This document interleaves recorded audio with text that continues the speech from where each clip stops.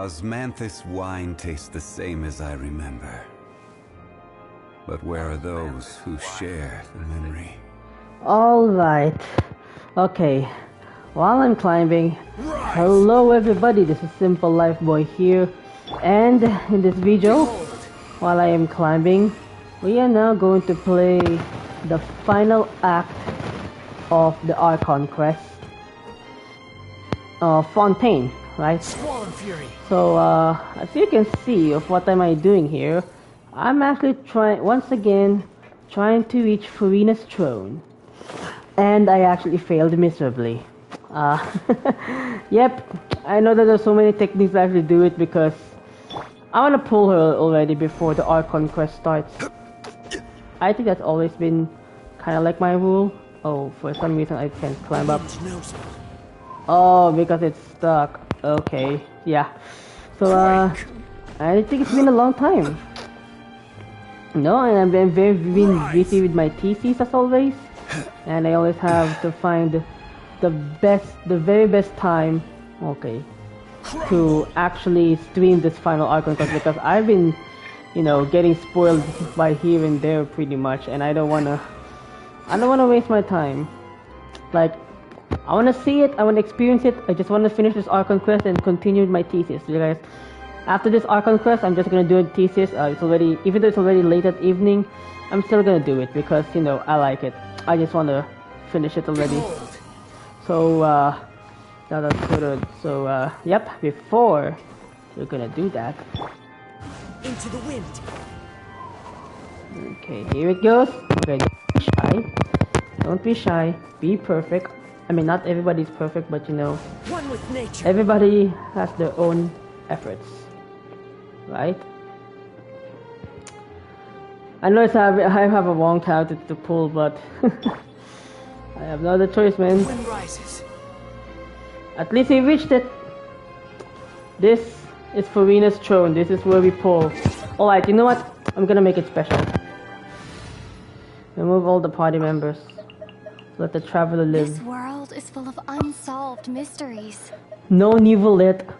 No Wyatt Tesley. Only Linné. And you know what the bad news is? Because the bad news is because I don't have my ritual, which is passing a quiz in my school or anything that I did something good in my school. But since our quiz is cancelled in supposedly last Friday, and that's gonna be like the day where I'm gonna play Genshin, it did not happen. Right now I'm doing our thesis, and so it's pretty much a slow burn day. And pretty much it's a bad day for me, so I don't know.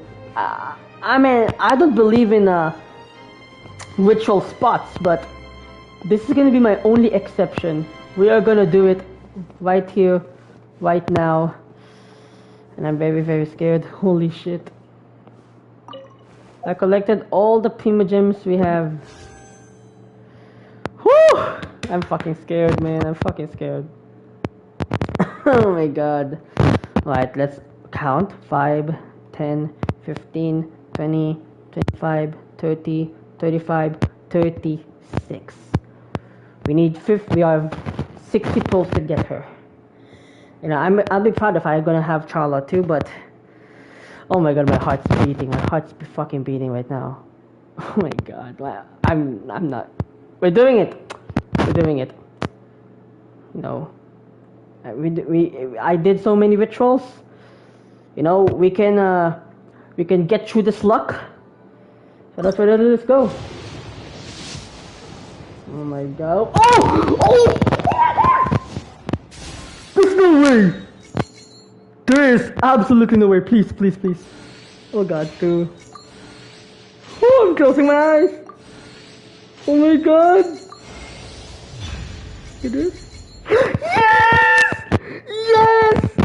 Yes! Oh my god, I can't scream. It's evening! Oh my god. Lucky spot. The ritual spot are real! Oh my god, I don't even need to have okay, that's not true. Oh my god. Yo, Oh wow. I actually did it, guys. Ritual spots as an alternative if I didn't study well. Or maybe because I'm actually doing some efforts in my thesis, that's why I have guaranteed I already have Furina. Maybe that's why. Maybe that's why. Please, we have her. I have the second Archon after 3 years. Oh, she has the cake. Cool. Yes! Ritual spots are real! Woo! Alright. We're not yet done here, boys. Okay, I don't know who am I going to choose. You know... This is gonna be very bad. Should I go for C2 Furina or Baizu? Let's check it. Okay, just that. Yes, Charlotte! Right. We have her. We're gonna build a Dia Vape and Melt team, alright. Alright.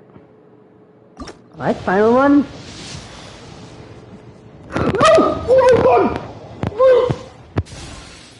Oh my god, this... Oh my god, oh my god, oh my god, oh my god, oh my fucking god. Oh my fucking god. Oh my god, that's the first time. Wait, oh wait, I'm gonna open my eyes. I'm gonna open my eyes. I'm gonna open my eyes. I'm gonna open my eyes. I'm gonna open my eyes. I'm gonna see what the hell is this. What is this? What is this? Who is gonna appear? Who's gonna appear? I have Furina. Who is this? Kate Trolley. Oh my fucking god, that's no way! Oh my god! For the first time!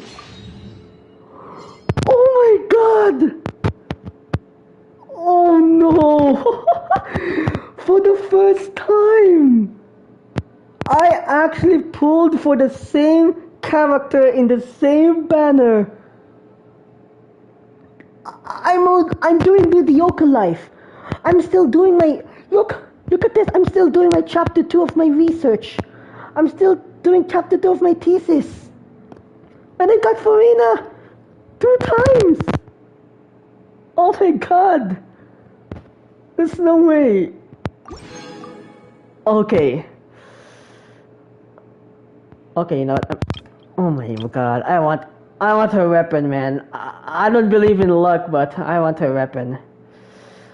I know C2 is very powerful, but... Alright. I know C2 is very powerful for her, but I'm kind of scared. If I have this luck, maybe I can have luck with the weapon? Surely not, right? Surely. Yeah. Oh my god! What is happening to me? I also have no Mika! Oh. We are on luck now, boys. We are rolling. I am rolling right now. Okay, come on. Okay. Well, we do have many of these. 22, 673. Alright. Come on. Well. Alright. It's alright. Hello, my first watcher. Good evening. We're actually doing some polling sessions for here. I'm tempted, man. I'm tempted. Oh. Alright, we've got 7. How many do you have? Alright, 3. Alright. This is perfect. Alright, C2 or weapon. Which do I want to choose? Of course, you know what? It's me. Come on. Give me the weapon. For the first time in my life, give me the weapon. Come on.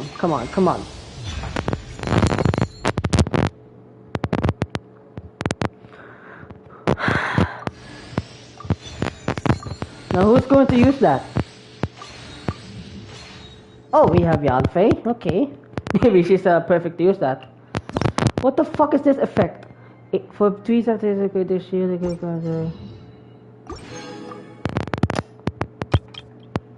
Well, you know what?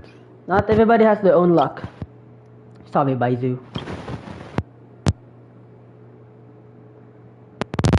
Well, at least we've got Furina, baby.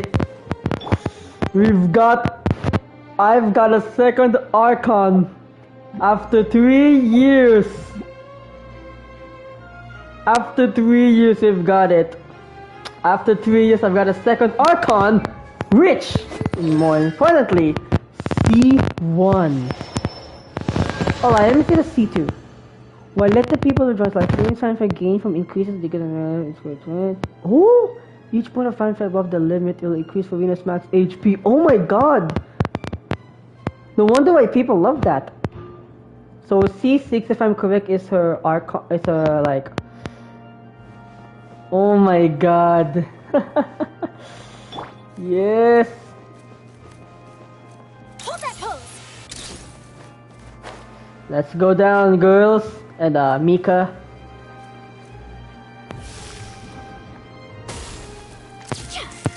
Woo!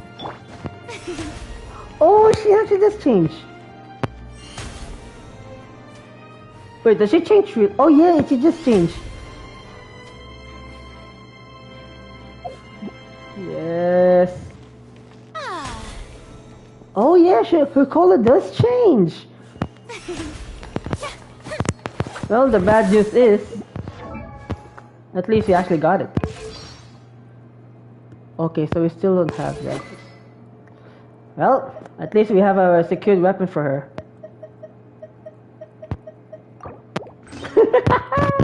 R3, baby, R3. How brilliant!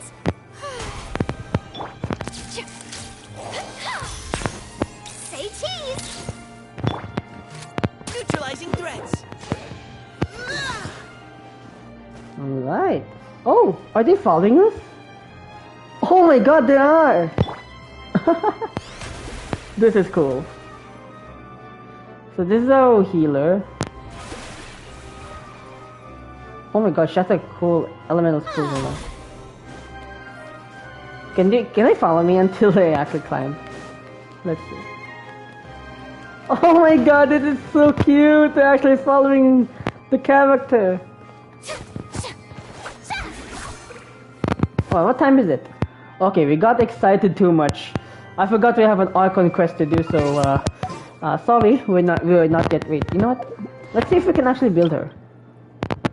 I forgot the new materials. Oh my god, this is cringe. Why does she need those?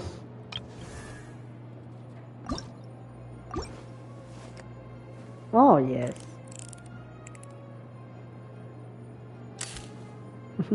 Nice. Well, this one you can build her, but in a bad way. Alright then. Make a little 50 wishes. Yeah, right. Yeah.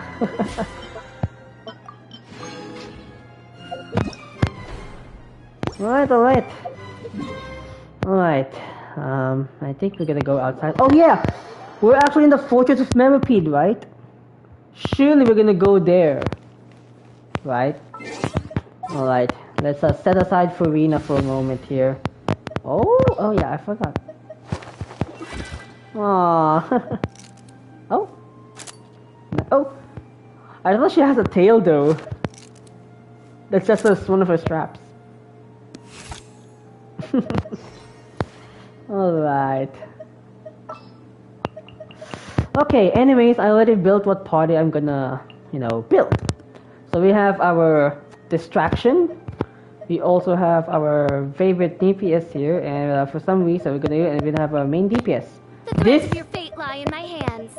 This is going to be our story mode team. For some reason, I'm just doing it randomly. So without further ado, yeah. Since it always has been a one rule. If we're doing an Archon Quest, who the heck will actually use this? If we're doing an Archon Quest, we will always use Endora. Oh yeah, speaking of, she's from Fontaine, right? She's from Lockfolk. Yeah. You already here, Endora. You're gonna see what'll happen to your hometown. Alright.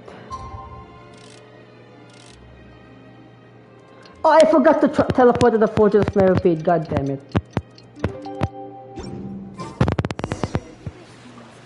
Yeah. I totally forgot that. We're still in the Fortress of Meripede. Alright. Oh god, now I'm confused. It's in here. Oh my god. The most confusing place. Okay, so this teleport goes on here, so... Yep. We're free! Well, we're actually free, but we just have to have a temporary space in here. A place to sleep during the last time, so yeah. Oh, what is it? Ah, okay. Oh yeah! Yanfei's constellation and Corley's constellation. Using from... Okay. Fair enough. Yanfei C4. Oh, so this is the shield for Yanfei's max HP. Cool. We're gonna use a different artifact for her, right? Alright, back to prison. Sometimes fast as ocean. So 40 days so fast? Now for a little rest after breakfast. This is the life. Wait a sec. Isn't something important supposed to happen today? Oh, today's our big day! We're supposed to leave. Yes, we're free. Masquerade of the guilty. The final act. Okay, we're gonna leave to this stupid fortress. So where's the teleporter here? I cheated! Yes! Please, sign here. This document will be effective immediately upon signing, and you two may exit the Fortress of Meripede via the regular channels. It's been so long since we've been to the surface. Let's hurry up and... Whoa! What? Oh my god. Wait! What's happening? What's happening? Are you okay? There's no way. I'm fine, thanks. But I wonder what that tremor was just now. Let's go ask the Duke. Right asleep. Oh my god, looks like it's... Oh wow. Looks like the, what do you call that again? The primordial water sea is not yet stabilized. But they didn't expect... I don't... What? How many days were passed? I know we were counting it from like... When we played the last Archon Quest. Like 10 or 11 days. But in this timeline, how many days we've been here? Your Grace? Ah, good to see you two. Is there something you wish to see me about? Yeah, what was with that earthquake just now? Ah, that. The tremor didn't originate from the seafloor. In fact, it seems it came from the surface. Oh, that's kinda... Over the years of serving as the warden here, I've developed a sense for distinguishing between what occurs on the surface and what occurs underwater. Besides, the seal that Monsieur Neuvillette set in place won't fail so easily. Okay. So the fortress is okay? If you recall our last incident, if there really were a problem, there would be crowds of inmates in a panic right now. So they get used to it. Huh, you've got a point. By the way, do you know what day it is today? I believe today is this month's pipe cleaning day. Wait, seriously? Actually, today's the day we say goodbye to the fortress. Ah, yes. Have you completed your release Aww. papers? Yep. It's you two. Oh, Are Sigrid, you leaving now? our psychopathic nurse. That's right. Today is our last day in prison. But now that Paimon says that, Yeah. it doesn't feel like we were confined here. It's actually been pretty nice. You know, despite it's kind of like despite like the harsh conditions, like the boring life, but since everybody's got used to it, so yeah. Yeah, then be sure to come back and visit. Oh, sure. The fact that we can actually If visit you've this signed the freely. release papers, then you're free to go. The guards will escort you out. The fact that we can actually visit this freely seems like probably the prisoners gotta get it thinking, wow, I wonder what's life on the surface. But you know, since we're all gonna visit it, we're just gonna report it to You're them. not going to see us off? I knew you'd ask. Aww. All right, sure. Let's go. Well, you actually agreed. No worries. Ah, so you do have a polite side, I see. After being down here for so long, I imagine you must feel like you're lacking companionship. Shall I come along too? Oh, why rejected Traveler? Come on. Yeah, don't worry. We'll come back to see She's gonna appear in the later banners, right? Paimon really likes the cafeteria here. I hope you won't be here as convicts the next time I see you. We'll do our best to stay out of trouble. Ah, come on, Paimon.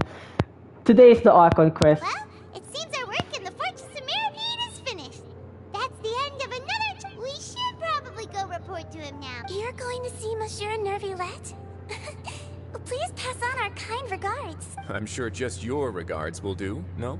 I believe it would be the polite thing to do. You're right. I've heard the Palais has been terribly busy these days. Tell him that I hope he hasn't been overwhelmed by the recent string of troubles. Okay. Goodbye. If you're concerned about things at the Palais, why don't you take some time to go up and check things out? I believe you should still have some vacation time to spend. Thank you for being so understanding. Aww. It means My a man, lot. Wyatt Tesley. It's been some time since I've gone to the surface. I must say that I've started to miss it a little. Oh. Okay. At least we're in peace now. Oh yeah? Oh yeah, I forgot this is actually where she lives. Where Furina and Monsieur Nervilette actually lives. I thought they're always gonna live in a opera house, but that's just a place for the theater. Alright then. What is your updates here? The Palais Oh. Mermonia sure is buzzing with activity today. Mm-hmm. Halt! Huh? Oh, it's you two. Apologies. Monsieur Nervilette did say you'd be welcome at any time. Excuse me. Would you mind helping me take a look at this report? I'll be right there. Sorry, I've got my hands full here. But you can see yourselves in. Everyone's so busy. What's that? What's all the what? I don't know what's all the busyness here. What's all the all hype-up work? Nervilette! Also, I haven't played the Wyatt Tesley and Nervilette story quest, so surely those are just side quests. Hello. You've come at the right time, but you'll have to wait for just a moment. as Okay, there are okay. some urgent matters I must tend to first. In the meantime, please, have a seat. If you'd like to have something to drink, let the Melusine outside know. That's alright, we just ate. Very well, then. Let's take a break over there while we wait for him to finish his work.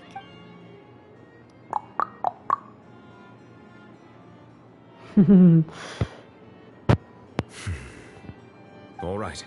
That should wrap things up for now. Excuse me. Are you done with your work? Yes, sorry to keep you waiting. I actually made my Today arm should so. be the day you were released from the Fortress of Meripede. And it appears that you've managed to complete all the release paperwork.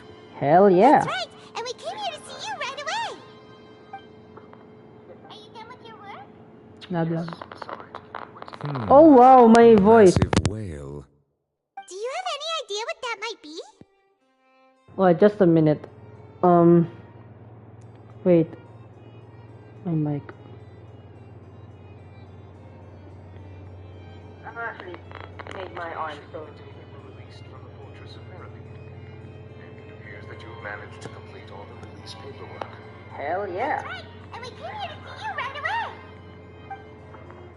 Are you done with your work? Hello, hello. Sound check, sound check. Oh wow, my voice. Do you have any idea what that might be?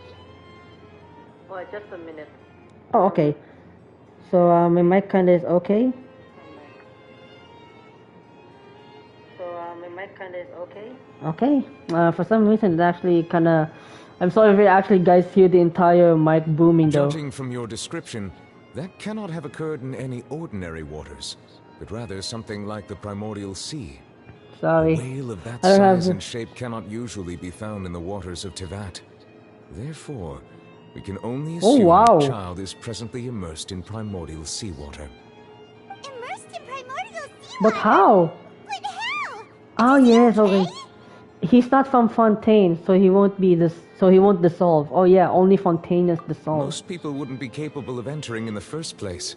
But surely there's something different to I'm fix. sure how he could have gotten there myself. There's actually something we'd like to ask you about. Yes? What is it?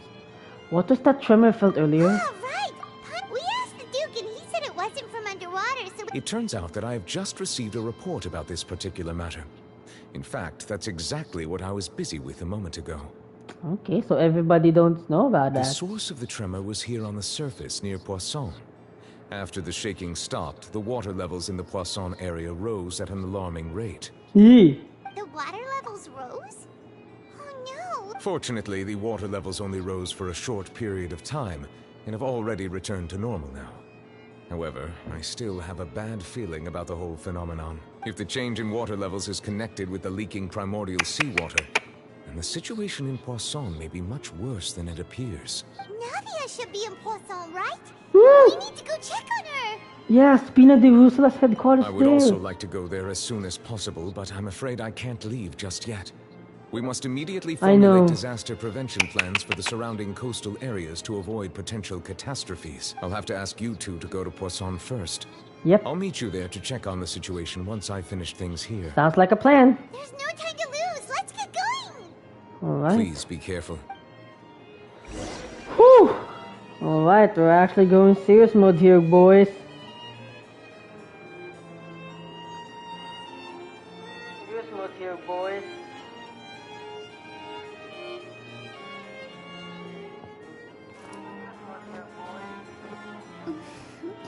Alright. I'm gonna go at Navia's place. Oh no, not all the teleport waypoints. Come on. Oh no! What happened here? Oh, did it? Oh my god, there's no people! All the buildings here seems to be in pretty rough shape now. Oh no! There's nobody around. Will all dissolve? Dissolved? No, let's not assume that yet. Navia should be around here, right? We need to make sure she's still... Hi, that means we need to check on her.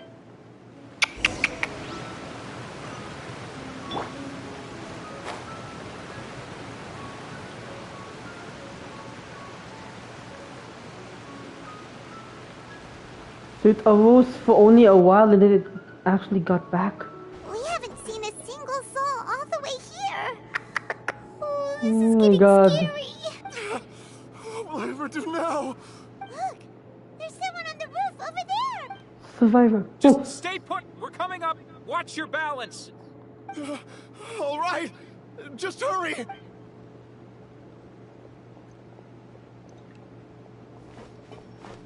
okay.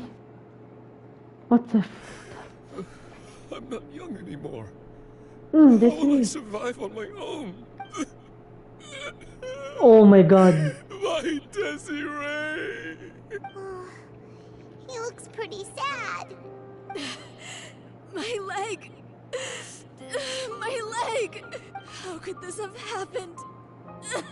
It hurts! Just hang in there. Help is on the way. You can hold my hand if it makes you feel better.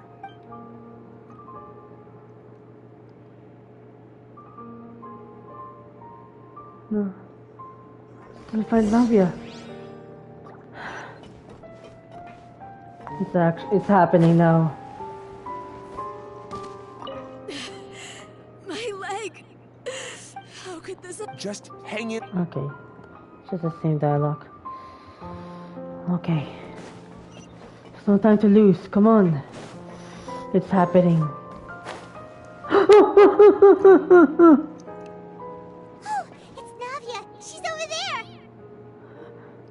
Where? Hey, Navia! Are you okay? Ayun!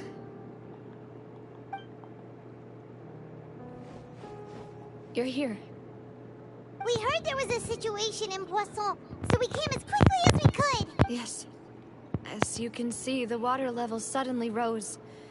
It caused quite the disturbance, in fact. Mm-hmm. Oh no. Demoiselle! There was a wounded resident next to a building southeast of here. We've already transported him to safety, but we've run out of medical supplies. Okay. He's wounded? How badly? Oh no. He fell, so it's probably a broken leg. He's pretty shaken up. When the water level rose, he desperately climbed up to the roof. Once the water receded and he saw the ground, he became terrified and eventually... What? He jumped down then.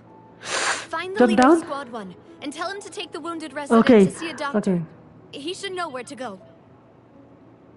No. Understood. I'll take over his search and rescue mission in the meantime. All right. You'll be in charge.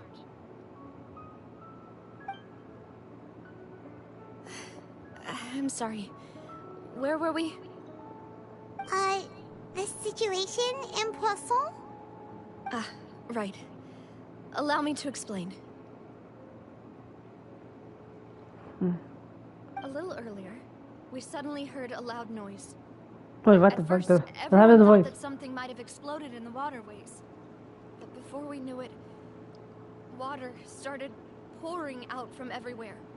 The rushing water seemed a little odd, almost like the unique color of primordial seawater. Some people didn't realize the danger and thought it was just ordinary water, leaking from somewhere. Everyone on the street who happened to be close to the water didn't have a chance to escape. Oh, wow. As the water levels rose, they suddenly disappeared. They were all dissolved. Those who realized what was happening started to flee in a panic, desperately trying to get to higher ground. Many were injured in the stampede, and some people fell from significant heights. The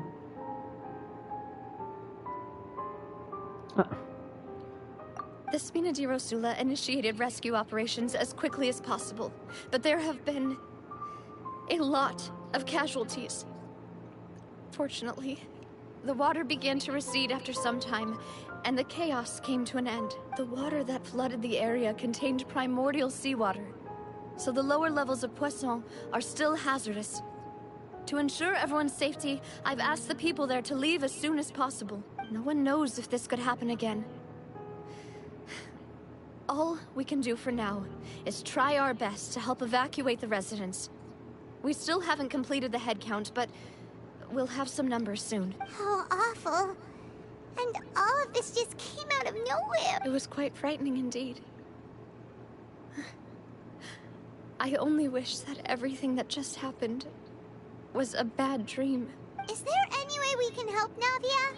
Yeah, you could put us to work. Thank you for being so willing to help in a moment of crisis like this. You don't know how much it means to me. I really can't express how grateful I am. Yeah, wait. Oh no! Wait! Oh man, I thought there's actually... No, not the bodyguards! Don't say that, Navia. That's what friends are for. No, not the bodyguards too! Oh no. Demoiselle! We've got a situation here! I'll be right there. Sorry, I need to go for now. Danger element. And out she goes. Seems it might be a what?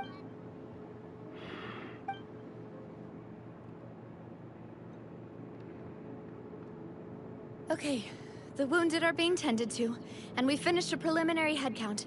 More support has just arrived, so I suppose I finally have a moment to focus on my own matters. Of course, we should remain ready for anything, and continue doing our best to rescue others.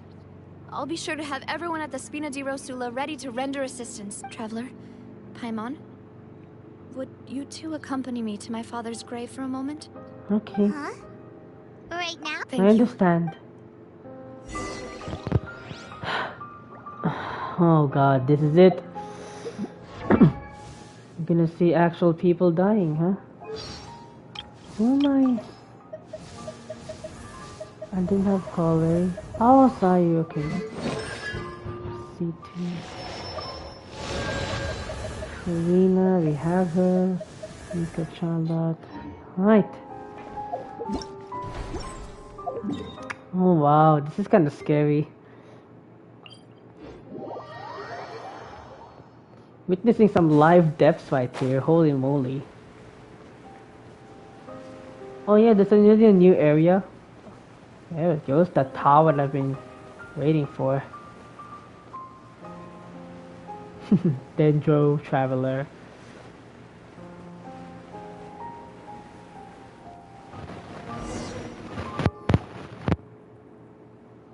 Oh.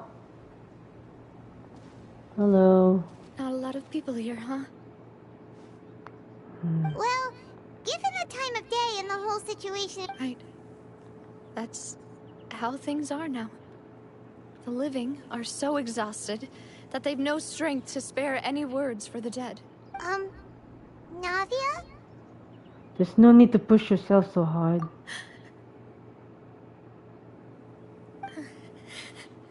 Navia, what's wrong? Sorry. I just... The prophecy. Malus and Silver. They won't ever come back here again. Do those. What should I do, Papa? Huh? What happened to them? Navia, I'm sorry for your loss. Everyone agreed on the rescue plan, but still...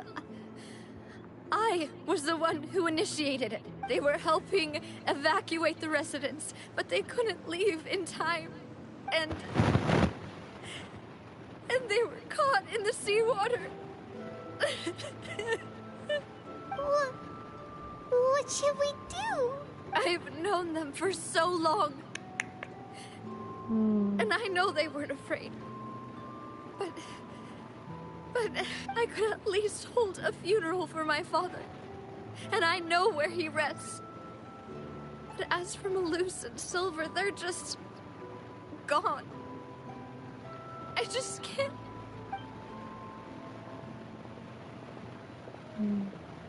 Everything looks so clean after it rains. Even the gravestones. I didn't expect that you'd enjoy a glass of red wine in front of Master Callus's grave. I can understand. Besides, the scenery here isn't half bad. See, it's not just me. I always want to bring something when I visit Papa. Perhaps we might even have a picnic. He wouldn't be angry, would he? How could Master ever be upset with you, Demoiselle? Yet the cemetery is the home of those who have passed, is it not? Everyone ends up here sooner or later, no matter who you are. Buying yourself a plot in advance, are you? Oh my wow. God damn it. No need yet. But when I do, I hope you'll let me be buried beside Master Callus, Demoiselle. Well, that didn't happen. Hey, stop joking around. I'm quite serious. That way, it will save us both the trip to see each other whenever you visit your father's grave. That makes sense. In that case, could I be buried on his other side? After all, besides you, Demoiselle, the two of us could certainly be considered Master's closest companions, no? Personally, I believe we fill those shoes just fine. Why are you bringing this up all of a sudden? Seriously. All right. I'll remember your requests. But I'd really prefer not to talk about this stuff. And what do you mean by saving me a trip? I'd make the journey even if I had to visit you two somewhere else. I'd promised to let them rest in peace here. But here I am breaking that promise. I'm sorry for letting you see me in a mess like this. I don't usually cry, really. Paimon doesn't know how to help you feel. I'd always thought I could make my wishes come true. But now that I think about it, that never solely relied on me. Many things can only be accomplished with someone else's help. Malus and Silver have helped me so much. But by contrast, I could do nothing for them. I'm so sorry. You can spend as much time as you need here, Navia. We'll stay with you. I'm here for you. Thank you. Right now, you don't know how much that means. By the way, you can have a look at this. It's a list of victims from the incident that took place here. Obena, Khan, Burnett, Giverny, Francine, Karina, Daisy Ray, Don't tell me these are gonna be the NPCs that... Eson, as well as Malus and Silver. Don't tell me that we've encountered these NPCs while exploring the open world. So, everyone else... It's okay. I know what you're thinking. And you're right. We lost Malus and Silver. But we were able to save more than we anticipated. The overall outcome indicates that the cost was worth it. No one's sacrifice is truly necessary. Right! Don't think that way, Navia. One person might be saved at the expense of another, sure, but that isn't something we should ever consider a trade. Oh, wow. Malus and Silver were not the price for saving anyone.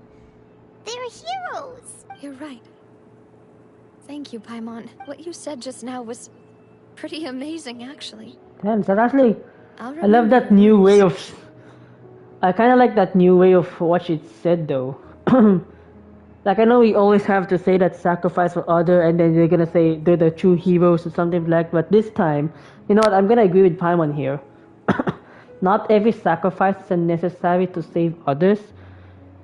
And as just like that, you know, we can consider them as heroes. Because, you know, you did something good, maybe he did something. Oh! Seems you've become more eloquent in the time since we last met. Hola! Marcelino! The knave? Is everything going well on your side? Why do they know each other? Yes, my people are carrying out the mission according to your request. All the residents of Poisson have been evacuated, and we are preparing to relocate them to higher ground. As for these supplies, we have everything taken care of. There is no need to worry. Thank you very much. Wait, do you We just met recently. Right, Miss Navia? Usually, I would call this a coincidental encounter. But that doesn't quite fit this time. Besides, it never even crossed my mind that a Fatui Harbinger would come looking for me. Thanks to the Knave, Spina di Rosula received generous support from the Fatui, which allowed us to complete the rescue and evacuation work so quickly. Mutual aid is essential to fostering positive developments. We were already in the area, in any case, so it was nothing. So that's coincidental too? That said, I must say that you're a lot sharper than you let on.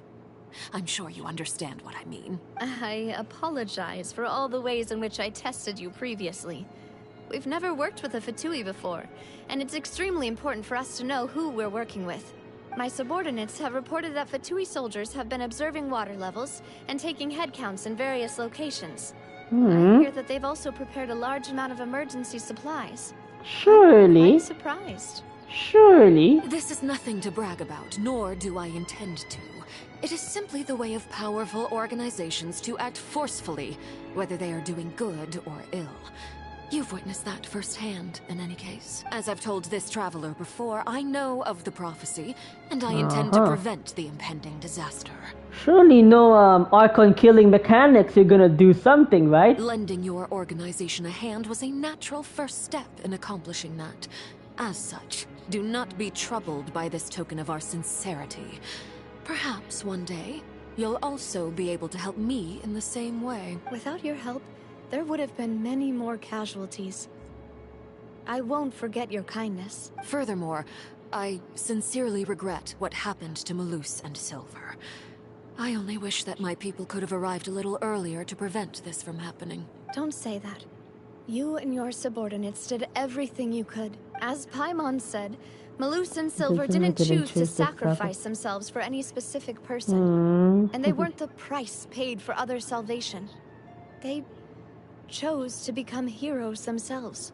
I've never liked hearing people put it that way. It's like trying to relieve pain by saying some noble-sounding words. But right now, there's nothing more suitable. They really did become heroes. You're right. I'm sorry for your loss, Miss Navia. Water is life to Fontaine's people, and it also spells disaster. It's no wonder that people always say that prophecies represent fate. Fortunately, I've never been one for such opinions. So, you're one who will try to change fate then? Looks like there's gonna be a battle of fate, huh? Of course. That is why I'm going to Hotel Bouffe de Thé.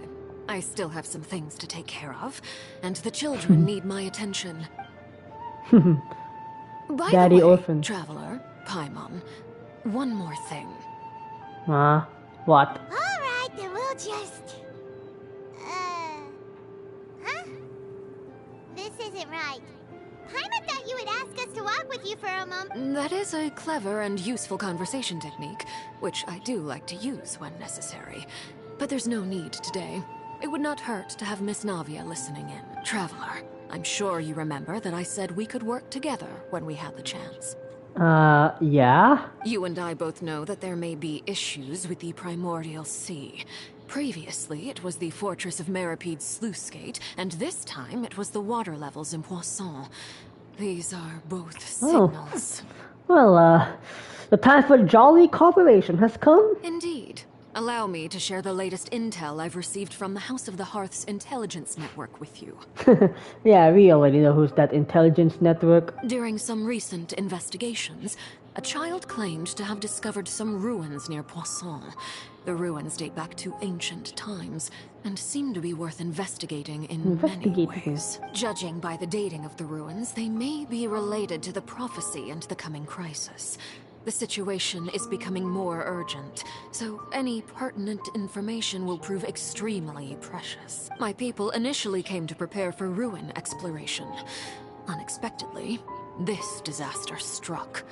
And at present, we're all busy prioritizing the rescue effort. So that's why the Fatui were already in Poisson. I wanted to take the children along, but unfortunately, Linny, Lynette, and Fremine have all been dispatched to higher ground to assist affected residents. Linny told me that outside of the house, the person they trust most is you. Hi. Which is why I want to give you this task. Oh, wow. Can you trust an outsider like me? Are you sure this will be okay? The House of the Hearth's members see each other as family. But Linny, Lynette, and Fremine said that they also see you as such, even though you are not from the house. Oh, that's kind of sweet. I'm sure you already understand how earnest they consider their friendship with you to be. Oh, that's somehow... The intel I just shared about the ruins could fetch a high price.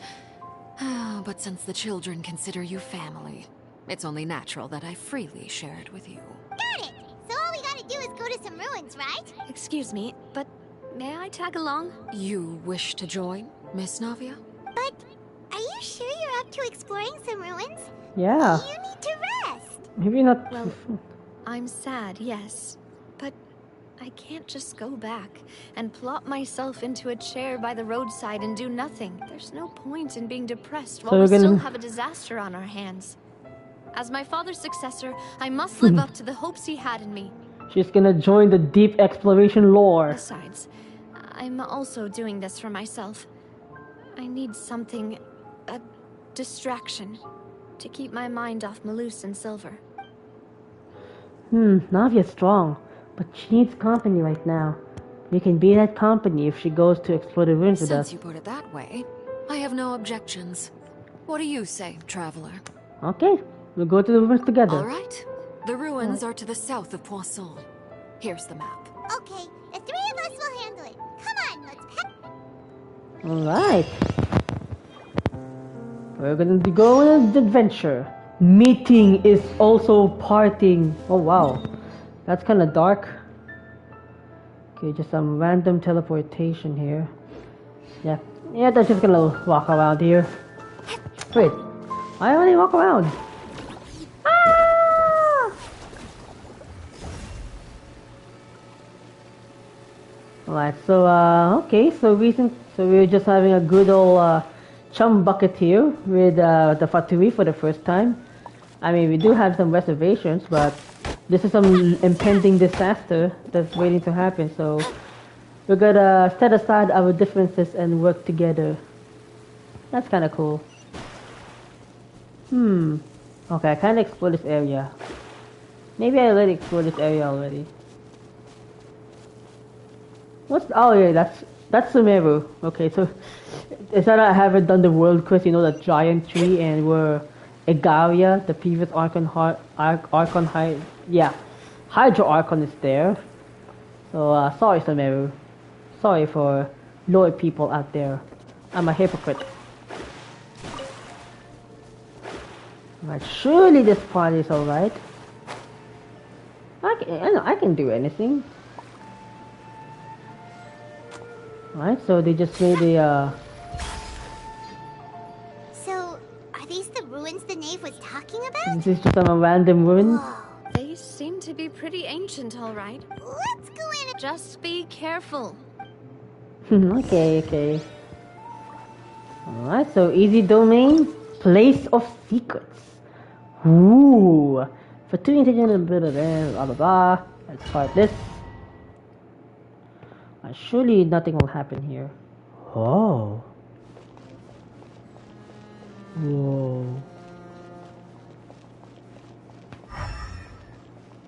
Okay. We're on the early investigation. Damn. I ever don't have a picture frame here.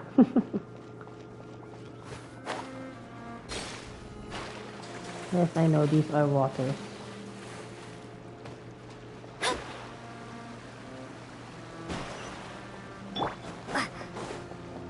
Oh! Enemies! Let me stop. Reveal by Germinate. This part is cool. Yes, even without the Propagate. Nice.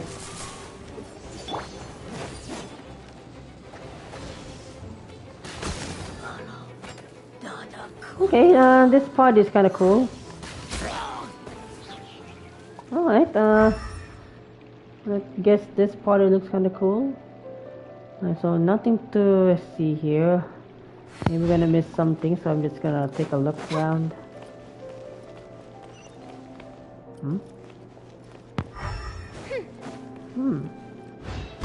Ah! Floor here isn't safe. Delve into destiny. Shadow Raven, let night fall. That's where the chest goes. Ah! No! No, okay. Oh, okay. Now we have found the chest. Whoa! Ooh, team. You better jump off. Jump off in the right way. Jesus.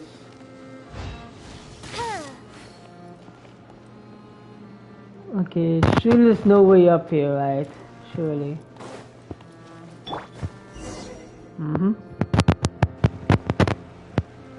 This place has also been contaminated by primordial seawater. Uh-oh. Yeah. Oh, wow. A lot of it, too.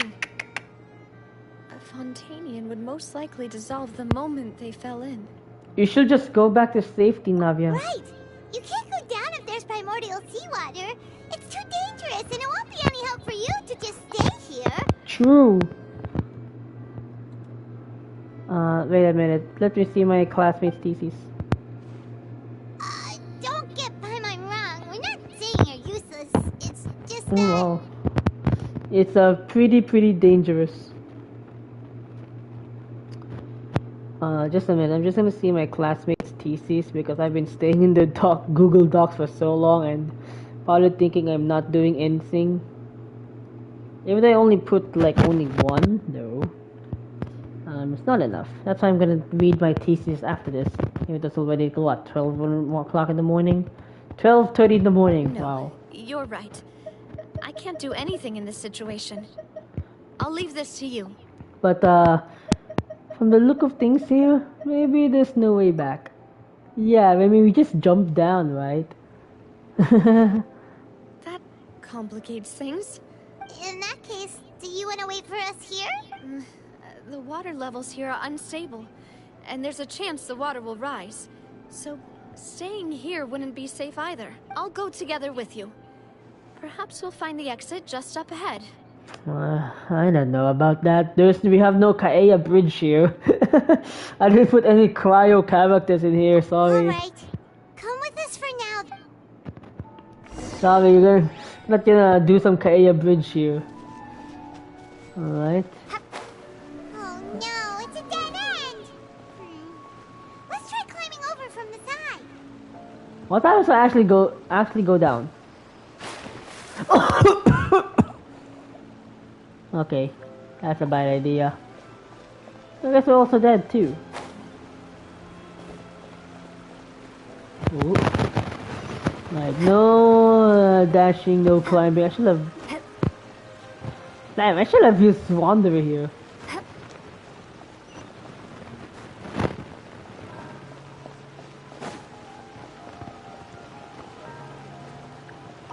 Ooh. Broken vases here. Pretty ancient, alright.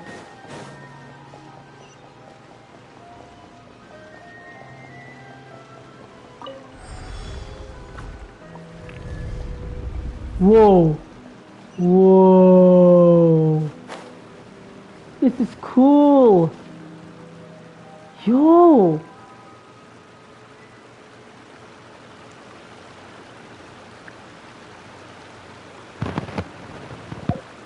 Alright, I better capture this. Looks cool. God damn, just can actually take some picture taking in domains. Man, this site is actually cool. Whoa! Whoa! Huh? Okay, it's... Okay, I can't... I'm pressing L2, but it's not happening. There's nothing happening. I guess it's, Oh no. Come on now. There's something wrong with this bridge. Run for it! No! I did Mona, man. That's unfair. Alright, we're gonna do it, Mona.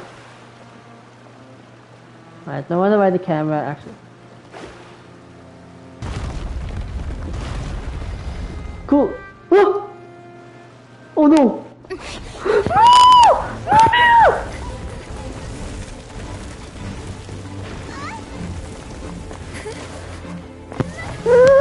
No! Danger element! No!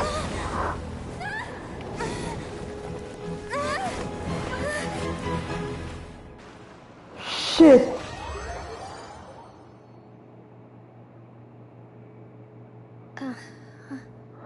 Navia!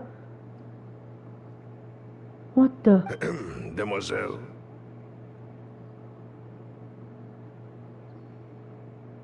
Huh? Whoa.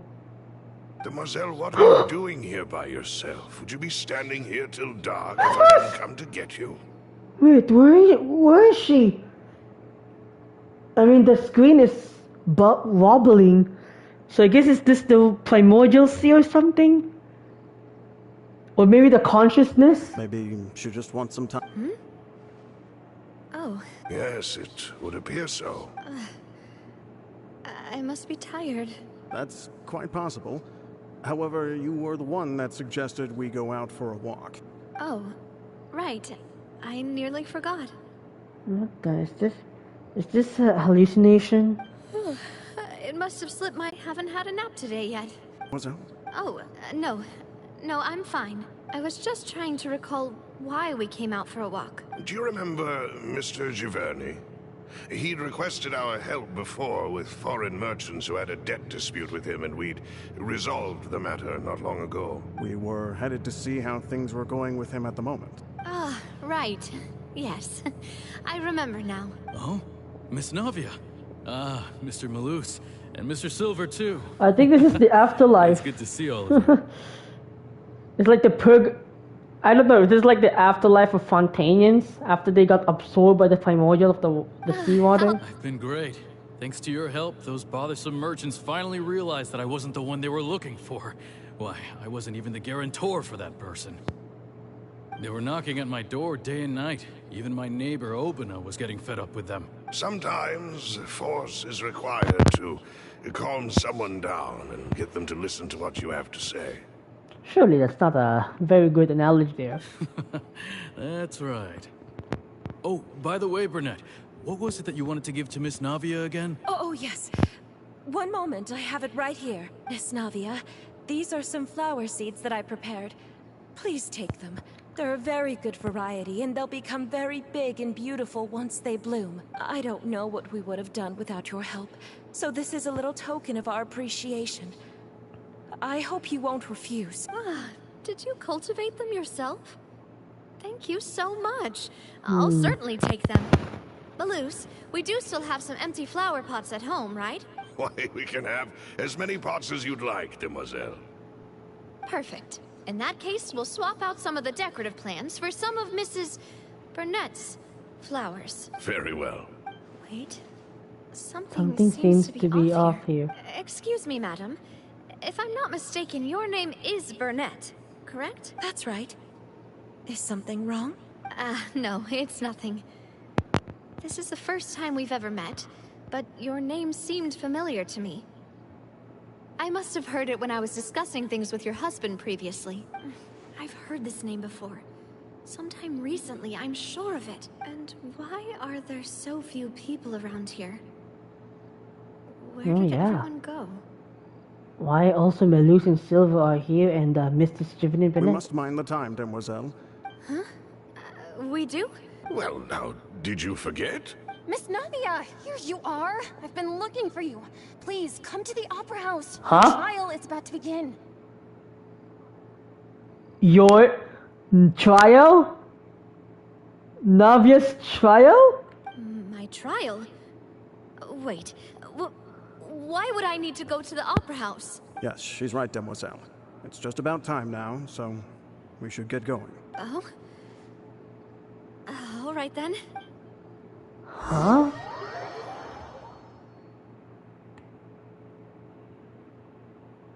Look, it's Navia. She's here. And her two attendants are with her. Goodness, everyone's finally here. Nicolette and Furina. There sure are a lot of people here to see the trial. And they all seem to be oddly excited about something. I even know some of these people. Karina, Desiree, Joël, Julian, SMS, Essen. Why are so many people here? And why do I have no recollection of this case? So these are the people who got the soul from the primordial of the seawater. And she also too got the soul. But why is the scenario different? And as for the judge... Huh?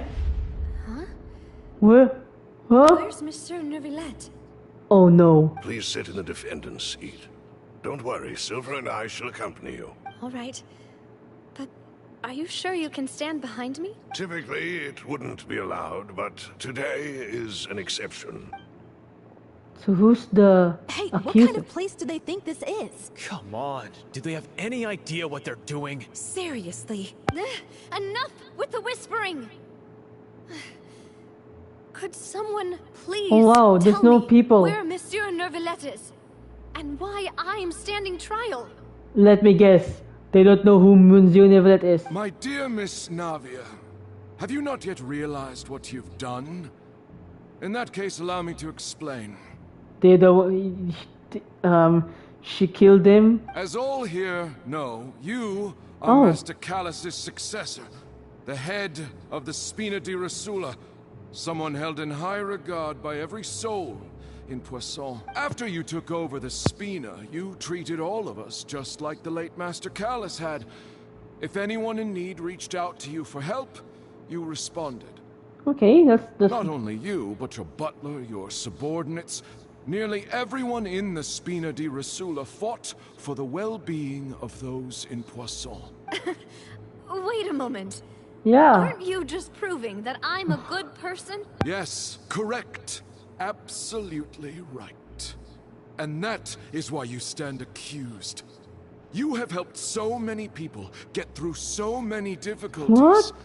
You are one. What is this in logic? We are inseparable. We are inseparable. Oh yeah, this is definitely the primordial seawater. It's doing. We are one big family. All of us who are from Poisson, inextricably linked. And with you being so important, we couldn't possibly do without you. What kind of gaslighting that the primordial seawater is doing? Therefore, this fair and honorable court shall declare you guilty, and you shall stay here. You will be together with us. Forever. Huh? What are you saying? Everything you have said is correct. I have indeed done a lot for my hometown, and I would be willing to be with you all, but what is the purpose of having me stand here like this? What is there to discuss? Oh, well, if that's what you think, then I have no further comments. How wonderful, Miss Navia! I know all these people. Why are they laughing? I seem to remember now. Yes, I get it. This trial is... Wait just a moment. This isn't right! Oh no, they're already... Come on, wake up! Malus? What was that, Mr. Malus? Our conclusion is very clear and unanimous. Let the court judge her now. She's guilty! Stay here, Navia! You're one of us! Demoiselle, don't admit guilt. This trial means to keep you here forever. I wish to exercise my right to defend Our Lady. Mr. Schwanfield, you only know of Navia's goodness, but nothing of her utterly independent mind. Come on, wake up, wake up! She was born a free and independent spirit. She has never been tied down by anything. Indeed, even the death of Master Callus couldn't stop her. Her actions cannot serve as proof that she identifies herself as part of any group. She merely acted as an individual, extending her hand to help others. Please do not mistake her actions as being otherwise. Really? As an individual, you say? Fontaine. Don't forget, we are all Fontainians here. This is the nation of justice, the nation of Hydro. Even if Miss Navia only voluntarily rendered her assistance, that doesn't change the fact that her beautiful soul must return to everyone. Damn. Water accepts all, blends with all. It will surely accept her kindness. Damn, so this is what the primordial seawater's consciousness, or surely there's like an effect. Everything is measured here in the nation of Hydro, and in the end, everyone shall meld together. Thus, when a unanimous opinion emerges, that opinion represents justice. Oh, wow. Pretty much every fanatical supporter, in any, ideals. Now, I speak for everyone. Our opinion is consistent. Navia should stay. We and Navia That's kind of are scary. one. And you would call this justice?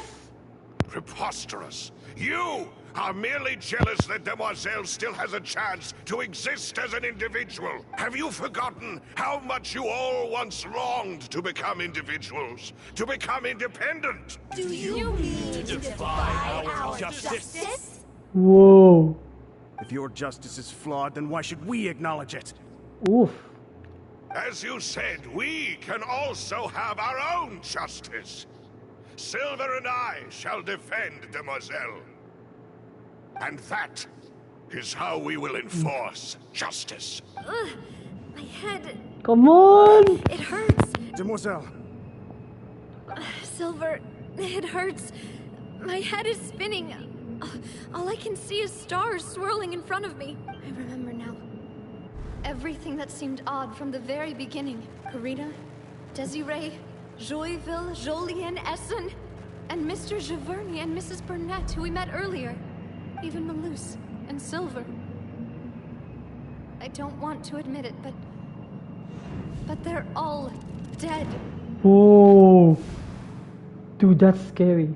We're going horror aesthetics here. Don't be afraid, and don't admit guilt. Don't admit guilt. To the very end. Absurd! Who are you to say that she cannot be judged? We are the majority, and in the nation of trials, the majority is absolute justice. We are the will of all. Don't let them escape! We shall keep Navia here with us! Mr. Malus and Mr. Silver, must you be so stubborn? Nah. How could the two of you possibly hope to stand against the collective? Do not resist. This judgment is fair and just. Navia belongs to us. Ushanid. After all that happened, she should not be left alone in Poisson. Whoa. What are you saying? No more excuses. Oh my god. She says we're jealous. Jealous? How could she possibly be an independent individual? What's with these people? Who's jealous of her? She belongs to us. No. Miss Navia, she... Silence. Yes, Nivelet. That's... Oh, they overturned the seats. Monsieur Neuvillette. Such commotion is prohibited in the court. The accusations you just presented are nonsense and cannot constitute a proper trial. Oh no. The court will adjourn for the rest of the day. In this, I shall hear no objections from any unauthorized party. Our thanks, Monsieur Neuvillette. Please leave with me, Miss Navia, while there is still time. Nice. Go on now, demoiselle. This is your only chance to leave this place. What, can't bear to leave us behind or something? How did Nivelet know? My apologies. I couldn't resist making one little joke once I realized that this shall be our last. No. So they're officially dead, really? Malus. Silver. No. Quickly, you must come now. Goodbye, demoiselle. Farewell.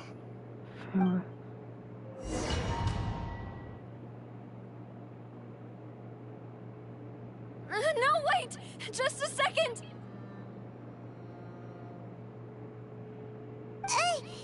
Navia? You're awake? Hello, Nivelet.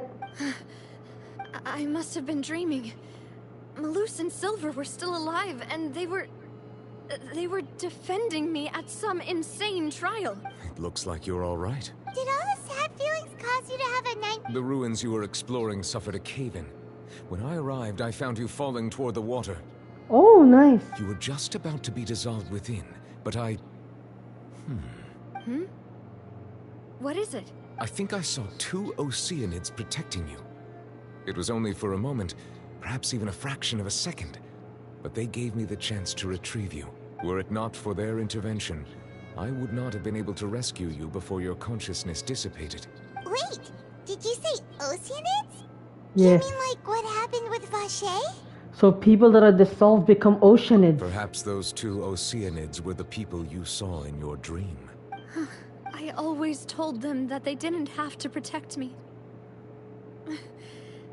To think that they'd keep doing so even after death. Please come with me. Okay. Neuvillette, are you okay? Oh, I am quite all right. Perhaps there's something we could chat about? Why do you look so stiff all of a sudden? Oh, Paimon knows. You're the type who feels awkward when they're... I merely thought that we should give Navia some time to herself. Huh? Why didn't you just... I suppose so. Okay, by the way, Sigrid says we're good. Sigewin. I love it. I love the style of him.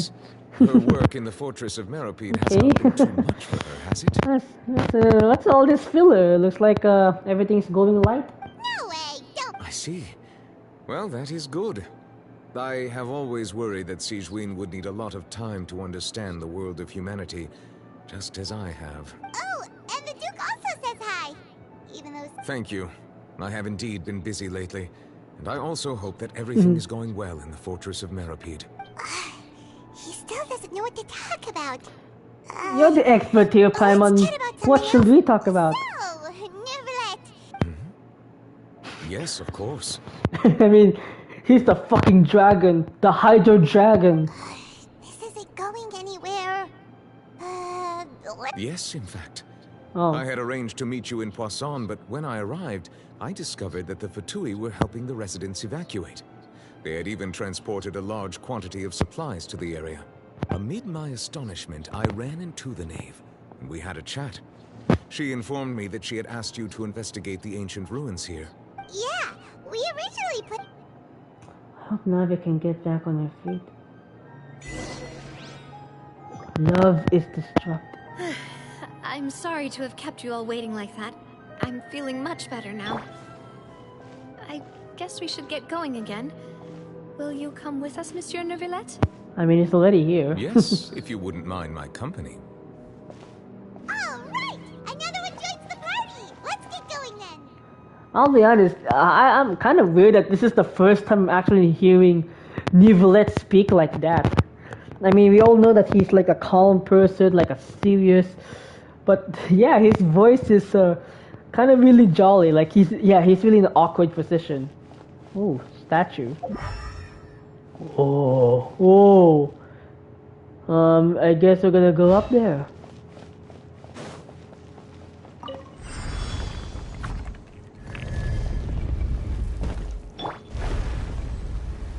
Shadows of fate. Yeah.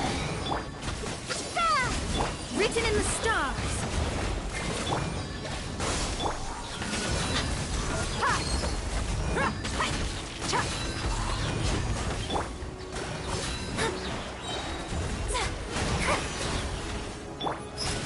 You're dead meat.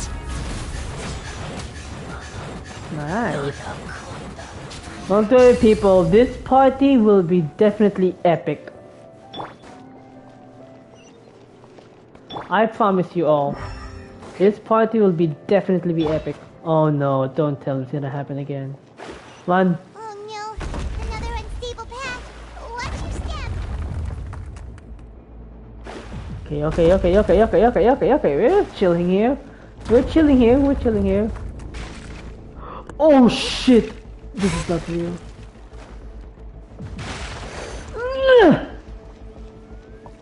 Oh god. Jesus Christ, that's some pure skill there. Oh shit! You don't fucking have time! Oh god. By royal decree, midnight phantasmagoria. Spring forth! Fate is upon you. Right, AoE. Delve into destiny. Alright, let's go! Oh, come on. Oh my god. Chill, Timmy. 2, 3, 4, 5. Oh god. Come on, Mona. Whew. Really ancient. Yeah. Super ancient. Look at this. Look at this place. I think just destroyed an ancient place here.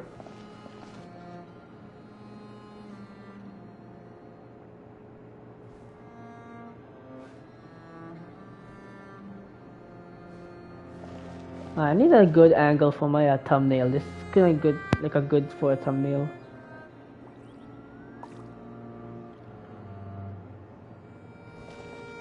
Right.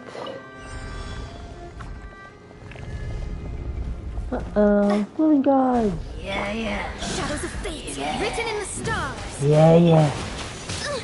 By royal decree, scatter. Let's get Oh wow. You asked for it. A, B, C, D. Decided by destiny. Let me scribe. Wings of darkness. Come, sever night from day. A, B, C, D, E, F, G. Oh?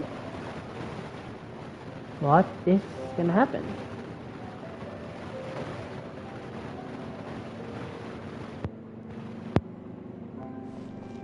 So I think that's an elevator, right? Yep. It is.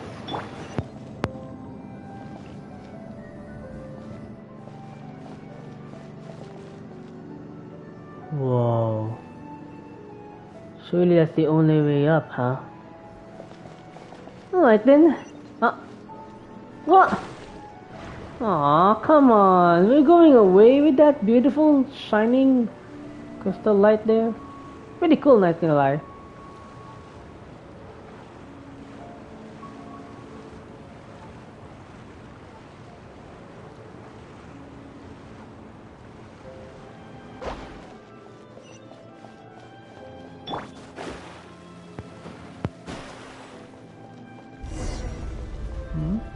Investigate the space ahead.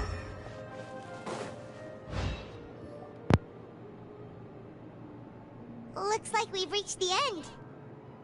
This is the place? There should not be any other hidden spaces in the vicinity. The path sure had some twists and turns, but it turns out that this place isn't actually that big. Just why? There seems to be something in the wall. Traveler? Oh. Stone slates. Drawings. It seems like they were put here as an offering. Could we take them down and have a look? Is that Furina? Perhaps we should just leave them be for now. There are 4 locations in total, but only 3 stone slates. The slate that should be in the first empty spot is missing. And the surrounding walls also show signs of damage. There's something written below. Let Paimon see. Reason dictates that this nation be destroyed. I shall record the history of its future here in its past. It feels like someone left these slates and these words here for a purpose. But does he mean that Fontaine should be destroyed? That would fit the circumstances dictated by the prophecy, yes. Indeed, the slate's contents correspond to it. Take the second slate, for example. There's a person kneeling here. She seems so dedicated. And there's a whole bunch of other people behind her doing the same. She's facing this... what is this? Some kind of island in the sky? Oh my god, we're actually getting some celestial here. And is that Lady Furina in the third image? Did the Hydro Archon fall into the water? Oh my god, looks like they have some tribal ritual here. And is that a ring of people around her? Paimon doesn't quite get it. Are they all in the water? The fourth image. I know this one. This exactly matches the content of the prophecy. The Fontaine will submerge in the water and the Hydro Archon will reap into the throne all alone. The people will all be dissolved into the waters. And only the Hydro Archon will remain weeping on her throne. Yes. Wow. Ooh, that.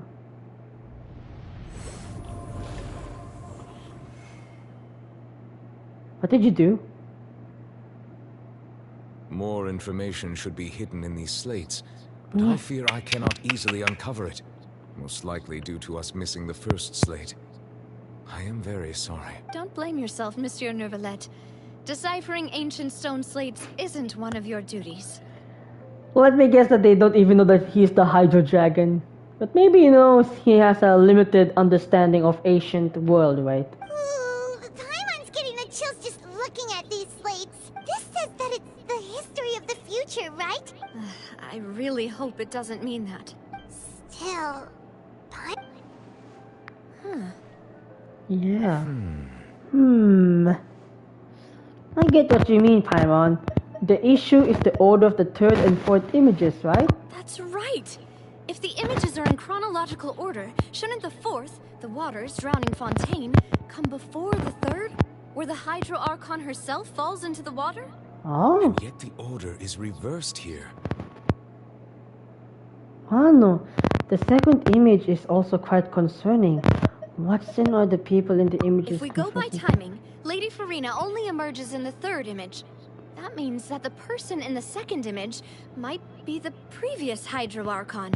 Ano yung pangalan niya? Egaria! Egeria, then. Egeria for never sa pronunciation. But her appearance here does match the records. God damn it. The previous Archon kneeling before the floating island in the skies, as if confessing a sin. Celeste. Did she herself commit that sin? And if not, why would she be in such a posture? Also, I'm still wondering why these ancient stone slates are here at all. Judging from their contents, could this place be the origin of the prophecy? Does that mean that someone, or some people, once saw these slates? But who would have created these... It seems that any further clues will have to come from Furina. Herself. In that case, there's no time to lose. There's nothing else to be gained here, so... Yeah, we'd better get somewhere safe for now. Honestly, who created the slates doesn't matter now. The real question is whether things will truly play out as the prophecy foretells or not. Good choice, good choice. Yeah, this is the first time. Yeah, this is one I'm definitely very intrigued because, you know, celestial moment. Sure, it's gonna be. That is going to be the Lord defining moment here. All right.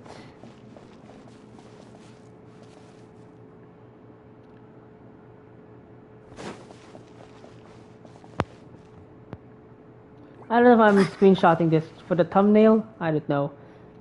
I just want that crying Furina on the throne. Okay, I thought there's something specialty about here. Those are just design railings. Alright. There's nothing can be seen here. Let's split up here. I'm going to check on what's happening with the Spina. You know how it is. You still have energy for that now? Just head back to the Fluvsandre and have a rest then. Thanks for keeping me company all this time. I'll depart as well. Thanks for your hard work today. Rest well, everyone. Traveler, I will go talk to Furina tomorrow morning to ask about the stone slates. I'm sure that you're concerned about this matter as well. If you have time, drop by my office. I will share the results of our discussion with you. Alright, see you Are tomorrow. you really gonna talk to her about this directly? Will that be a problem? She has long been harboring secrets, and will not give them up easily. Which makes it all the more my duty to ensure that she understands the present situation. Alright, we'll leave it in your hands then. You're probably the best person to talk to her anyway. I will be carefully considering my words tonight. Yeah. Traveler, Paimon, our safe house at the Fluvsandre is always open to you as ever. So please don't think you're an imposition. I mean, we freely can go to the fortress of Meripede, so in your, I mean, that's even as a person, but this time I'll be on my way then. we're always gonna be free everywhere.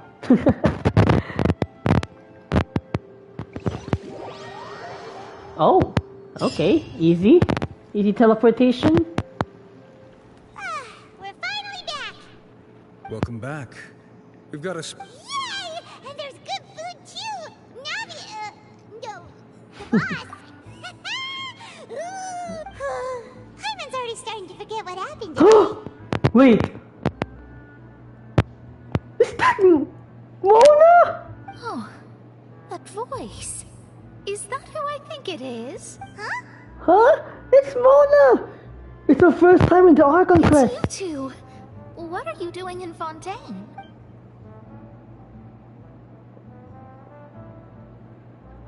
Dude, it's the first time in the Archon participating in the Archon Quest. Lady Majestus, did the stars not tell her to invite me here? Seriously, nobody just uses a scry glass whenever they've got time to just see who they'll meet on the road. Still, we didn't expect to see you here. Wait, you're not a Fontainian, are you, Mona? Well, I have some business to attend to here, so I booked a hotel in the city. I was just out for a stroll when I bumped into you. Quite unexpectedly, if I might add. Why did you think I was from Fontaine, though? Is that because Magistus doesn't sound much like a Mondstadt surname? Yeah. Yeah, let's go with that. Well, I used to have my own surname, which was, well, some other thing. Either way, the old hag told me when she took me as her disciple that the first step to being a great astrologist's pupil was to change that name. There was nothing for it, really. She really is amazing at astrology, so I changed my name to what it is now according to her wishes. Okay, she's definitely Fontainian. Magistus is not the name of some ancient house or clan. Nope. Although it is used by us in place of surnames, it generally just means great. Wow! Mona the Great. Including a boast in your... I reckon so. In any case, I'd give my disciple a name like this as well, if I were to take one. Okay. And may I ask what your master name is? Astromancer Barbeloth Trismegistus. What? Barbeloth Trismegistus. Whoa, that's a long... My name means Mona the Great Astrologist. As for the old hag, hers is, in plain speech, the thrice as great scholar of the stars. Just take it as a title specific to astrologists. Thrice as great? I know, right? That's just how she is. She used to call herself Magistus, actually, but when she took me in, she changed It's like her the competition. name to Trismegistus.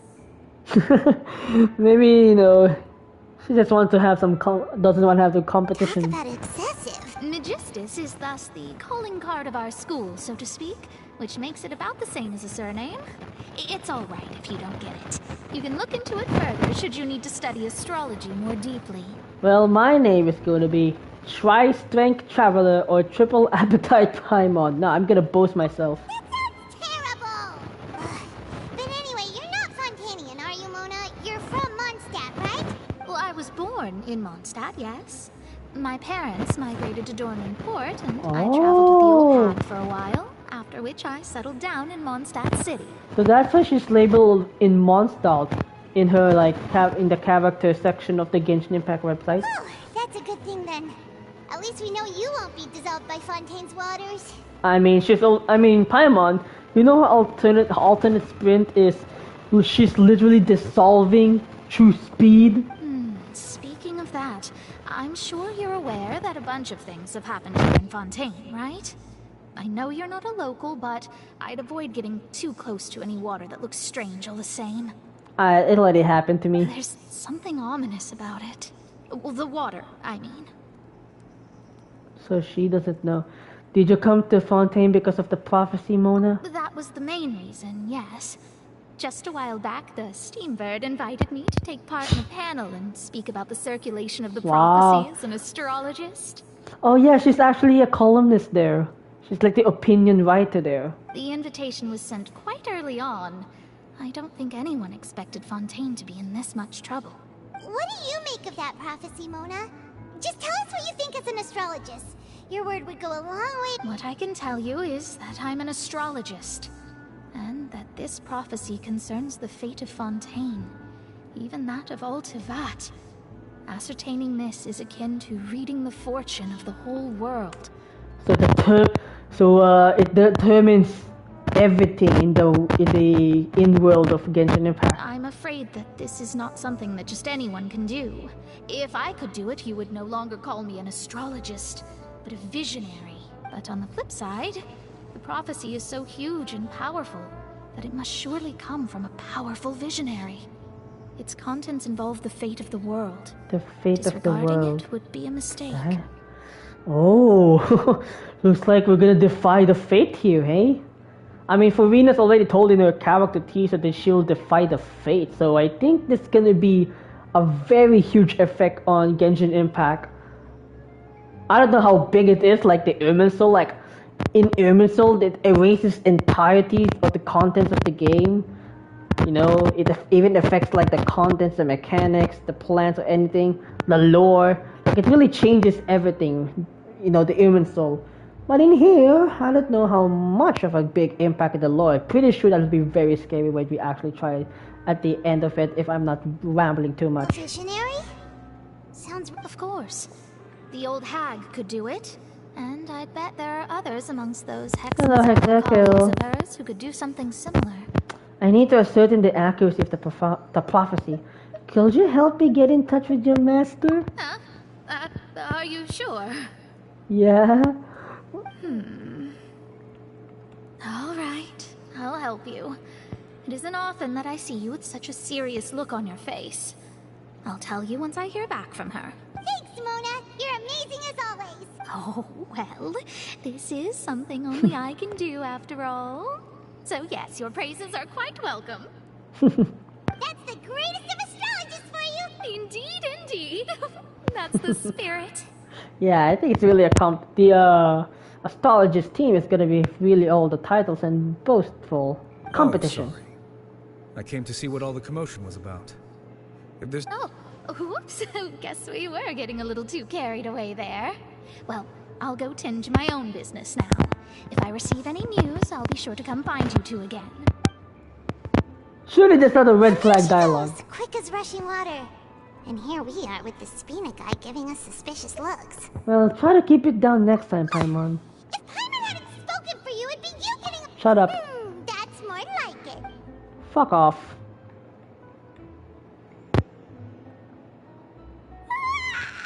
Good morning. To be honest, Paimon's still feeling kind of sleepy. I mean, I don't know how many hours you're gonna sleep there. You guys have no alarm clock in that world. But it's time to get up, traveler. We agreed to go see Novelette, so let's pack it up and get going. What about Mona? Oh man. Hunter's Prophets. What about Mona? I'm kinda scared. I mean, she's here in the party, but what about the Lord Mona? I'll be very happy if she actually met Nicolette, Furina, and other Fontaine characters. I mean, surely she's a well-known columnist at the Steambird, so surely. Okay, everything's in normal touch. Okay, we have a solicitor guard to enter us. You're here. Monsieur Neuvillette and Lady Furina, they seem to have gotten into a dispute. Uh-oh. Please go see for yourself. Well...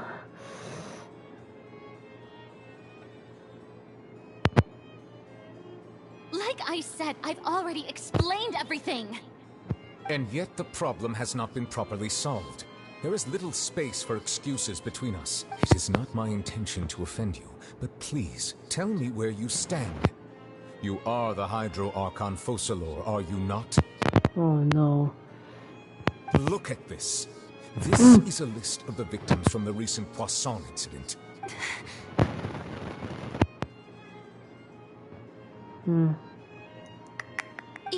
mean... Yep. They're all...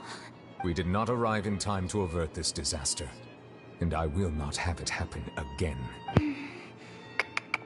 I will say this once more. You must tell me everything you know. Yesterday, I found 3 stone slates in some ancient ruins near Poisson. Do you know anything about those? Seriously? You're questioning me like this is a court case now.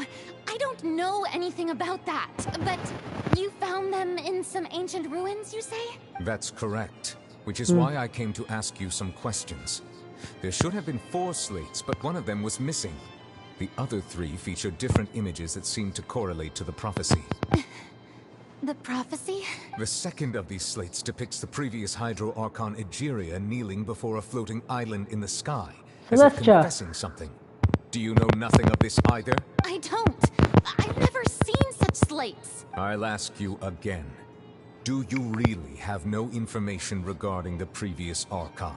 My deciphering of the slates indicates that the Hydro Archon Egeria once had to confess to, or apologize for, a certain sin.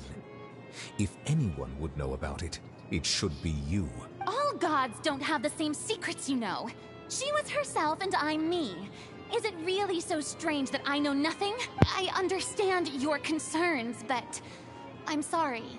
I just don't have anything to tell you.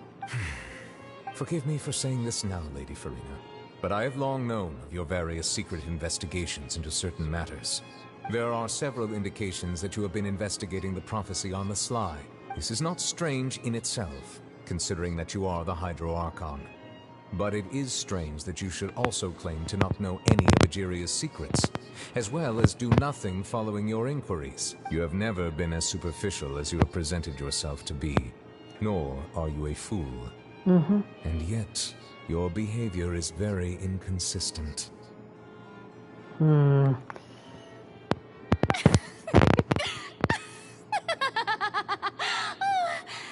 you've been watching me all this time, have you? I didn't think you were that type. You... Well, since you know about my secret investigations, then you should know I'm actually working to take care of it. There's no point questioning or suspecting me. You're the Eudix, but you're still my subordinate. You should be following my lead. Just trust in me. You're Archon, and do as I say. Never mind whether you can truly convince yourself to or not. It'll all turn out fine. Oh, wow. Oh, come on. That face, Furina. That's all I have to say. We do not discuss this matter again. Oh, the opera's about to start. Toodles!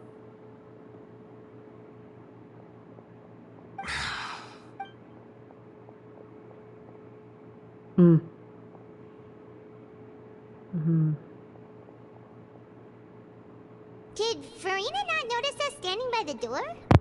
Wonder what's up with seems, her. She She was seems to be smiling. definitely hiding something. I assume you've been outside for a while now? Yep. Oh, you noticed. She was in a great panic, though I cannot discern the reason. Our discussion reached impasses time and again, a state of affairs that we cannot allow to continue. Still, I do not understand. Dialogue is the basis for understanding, so why did she keep refusing to engage? I'm afraid questions alone might not suffice. We need to make her understood how dire the situation actually is. Everyone in her inner circle has noticed that she is hiding some secret. The issue is her attitude. Oh, wow. I fear that she will not reveal anything unless absolutely forced to. We may have to create a situation in which she will have no choice but to speak. The trial! Oh? Normally, people will only reveal the truth when standing trial. Perhaps we must have the Hydro Archon experience just such a scenario. Oh, this shall be huge and difficult. Holy fuck. But Furina's seen so many trials, and she's really good at dodging questions. Oh, yeah. How do we make sure that she won't just slip away at the first chance she gets? Evident. We will need to consider this thoroughly, join forces with various parties, and then do what we can. Oh my god. We need to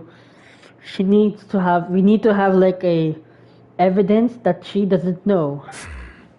If at all possible, I would prefer to recuse myself from this affair, but we must prevent the prophecy from coming to pass. This may be cruel to her, but all Fontaine is in crisis. Yes. The information a god possesses is too precious, and so we must take a chance on this. In that case, we will need help. But who will lend us their aid to do such a thing? Oh, I think I know who to call. Mona? If you're on a boat somewhere in quiet Pashan. Well, that's everyone, huh? Speaking of which, it was pretty smart of you to think of hiding here. No. Poisson was just involved in a disaster, so it's presently devoid of people. That naturally makes it the best choice. And here you are drinking tea like it's the most natural thing in the world, huh? That's what families should do. Sit and enjoy a leisurely time Okay. together. What's gonna be the role here? It's nice to enjoy tea here, you know? Care for a cup? Lend me your ears, everyone. Or perhaps one of you might like to start us off. How about you, friend? Me. No, I don't think I can. Typical feminine. How about you, good sir? Wyatt Tesley? Oh, I Nicolette. fear that I will cause the mood on this boat to become as somber as it is in court. Well then, I guess we're lucky we've got a local like me to organize things. Wonderful, the spotlight at last. I guess I'll be facilitating things from here. That was a little long-winded, don't you think? Oh, you might be right. Anyway, to cut to the chase, Our friend here, the Traveler, has brought us together to discuss something. As for what that is, well, let's start by saying that we'll be pooling our efforts together to create a series of traps. This is gonna be difficult. Oh, how intriguing. Well, it's just an expression, really. One that I just learned from Chlorand. And use on the spot. So, let's invite her to explain in detail. A round of applause, please. Sheesh. Huh? Didn't you say that you would be facilitating this? Oh, come now. Your work doesn't involve much public speaking, right? This is a good chance to practice. You might even pick up some fancy oratory tricks to impress your boss with in the future. I see. And what does my boss say? He is glad that you consider him your boss. Do go on. I wonder who's that. I wonder who. Well, that's something we don't know. In that case, do any of you have experience hunting? Not that I recall. Me? Fremine and I once used a wooden stick in a basket to catch wild rabbits when we were younger. As for Lynette... oh, right. You were sick that day, weren't you? I've also gone diving to catch some fish before. Does that count? I'm afraid not. You may or may not have heard, but Fontaine once put host to a group known as the Marechaussee Hunters. That's the artifact set! Though that was their name, they did not hunt animals, but rather various monsters left behind by the ancient dynasty of King Remus. Today, Fontaine's monster population has already thinned greatly, so the hunters have blended back into society, taking up arms in other lines of work. They even left a unique methodology of hunting in their wake. A trap comprises of the following components: bait, a trigger, and a containment device. Sometimes a lethal implement will also be necessary to deal with the prey. So, if we were to build a trap together, right now, what would you choose to build it with? I don't know. For me, I would prefer something basket-shaped. Pigeons and rabbits will see the bait and naturally enter the snare. Our line of work requires a deft hand, and we're some of the best in the industry, so you can count on our techniques. You used some of those techniques while moving the people of Poisson, didn't you? My subordinates mentioned that you even performed some magic for the bawling children. Yes, and I even managed to gather some intelligence in the meantime. I'm quite the multitasker, if I do say so myself. Hope all is the perfect multitasker. I'm afraid I can't claim that as my strong suit. I prefer more stable methods, like placing bait in the water and waiting for the fish to come within reach. Not fishing. That's the kind of method I would count on. And I can be their assistant. With discretion, I'm sure. I'd probably use some sort of mechanical animal. Papa once bought me some small clockwork squirrels, mice, and such. When placed in the forest, they can attract others of their kind. I remember that you liked those too, didn't you? Oopsie. I did. And that would be a good way to go about it. If they're realistic enough, animals of the same kind will follow them all the way to the trap. What about you, Monsieur Neuvillette? I fear I do not have any related experience. I mean, you're still studying the human experience. That makes sense. You usually solve problems directly, without the use of any such tricks. But I do have one more question for you, Monsieur.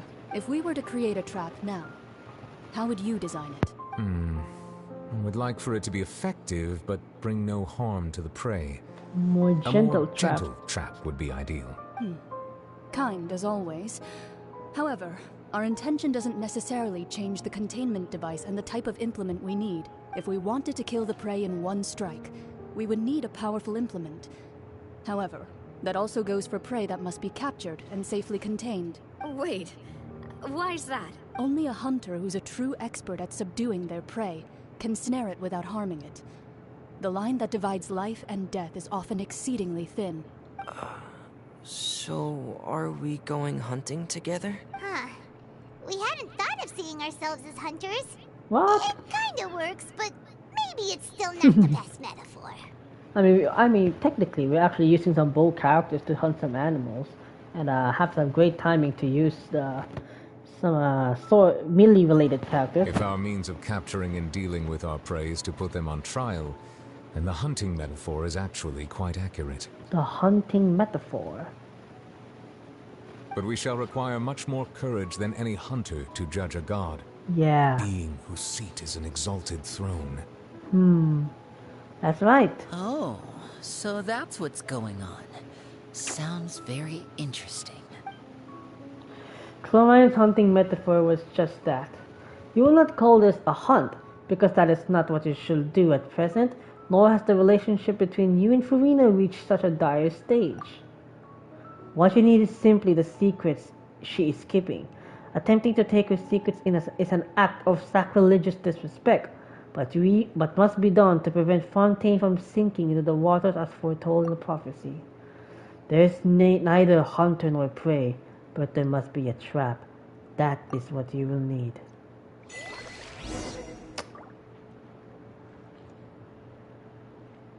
Damn, who's actually spoke that? Kinda scary, nothing to lie. Alright. Spina de Velusula base. Oh! Okay, we're going underground. Where's Mona? Mona, come on, you're still here. Did your element.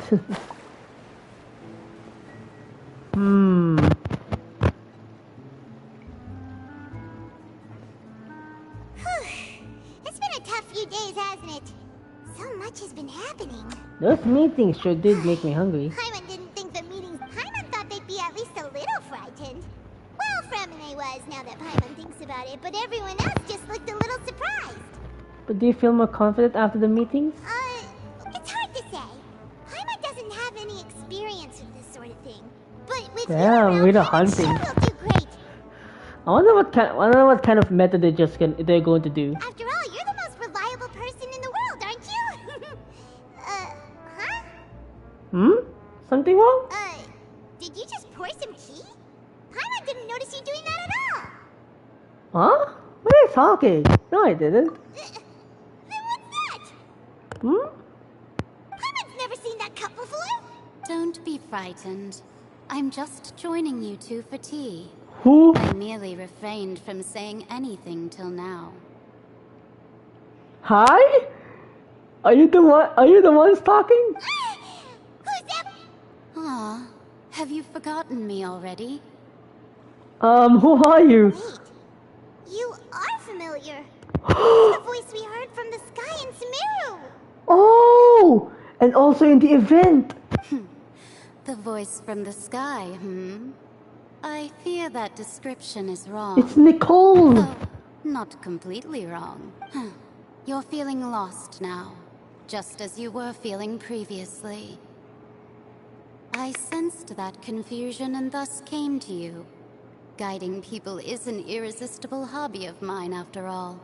Who are you? And what do you want with us? Consider me a passerby, just accepting a commission from my friend's disciple on a whim. Yeah, it's Mona. Friend's disciple. So this is one of the friends of Mona's master, the enigmatic N of the Hurricane Zexel.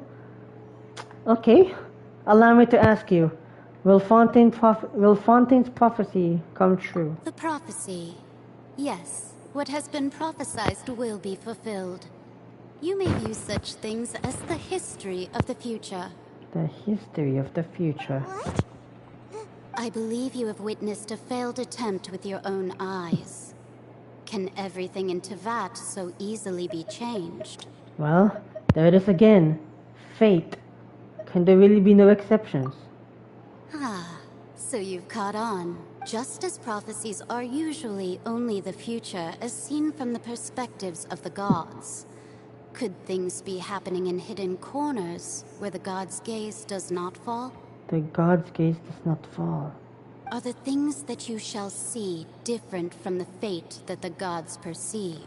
Are the things that you shall see different from the fate that the gods perceive? What is she talking about?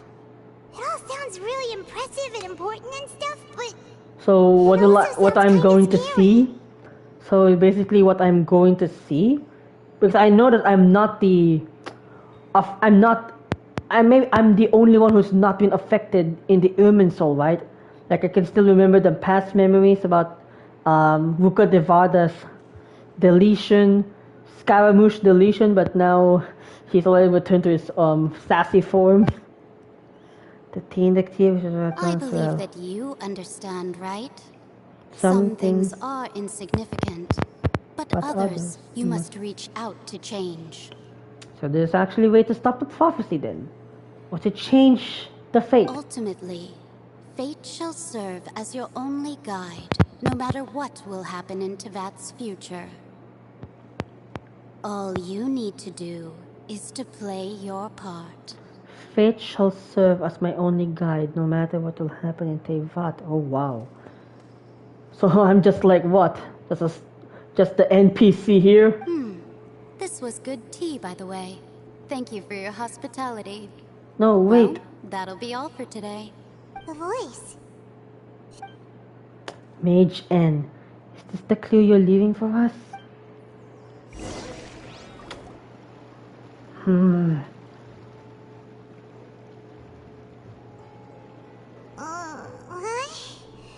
I want to hear someone talking. Alright, coming. Shut up. It's you who's getting late. Well, I see Hello, I've walked Moni. in on some lively banter. How you been this past few days? Just fine. I went to take part in that Steambird panel. It turned out to be more interesting than I expected. Not all Fontainians are pessimistic about this. One journalist mentioned that sitting around and waiting for the end to come would be wrong, and that they should make their own rescue preparations. I agreed, so we had a brief chat with her. Charlotte. Did she have pink hair by any chance? Why, yes! It was Charlotte. You remember her, right? 3.7. Journalist. I don't know why, but I kind of sense that there's kind of like a almost dialogue jump, kind of, right? I don't know if this is gonna be like the dialogue change if we met Charlotte during the 3.7, right? I mean, during the 4.0 in the Archon Quest, Charlotte already remembers us because we met her during the 3.7, you know, the TCG event. So yeah. I'm in full support of her view. Prophecies are very important, but how can people allow their lives to be commandeered by just a few words? True. That's right! Yes. About what we had discussed before. I did try, but I'm afraid I couldn't reach the old hag. Nope. I'll try again tonight, No need. but I wouldn't get your hopes up. Someone already come over. Huh? Goodness gracious. Are you serious? I believe she just come to pass a message She to us. said that even the god's gaze has blind spots. Pretty bold if you ask Paimon. Most people would believe the gods to be all-knowing, right? The Hexen Circle members are certainly anything but ordinary. As for the mage named N, the old hag has mentioned her a few times. She said that N's sense of direction is incredible, and that she loves guiding those who are lost. I mean, she's told us she's like the navigator. But I've never met her, and if she were still alive, she'd be... well, suffice it to say that the hag's at least a few hundred now, and N's been around for longer than that. Whoa. The Hexen Circle sounds like a scary group. But they must really stay in shape to live so long. I mean, Alice is actually part of that, you know. Sorry, we did some Archon Quest here, my friend. Their abilities alone are pretty terrifying. If she came to see you personally, then the problem you're facing must truly be of great importance. Well, it's not like Paimon... Yes, she was quite cryptic, but I suspect she means that there is still a way to turn things around.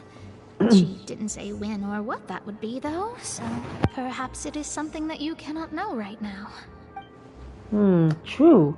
Her words were meant as a helpful hint, but when we realized their valid meaning...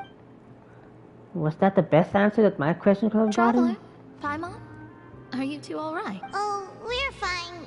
We're just a little down right now. I see. I feel that same sense of desperation, too. I guess you could consider me someone who has often witnessed fate. So far as I have seen, it cannot be swayed. But we can change it, right? I mean, Nicole already has like a hint of us.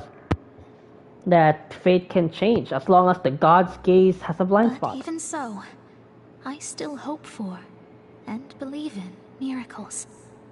Astrology is eternal and rational, but fate may not be.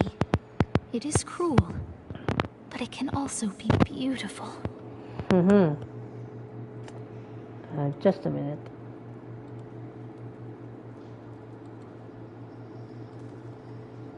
Perhaps that's what En was trying to tell you. Not to lose heart, and to believe that what you are seeing playing out before you is not yet set in stone. I did originally think of steering clear of all this, but I couldn't. Even if this is all futile, I still wish to help everyone. If we don't struggle to the last, then how can we face the end when it comes? Huh. You do have a point. There I go, talking about astrological principles again. That's alright. Sorry about that. The moment I start talking about work-related stuff. I need to get going. It's alright. Oh, I need to get going. It's alright. It was worth trying to comfort you, even if only a little. I believe that you'll help those who are struggling in the same way I did. I suppose that might be why we always seem to meet by coincidence. Well, at least the coincidence is very not predictable. I'm kind of moved by what Mona said. Hey, Traveler. Paimon suddenly feels like... Sure. Let's walk around the city, shall we? There's a few spots we always like to walk by. Aww. Come on, surely Fontaine's still not sinking, right? Yep, Fontaine's still safe. There we go.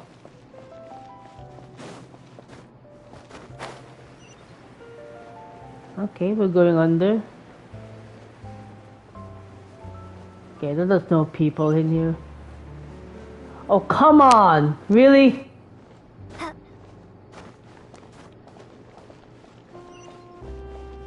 What are they pointing us there?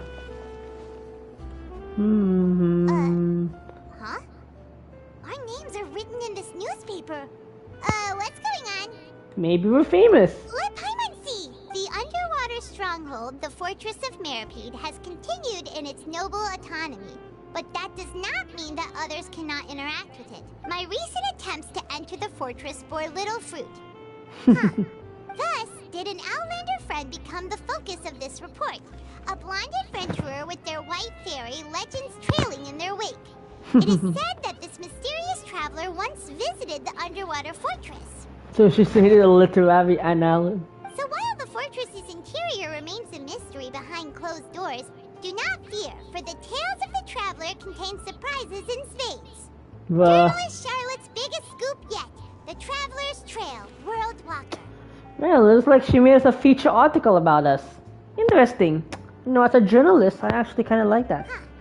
Charlotte took so many awesome photos of us and we never even noticed her. She hasn't been able to get a hold of anything at the fortress, so since we're easier to find, she's using us as the subject matter instead? Yeah, that sure seems to be the case. Seriously? Well, fine. Well, at least we have a memoir. We cannot buy some newspapers. Oh, we can! Let's go! Alright, let me buy all of these. Let's go! Whee! Where are we going? Continue moving forward. Alright. Oh, the hotel. Looks like we're actually doing some... Paimon's hungry. It looks like we're actually doing some strolling before the world ends. No, just doing anything.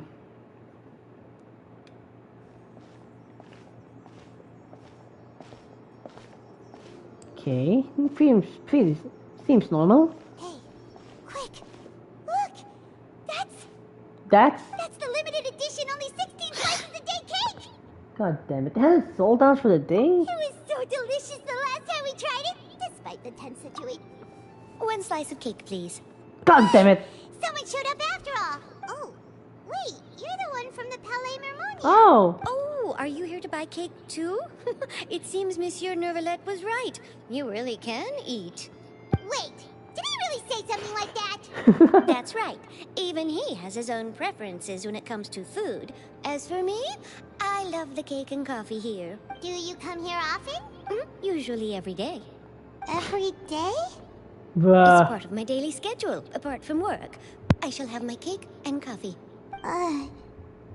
Bruh. Then what if someone told you one day that this place would be closing soon, and you wouldn't get to eat cake? But why would it close?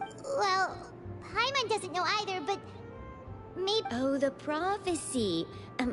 To be honest, I haven't paid much attention to that. No, still, even if there'd be no more cake tomorrow, that wouldn't keep me from having some today. True. No, it's the same for eating in general. You might not be able to eat tomorrow, but if you can do so today, then you should carry on. That's what people call living, you know. Living to the best life. Huh. Don't be sad. Excuse me, could I have 2 more slices of cake to go? These 2 slices are for you. Sijuin said that this kind of expression you're making is what humans call being sad. So the Melusine people are actually still learning. Oh, you know Sijuin? I sure do. She was born before me, and she sometimes comes to the surface to teach us things about humans. She said that humans are creatures that are saddened easily, yes, and you can only lift their spirits by feeding them delicious food. So please try the cakes here. Surely that's not applicable to every person. I've got something else to do, so I'll be going now. You two try to stay in a good mood after eating, all right? Okay. Bye. Bye-bye. Yum nom nom. Do not the Melusine. There she goes. All right, let's dig in. It's more delicious than... Sure would be nice if we could always eat delicious food. Come on, we can change the fate of everybody. Don't be depressed. We know what the ending of the story is. Come on. Oh, we're near the Seabird office. Let's go look for Charlotte and have a chat. Oh, she looks angry, hey? Hello, Charlotte. Wow!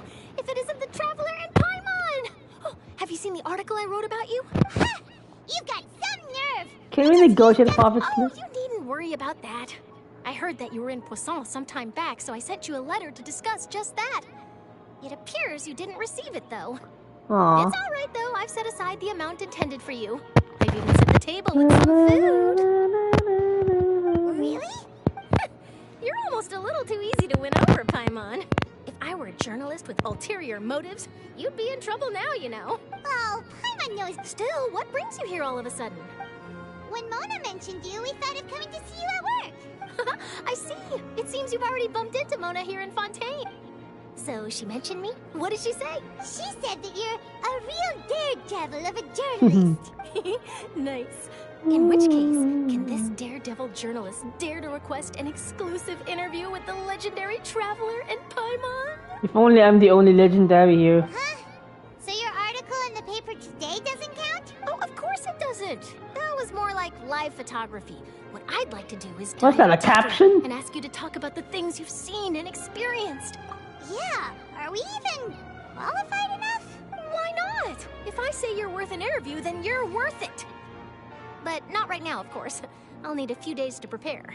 Oh, in that case, we'll just chat when you have the time then? Oh, so that's a yes? Ooh, splendid! I'll tell the editor-in-chief immediately. I'll have to apply for lighting, a venue, Oh, whoa, and... come on. Whew, so much to get done now. Talk to you later. What's that? Tonight with Charlotte. So she has like her own show or something? I've still got a question for you. And what's that? If, just for example, Fontaine were to be flooded tomorrow, what would you do today? As a journalist, she'll just capture some pictures. She'll capture some pictures. Huh. That's the prophecy you're talking about, isn't it? I mean, I do hear about it often, but I've never once thought that the day could be tomorrow. If you're seriously asking, then I might try and think of a way to leave Fontaine. Oh, but I'm still a journalist first and foremost. That means I have a duty to be reporting from the scene. Yes. And secondly, I wouldn't forsake my homeland that easily. From what I've seen, most people don't know what they'd do should the worst come to pass. In truth, it might be better just to behave like normal rather than worry over such an end. That's kind of like the problem, right? So in all likelihood, I'd probably still be prepping at the office for that interview of ours. I know what you're thinking. That sounds a bit sad, but I've always believed that it's best to do what you enjoy. Just think about it. If this nation really were to be suddenly destroyed tomorrow, but I still successfully finish an exclusive interview with a truly unique person, then the story I would wind up writing would truly be timeless. And then do you know what I'd do? Well, I'd write that story, send it for printing, and use messenger pigeons to get copies out to the various nations as soon as possible. I'm not a dreamer, nor am I a workaholic, but I do love my job. And I'd be proud of leaving such an article behind. I guess you could say that I was born to be a journalist. Wow, that's actually kind of inspiring. But anyway, that's my answer. And on that note, I'll get back to my preparations. Yeah, I'm definitely not gonna sleep here. So nice. Anyway, let's go and take a look at the sea, shall we? Oh. Man, that's kind of sweet, you know. Not a workaholic, not obsessed. You just love your job. And scenery can be a pretty soothing combo, huh? I love that. I kind of love that statement, not gonna lie. I mean, sure, journalists can be a tiring job. Like, sometimes you don't even know if you're really qualified to work in the media industry, because, you know, it's gonna be very different by the way you learned everything from your journalism school, and then you actually got into the corporate workforce. You know, some journalists say, you know, my professors do say that journalism is still a business. That's why there's a really kind of like a certain, you know, some bias that they need to discover before, you know, despite having some different angles of doing the story of what they are trying to do. So yeah, pretty interesting insight there. Even though I'm kind of working my deaf here to my thesis bit, and now I'm playing Genshin Impact. Paimon's been thinking. Yeah? If it wasn't Fontaine, but all of Tevat that would be destroyed tomorrow. Oh wow. Where would we go and what would we do? No, Paimon should ask, if you could choose, what would you like to do? I want to find my brother. If I could choose, eh? It's just like Charlotte said. Suddenly trying to consider what to do is pointless. We've always been moving to the next destination, so we haven't spent much time thinking about these kinds of things. Damn, we didn't have to either, with us always being on the road and whatnot. We're going existential here, not gonna lie. Yeah, this Fontaine story really makes the characters being existential. I kind of like it, you know. You mean still traveling? Yep. Cherishing every single moment that I have to look upon this world. Huh. Wait, isn't that what we've always been doing? That's why I'm being called a traveler, right?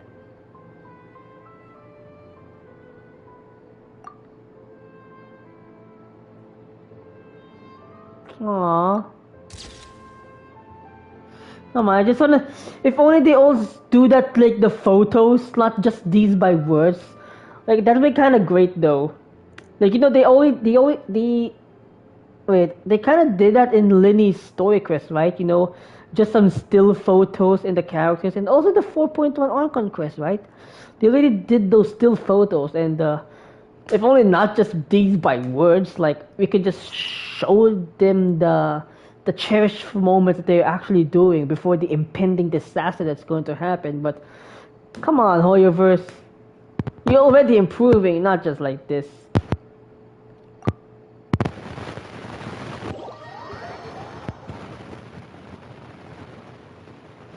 Still safe. Feels like it'll grow mold, but it's still better than the Fortress of Meripede, that's for sure. Ah, so the two of you are still here. Hello. Wonderful. Oh, you're from the Palais Mermonia, aren't you? Yes, I'm Isadora. Monsieur Nervillac sent me to look for you two before. I heard that afterward you went to the Fortress of Meripede. So are you under the impression that we might be wanted criminals? Not at all. I'm well aware that you're friends of his. Actually, I'm here to pass along a message from him. Let's hear it. Yes, inside the Opera House. The Maréchaussée Phantom has declared the incident a small-scale riot. A riot? A riot? Well, that said, I don't personally think it was that serious. Is that gonna be the trap? Lady Furina was watching a performance at the Opera House, and while she was resting during an intermission, some other audience members suddenly started harassing her. Whoa, what the hell? Loudly accusing her of doing nothing about the prophecy crisis. And before she could respond, others started to join in. The crowd continued to grow, and protests against the Hydro Archon started to break out. So people have started to put the blame on Furina. Guess they finally found an outlet for the pressure they've been under due to the prophecy. I agree. People will naturally rely on gods, as is customary. It's like they're already kind of woke now. People feel threatened. Gods are also the first to be blamed. True. I mean, you know, it's their responsibility to do something, but... So what happened after that? Seeing that the situation was spiraling out of control and that further argument was pointless, she claimed that she'd gotten tired of this and left in a hurry. The Maréchaussée Phantom had their hands full maintaining order and did not catch where Lady Furina had gone. Only when things had stabilized did we realize that she had gone missing. So, you mean she's still missing? That's right. The Maréchaussée has dispatched many people to search for her, but we don't have any leads yet. That said, I don't think there's much to worry about. She is a god after all. Even if she were to fall into the hands of rioters, what could ordinary people do to her? I understand the situation. Good. Monsieur Nervillet sent me to tell you about the situation, but he didn't say anything else. Don't worry, this is more than enough to go. Is that so? Well, alright then. In that case, you two take care. I'll be heading back to the Palais now. Oh, I guess. Okay, now I get it. I think this is what they actually do. I think this is their plan. If we know Furina, she won't try to fix things in this situation. Instead, she'll look for a place to wait out the heat. And, as we also know, she may be loud and dramatic, but she doesn't have a heart of stone. When Nervillet was talking to her in the Palais Mermonia, and she heard about Poisson, she couldn't hide her sadness and remorse. It would be hard for her to ignore being accused by the public today. Paimon thinks Furina's probably taken the opportunity to slip away to Poisson and try to relieve the sense of guilt that she's feeling. Huh. Well, what do you think? Paimon knows the answer, of course, but Paimon can do the analysis to back it up too. Yeah, I see becoming a detective's done you some good. Plus, I know detective novels have an effect on you. In that case, there's no... Alright. So I guess this is the trap they're planning to do. So it's still in the title of the quest? Alright, interesting. Apocalypse! Ooh! So we're actually here, huh? Under the Poisson, eh? I wonder how did he manage to actually... This place looks deserted. Guess all the survivors must have evacuated already. All that's left here are signs of devastation. You are... Oh, so the dialogue does change.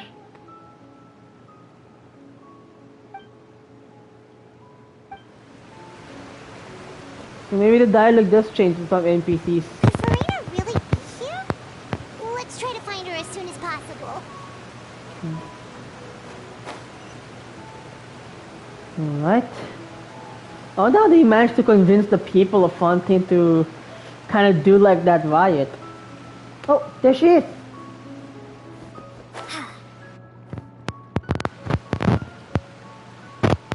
Hi. That's Furina, right over there. She really... Should I just give up? This is all meaningless. What was meant to happen did happen after all. Everyone's dead. I'm sorry. I am so sorry.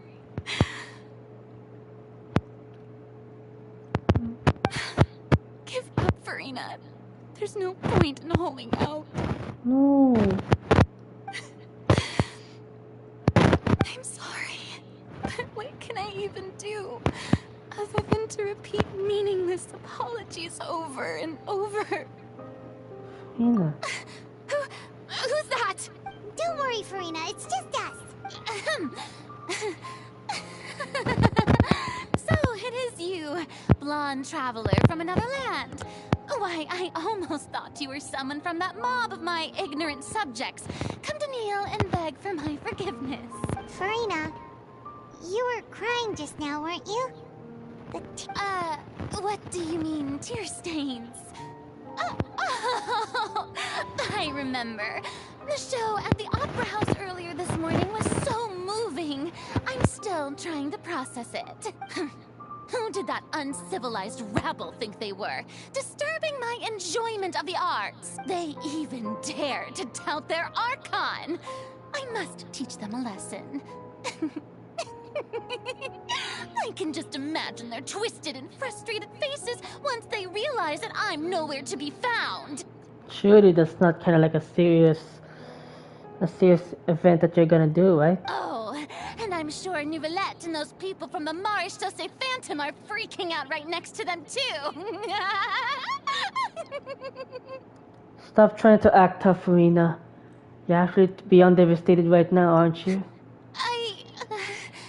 Of course not. Hey, there she is! The Hydro Archon's over there! Ah, come on, man. We're gonna have an important conversation here. After her! Furina, those people seem to be after you. They are? They're just some rabid fans who want to cut the line because they haven't been able to meet me in person, aren't they? That's against the rules. I can't let them get their way. Furina just ran off! Quick, we have to catch up!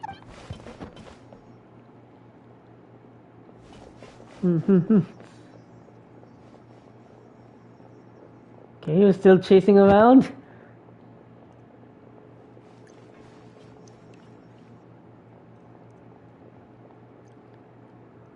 Slow pokes. Aw. Oh.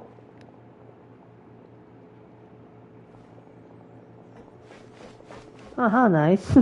This should be the place, right? Hey, Furina! There's a good hiding spot over here. Quick, come to Paimon before the rest of them catch up to you. What is this place? Hurry, they're almost here! It's the trap!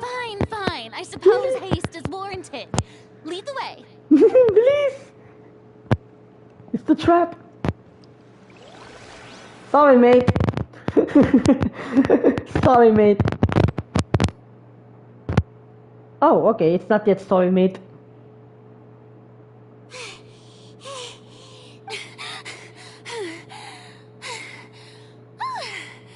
I'm so tired.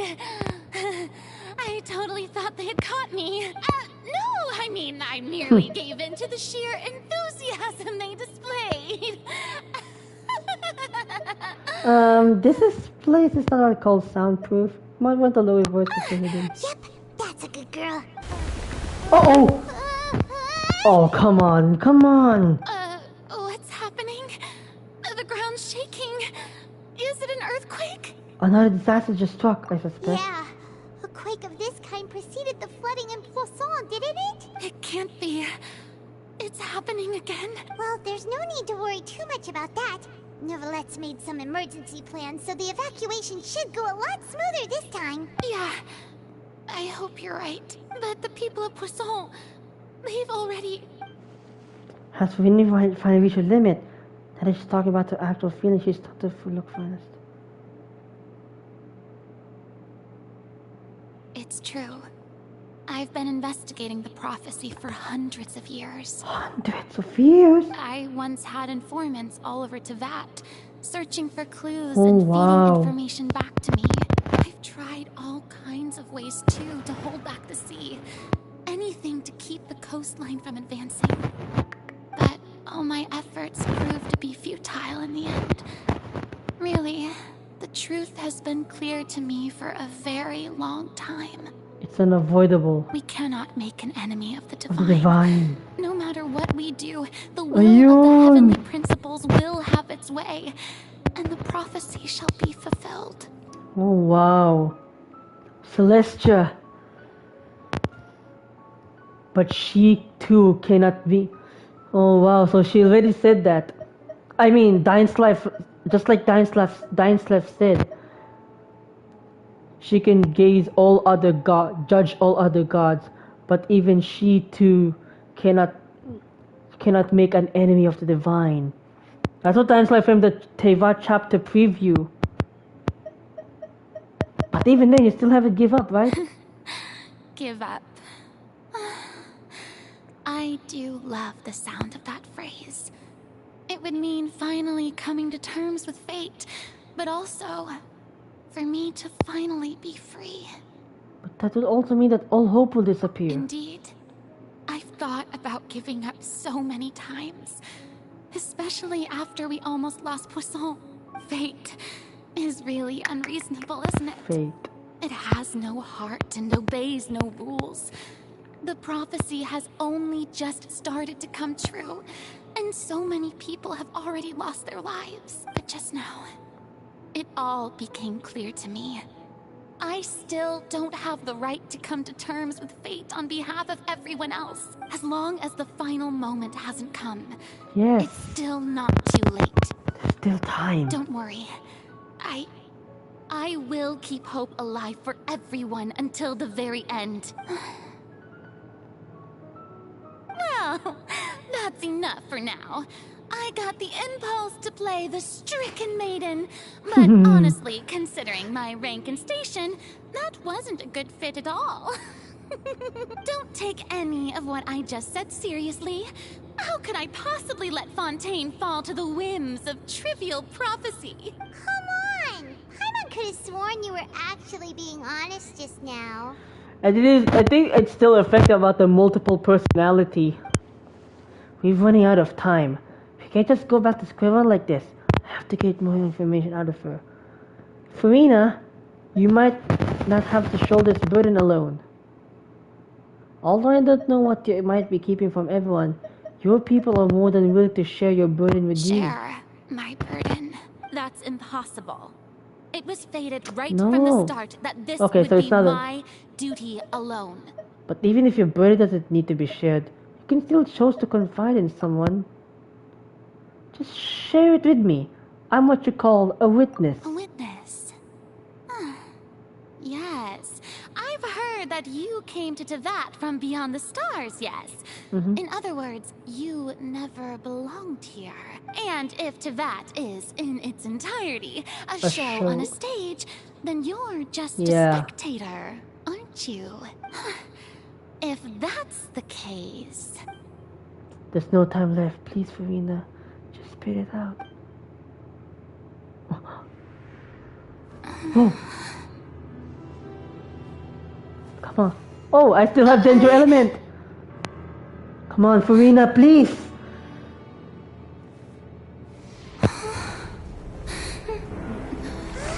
Dendro Element. Come on. Oh no. What?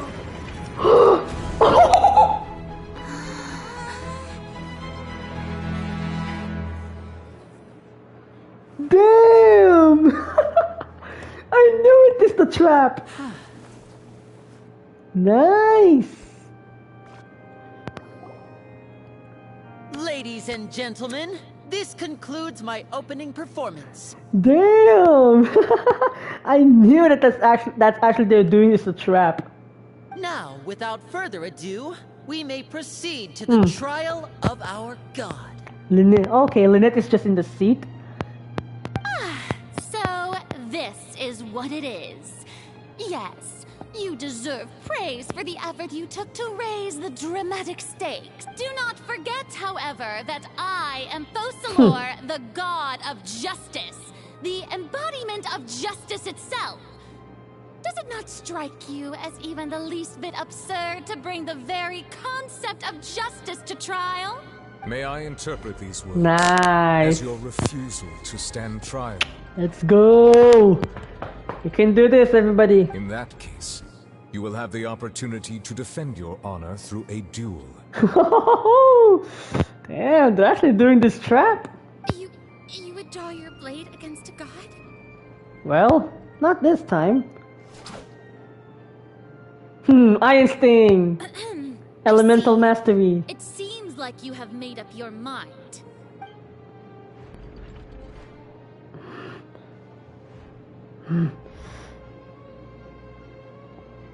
Surrender. I can't believe it. She just surrendered. She just surrendered. What the heck is going on?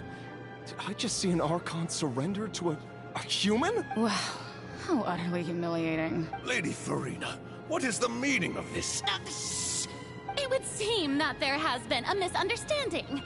To be clear, the raising of both hands is not always an indication of surrender. Looking for excuses again, huh? I raised my hands just now to indicate my acceptance of the trial. No duel shall be necessary. I will admit that I've been running away for a long time. I'm sorry, everyone. I was unable to protect the people of Poisson. It is my duty to stand trial for my crimes. You are not the only ones to be disappointed in me. I, too, am exceedingly disappointed in myself. But now, it is time for the Hydro Archon to show you her courage and resolve. I, Furina, will use this trial to show the world the true meaning of justice! This time, I will protect you. Applaud and rejoice. One of the most outrageous and fantastical arcs known to the opera epiclese is now unfolding before your eyes. Mark my words. This shall be one of the most exhilarating and brilliant shows ever to grace the stage of Fontaine. The trial of the Hydro Archon, Focalor, will now begin! Woohoo! Woohoo! Now we're making history! Why does it feel like Furina just took over the whole thing? Like, come on! Didn't she just get forced to stand trial for her crimes? You just need to pressure her more when the trial actually starts. So even though she's still acting super dramatic, she is taking this... Alright then. Who will be my opponent in this trial? The court asks the prosecutor to please take the stand. Thank you, Your Honor. Is that so? Very well. Then please speak, witness of Tivat, my accuser and fated opponent. We were so close to getting her to tell us the truth, and it still turned out like this in the end. God damn it. Wrong timing, Linny. It's okay though. As long as we can defeat Furina in court, we still have a chance to figure everything out. But what about the evidences though? Do we have enough info? Also, please allow me to ask, as a final question before the trial begins, just how much work did you do to force me onto this stage? Well, we did do a lot of prep after the meeting that day. I can go over the tasks assigned to the Spina di Rosula, since they were rather straightforward and easy. Navia, Charlotte, the president of the Spina di Rosula. Most of the people who participated in the disturbance this morning were my subordinates. Nice.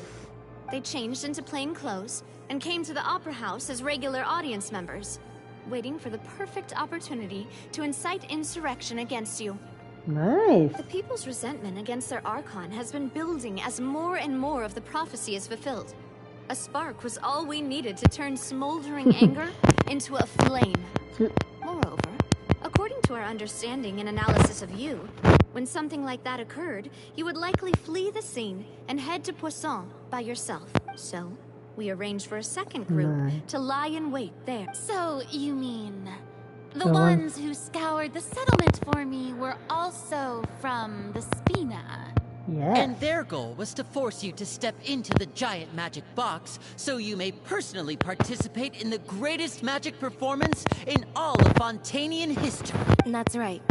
That house was a magic box, rather than someone's residence. As the super ultimate version of the setup that I used when I first performed at the Opera Epiclès, the volume of the box was increased by a whole order of magnitude, and the distance it traversed was the entire gap between Poisson and Areneas. Damn. Its cargo, of course, was an Archon instead of a human. My thanks, Furina. Without your help, we could never have pulled off such an extraordinary performance. You're welcome? How did they actually manage to lift that, though? Of course, this performance was only made possible with Father's support. The House of the Hearth spent a massive amount of labor in Mora to pull this off. Oh, so that's why it did happen. We had to select a location, construct the giant magic box, dig a tunnel, and open up a path through the water. It was a lot of work for all of us. So, in other words, The earthquake. the earthquake that we felt within the giant magic box was just a normal tremor from the transportation of the whole house? And I managed to fool her. That's right. It wasn't a sign of another disaster to come. Sorry about that. Good to see you back there. Then, I can guess Nervilette and Cloran's parts. You gathered a crowd, prepared a stage, and made sure that the champion duelist would be immediately ready for a fight. Also that as soon as I appeared on the stage, the trial may commence without a hitch. Am I right? Yes, that is correct. Well, Clorand, I must commend you for your courage. Even Nervilette. Only the most outstanding champion duelist in all of Fontaine would accept a duel with an Archon without flinching. Thank you. As for you, traveler, I suppose your role was to keep me distracted with conversation once you found me in Poisson. You'd make sure that I didn't notice anything amiss before revealing yourself as my prosecutor once we'd arrived onto the stage. No, you guessed wrong. Oh? My mission was to give you one last chance. We hoped that you'd share your secret with us before the magic's box arrived onto the stage. Is that so? Then I suppose I must have missed my final chance. It's fine. It matters not. What's done is done. The stage is already set, so there's no reason to disappoint the audience. Let's see this trial through to the very end. Yeah, the only thing we can do now is to judge the Hydro Archon. Still, can't help but a little bothered by that conversation earlier. What did Furina want you to say right before you arrived in the Madam stage? Prosecutor, please allow me to pass this along. This is a document that Miss Charlotte applied for and received permission to share with you during the trial. According to her, it should speed up the proceedings. Oh? Huh? Charlotte wanted to give us something? Oh, so she's here too! Come on, stop with the fillers! Oh, let Paimon see. Isn't this the exclusive interview that she did with us before? So she's already finished it, huh? Wait, then that means this document is a perfect timeline of everything that's happened ever since we set foot in Fontaine! That's a huge feature article! So in other words, we can refer to this anthology of evidence every time we want to use something from our journey as evidence for an argument! Nice, everything! I never have thought of using it this way. Let's quickly confirm the information in it. Just think of it as a refresher, alright? Okay, back from the You forward. defeated the Hydro Archon in the very first duels you Hello, took part in at the Charlotte. Opera House. That's one for the history books, all right. I didn't think that you'd wind up getting to the Vacher. bottom of the case I'd been following all this time. I guess you could also see this as a happy Nice, coincidence. Charlotte. This is the first child's time conviction. Monsieur Nervilette had a difference of opinion with the oratories. Even the Hydro Archon can't figure it out. Evanius, Tui the Harbinger. knave. She's an extraordinary 4.1. person. Her instinct must mean something. The fortress of Meripede was The almost fortress of Meripede. destroyed in a single day. That I didn't witness that scene personally will always be a source of professional regret, I think. Wrong timing. Pretty sure every journalist fear. According to Monsieur Nervilette, both Child and that whale should have been in the primordial sea at that time. I nearly lost my awesome friend Navia. To be honest, that still gives me shivers. The words of someone as extraordinary as a witch Oh, wow. can probably only be truly understood when something surreal happens to you. Damn! I hope Mona is here in the trial so she can still see this and become also a witness too. Here it goes. The prosecution and the defense are both in position. The trial shall now begin. Oh, come on, nervy lads. There's just fast forward to the part where the prosecution lays out my offenses. As the defendant and the lead actress of this performance, I still haven't even been informed of my supposed guilt in all of this. There will be so many. Of course, it is only natural for humans to struggle to understand the actions of a god. However, you will need more than that to convict me of a crime. That's true, but my charge here is unrelated to your conduct as an Archon. Nice. Instead, I would like to charge you as a fraud who's never been the Archon in the first place. Ooh! Wait, what was that? Lady Furina's a fraud? Misinformation. When I purposely spread misinformation on everybody. Hey, I came here thinking that we were going to try the Hydro Archon for forsaking her duty, but did I hear that right? She's not our Archon at all? The multiple personality theory still lingers. Charge accepted. Nice. Lady Furina, do you plead guilty to the charge? Lady Furina. I plead not guilty. How can I be guilty? Uh-oh. Expressions do matter.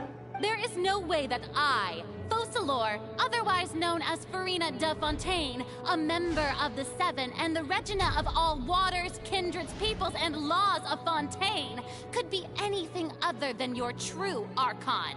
Yeah. Even though Lady Furina can be rather eccentric, isn't it going too far to doubt her very identity? Yeah, I've never questioned her identity either. Sure, Lady Furina can be super irresponsible, but what grounds does that prosecutor have to make such a huge claim? I have cause to believe that common sense will prevail in this case. Many of the members of the audience have known me as the Hydro Archon ever since they were born. There would be no fooling their memory. See? Even the Oratrice has decided to show me its favor. Are you sure you want to commit to a charge that will never be upheld? But seriously though, why do Oratrice already know? If you wish to drop the case, I can promise you as the god of justice that you will not have to face trial for making a false accusation. We will treat everything that's happened as a dramatic spectacle and move on with our lives. What do you say to that? No. An argument with near impossible odds, huh? You have to not only refute Furina's claims, but also overturn the long-held beliefs of the people. Yep. The people only see you as the Archon because that's the long-held belief. Well, I tried to give you a chance to surrender. If you must persist, then let me ask. If you believe I'm not the Archon, then what manner of being do you think I am? And if I was not the Archon, then how did I manage to live for over 500 years? So she's the same years as Nahida. I've got to think carefully. What do we know to be special about Furina? Irrelevant. Child's conviction. Oh, the Oratrice, the meeting with the knave. I could definitely treat that. Oh, how can I?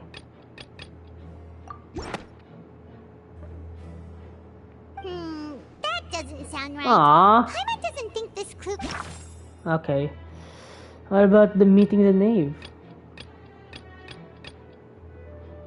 End comment came with you, but conceivably will certainly happen, but you need to give up all hope. Yeah. The meeting with... Oh!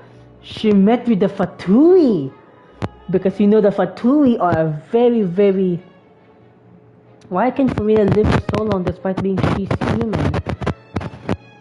Oh wait, this is really... Ah, you nice. may be a member of another long-lived race, which would allow you to naturally possess an extended lifespan. Oh, and Shannon. second of all, even if that wasn't the case, there could be other ways to extend your life. I like how the neighbors actually we already talked to, because we know that they're actually against the gods. The Fatui are against the gods, but now we are in a very different case. Such as Who gave you that idea? Was it the knave?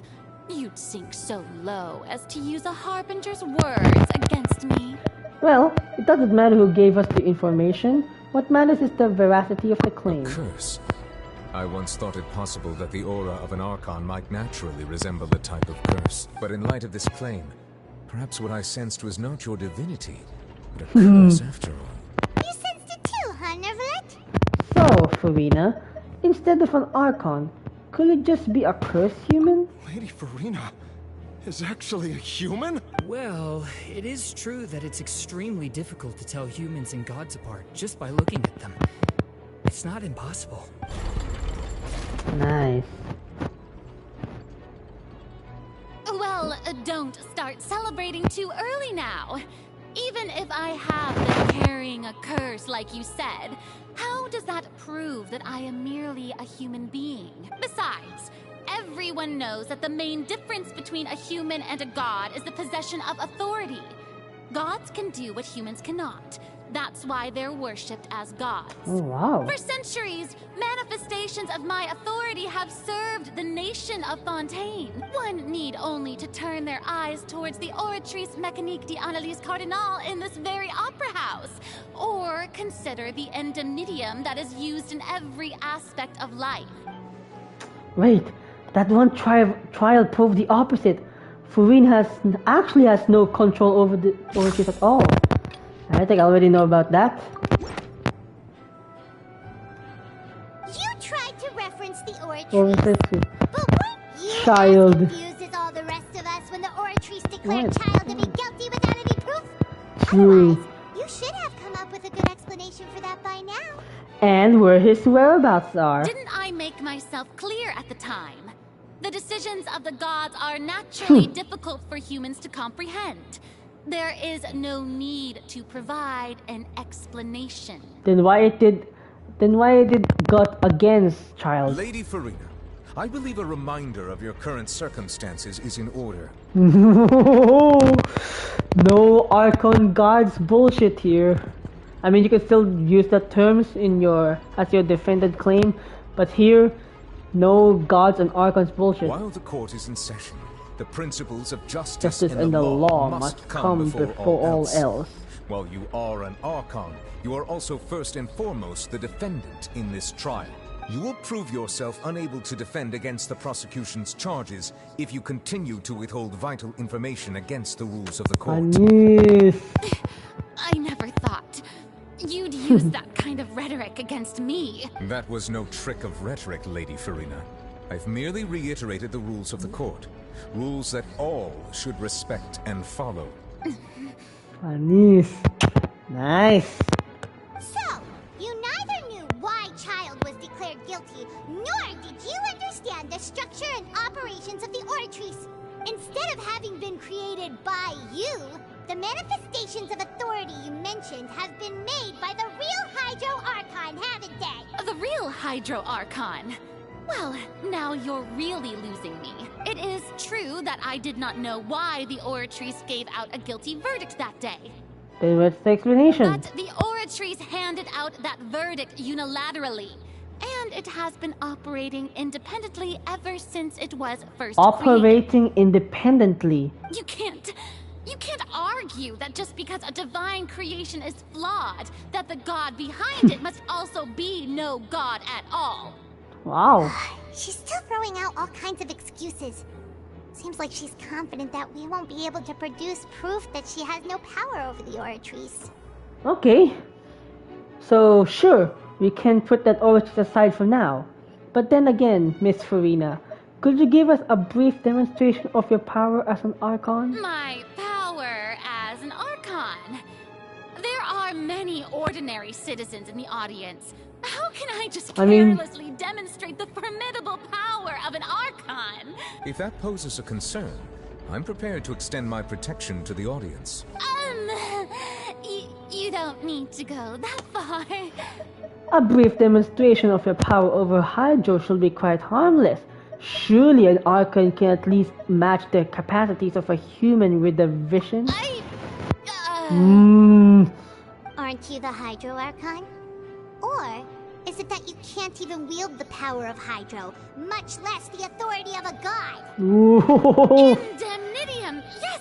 It's all because of Indemnitium! All Archons derive their power from the faith of the people, and I've converted the people's faith in justice into Indemnitium. Thus did I give up all of my divine power to provide everyone with energy for their daily lives. Have you ever seen a more magnanimous god? Isn't that a huge stretch? Over-exaggeration. Yeah, no matter how generous an Archon can be, how could they give up all their power? Can a god with no power even still be called a god? It seems like nobody's buying Furina's excuse. Shit. Hey, come now, everyone. Oh wait, Please don't stare at me as if I was a liar. Oh wait, so it's actually on our favor? Cool. I'm still the same Furina you knew, right? Come on, give out the pressure. Shouldn't you want to believe in me, please? You've got to believe me. If what the prosecutor said is true, she really has committed a grave offense. Did she deceive all of us? And all of our parents and grandparents too? And all of our ancestors? Ever since they were born? Enough. That's enough. Tell me then, if I'm not the real Hydro Archon, then who is? If you have no evidence of another Hydro Archon's existence, nor can you find anyone who can back up their claim to be such, then what grounds have you to say that I'm not actually the real deal? Wow. She came up with yet another argument. How can we refute her now? Seems like she really doesn't want to give up. If we can't prove that she isn't the Archon, we can try to prove that she's the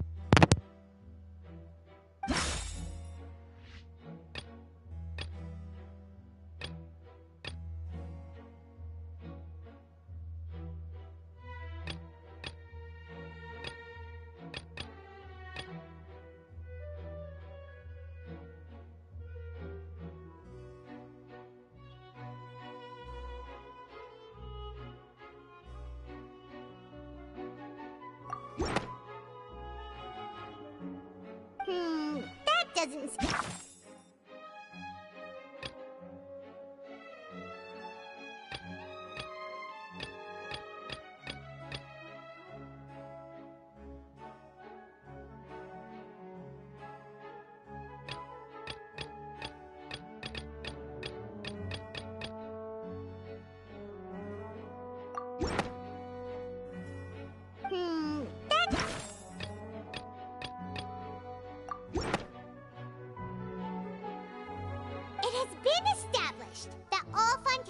can dissolve in water from the primordial sea. And that means... Since you insist on claiming to be a god and not a human, then there's a method that you can use right here and now to eliminate all suspicions of you being the latter. Miss Navia, please apply to serve as a temporary attorney for the prosecution before addressing the court. Though you act in partnership with the prosecutor, you must still adhere to proper procedure. Super sorry, Monsieur Chief Justice. I swear this really will be the last time that I'll speak out of turn. Now, I've brought some seawater from Poisson. As everyone knows, a massive flood struck the area not long ago, taking many lives, including those of some of my closest friends. So, Miss Furina, would you dare to touch some of this seawater? If we are to believe that you are indeed the real Hydro Archon, touching this seawater would have no effect on you. All it should do is strengthen your case. But If you don't dare to touch it, then we would have basically proved the reverse. Oh, and I must remind you that after the disaster at Poisson, nobody wants to see any more people dissolve. I do hope you'll act prudently and choose the simpler path of admitting guilt. Navia from the Spina di Rosula. The Spina has governed Poisson for many years. I guess her suggestion is valid. If Lady Furina is indeed just a human, she's probably Fontainian like all the rest of us. Would she really dare to try?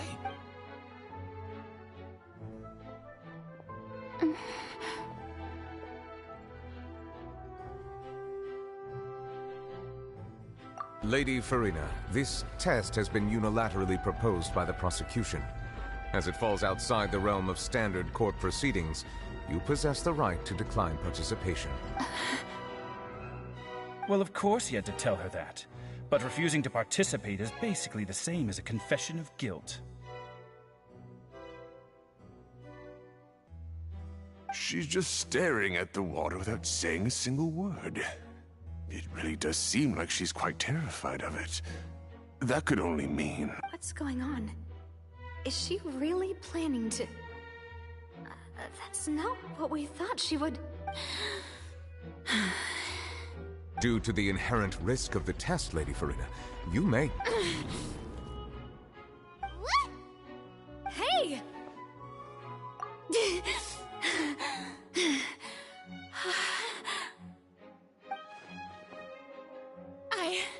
I'm fine!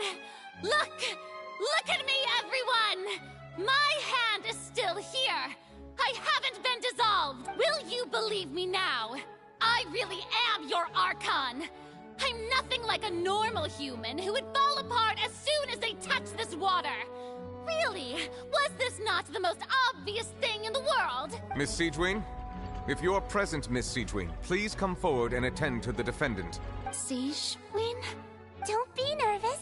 It'll just take a few seconds. Let me see.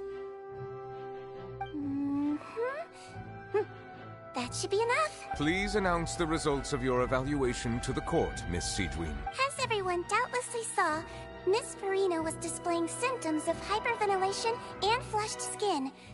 These indicate that she was experiencing the adverse effects of exposure to primordial seawater. The extent to which she was affected is the same as other humans when exposed to primordial seawater of a similar concentration. Thank you, Miss Siegewien. Lady Furina, you may return to the defendant's stand. Oh, wait. What did she just say? I didn't get dissolved! Shouldn't that be enough to prove my innocence? Well, considering your tendency to run from your problems, we did originally prepare a direct sample of the seawater around Poisson. However, after extensive discussion, we exchanged it for a sample that is not concentrated enough to dissolve an actual human. After all, on the off chance that something entirely unexpected might occur, we don't want anyone else to lose their life to the sea. Yeah, so out of regard for Furina's life, you secured a low-concentration sample and asked the head nurse to serve as an expert witness. It's a great thing that the direct sample wasn't actually used. Furina could have... I can't believe... you...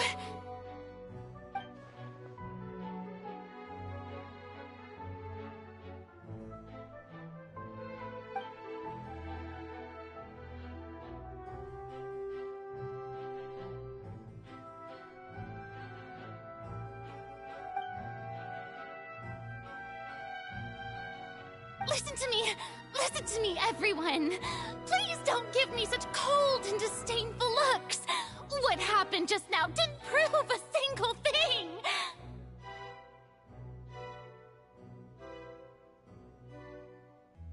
Think about it! How can you conclusively prove that an Archon can't also be affected by the primordial seawater? Also, if I was really just a human, why would I dare to just put my hand in that kind of water?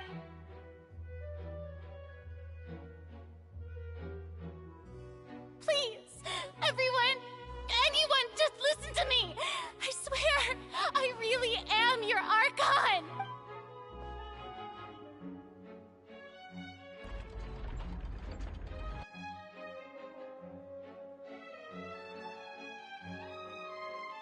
I don't think anything she says at this point will sway anyone.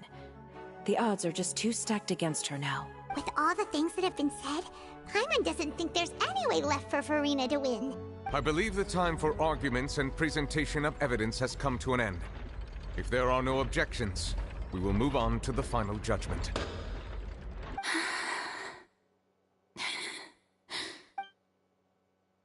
I don't think anything she says at this point will sway anyone. She's too stacked against her now.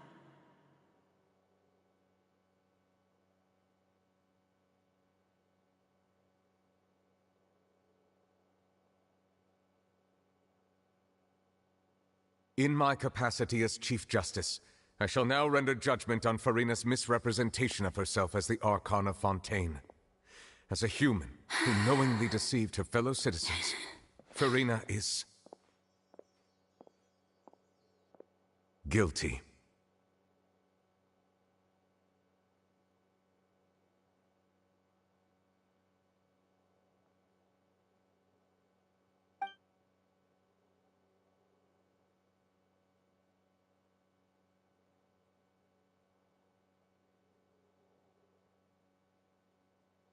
We shall now turn to the Oratrice Mécanique d'Analyse Cardinale to render the final verdict on the charges.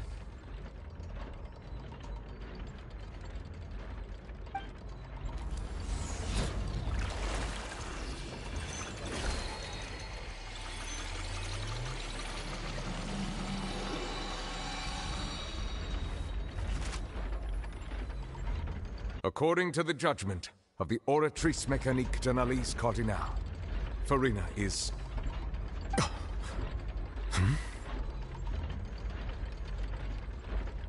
Well, what's wrong? What's the Oratrice's verdict? No, the Oratrice also displays a guilty verdict. Isn't that correct then? However, the exact wording of the verdict is thus. The Hydro Archon, guilty to be punished via the death sentence.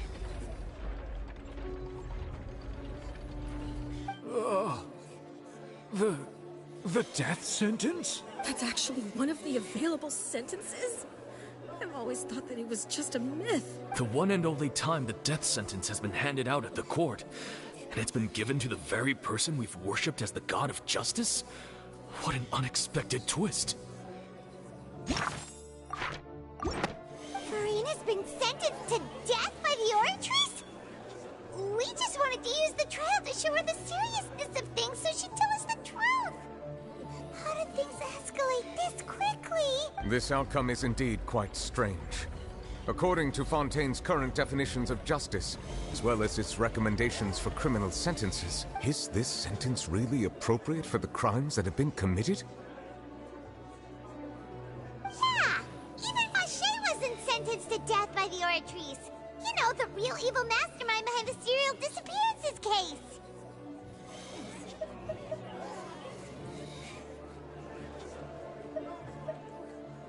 Indeed.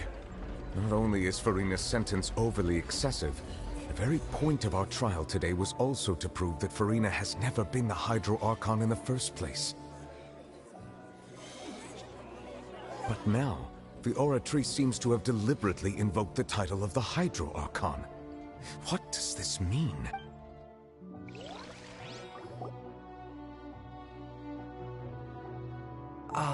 Excuse me, if I may interrupt. Is the trial still going? Fremine! You finally made it. I assume this means you've completed your mission? Mm-hmm. Any mission Father assigns to me will always be top priority. Is that the first prophecy slate? Huh. So the knave privately arranged for Fremine to try and find the missing slate. I looked everywhere and finally found it at the bottom of the sea. It took me a long time to get around some dangerous stretches of water. But has the trial already concluded? Then doesn't that mean I've come too late? Oh no. Father will be disappointed in me.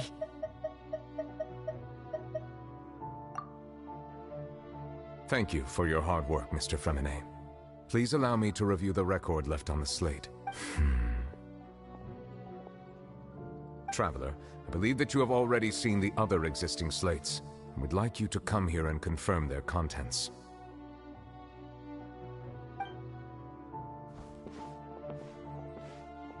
Huh?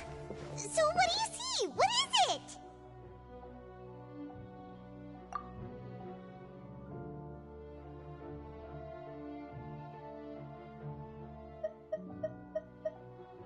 I believe I have now made sense of the Hydro Archon's crime.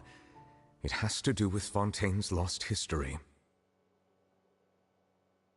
Huh? Isn't the Hydro Archon just guilty of deceiving her people? Oh, wait, no, that's Furina. So when you say Hydro Archon, do you mean the real Hydro Archon we've been kinda talking about? In truth, everything that you've encountered in Fontaine up until this point can be traced back to the contents of these stone slates. However, I'm uncertain as to how much sense they currently make to you. Okay, let's try to recall the contents of the other 3 stone slates. Paimon will do her best to help you remember.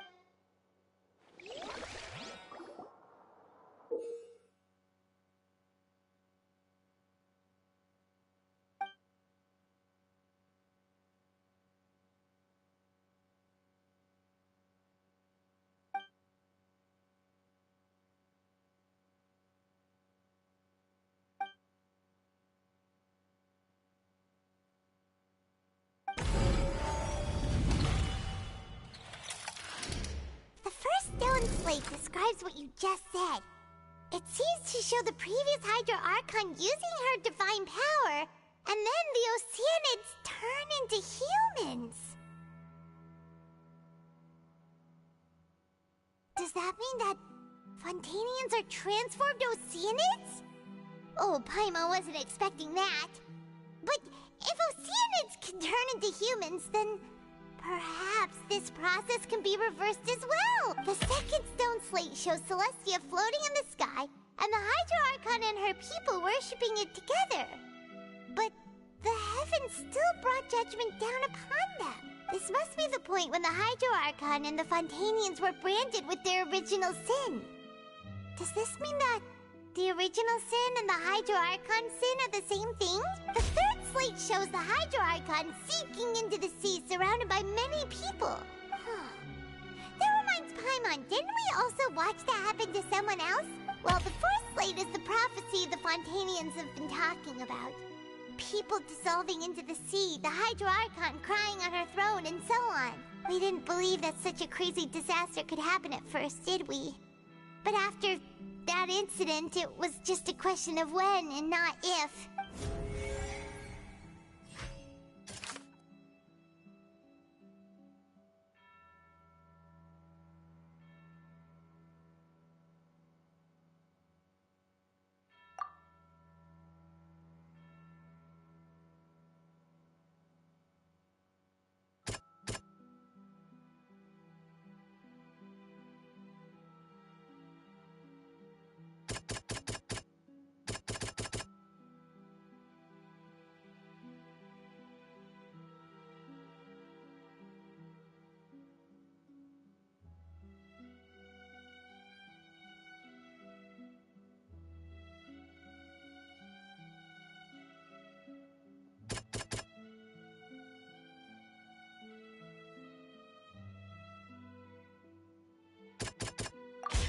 We know from the case of the serial disappearances of young women that Fontainians can be dissolved in primordial seawater. And the first stone slate tells us that long ago, the Hydro Archon used her power to turn Oceanids into humans.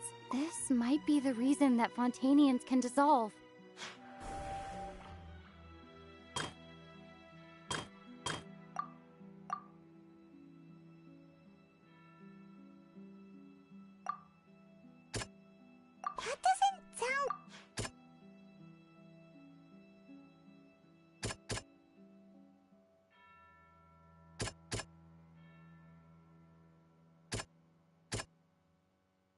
That doesn't sound quite...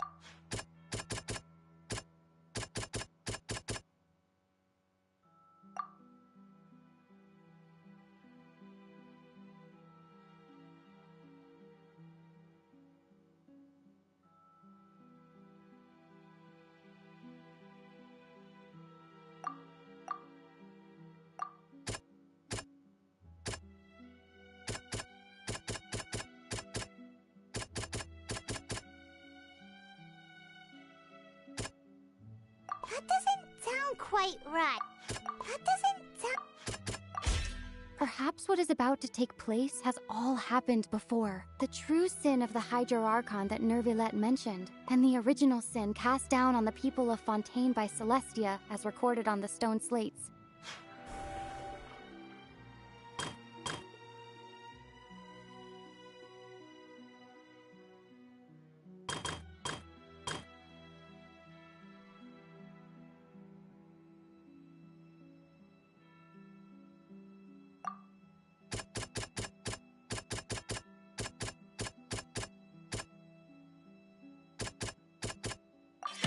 It's not as simple as falling into the sea. When Navia fell into the sea, her consciousness was subjected to judgment. The stone slates show the people gathered around the Hydro Archon in the sea. Could that be alluding to the same thing?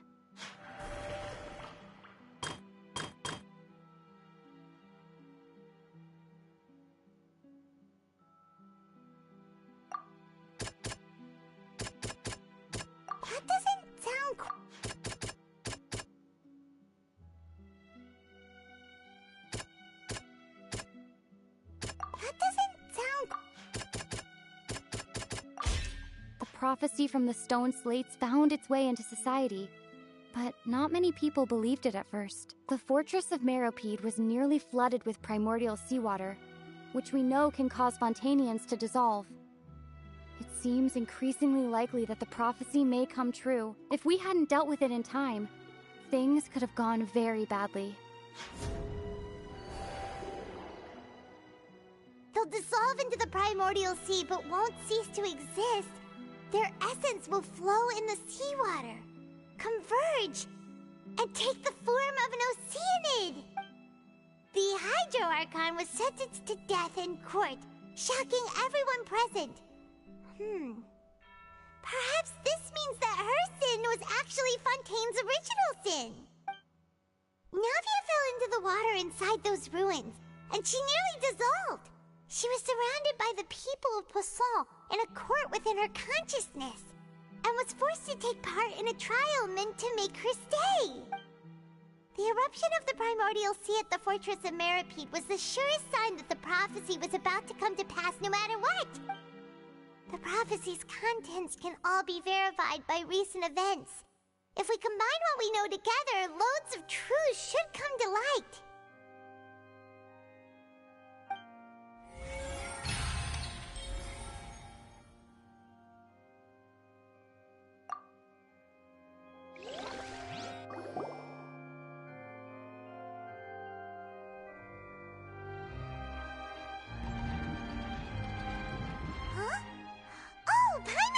Now, so that's how you can make sense of it. But then it feels like we're going to have to share some truly shocking revelations. Let's hear them. Incredible. Linny, did you hear that? We're not real humans. All Fontainians were originally created by the late previous Hydro Archon, with Oceanids as their basis. The evidence for that can be found in how only Fontainians could dissolve in primordial seawater, and how all the girls Vacher dissolved were also turned into Oceanids. Oh, and according to Navia, when she was about to get dissolved, she also saw everyone gathered around for a trial, all of them in the shape of Oceanids. Indeed.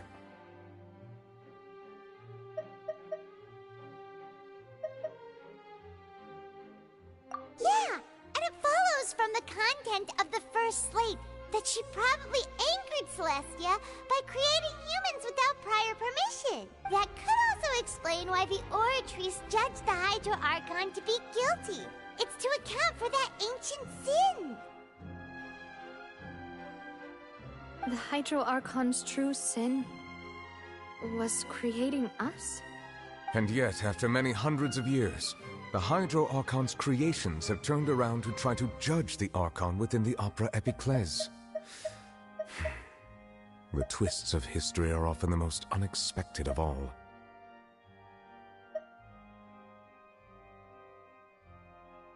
Yeah, isn't the image picture just like when Navia fell into the sea? So wouldn't it be trying to show the image of the Hydro Archon also falling into the sea once the prophecy has been fulfilled in the fourth slate?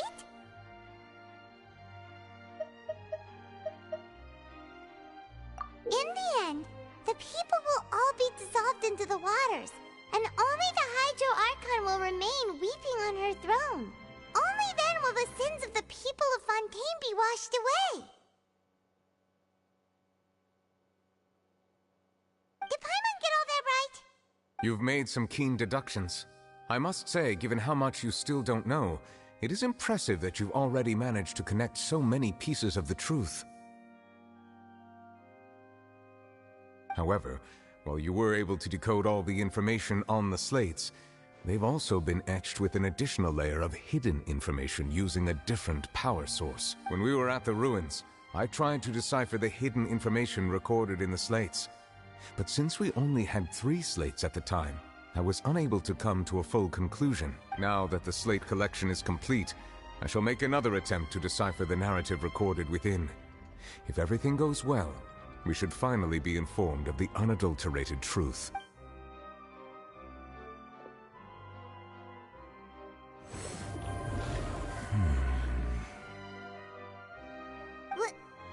I believe I should share this truth not only with you, but with all the people of Fontaine as well. I will try to briefly summarize it for you. Your hypotheses regarding the origin of Fontainians and the sin of the Hydro Archon were both correct. In the Fontaine of old, the previous Hydro Archon sensed the yearning of her Oceanid familiars for life on land.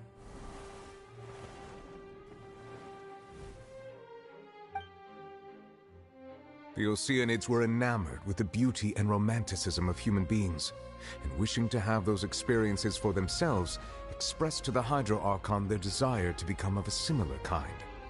However, even though water as an element is intricately linked with the power of life, the Hydro Archon, as one of the 7, did not possess the authority to create a new form of human life. Not one to give in, she eventually found a way to create permanent humanoid bodies for her familiars by appropriating the power of this planet's primordial sea. She poured primordial seawater into the Oceanids' blood vessels, creating humanoid mimics in the process.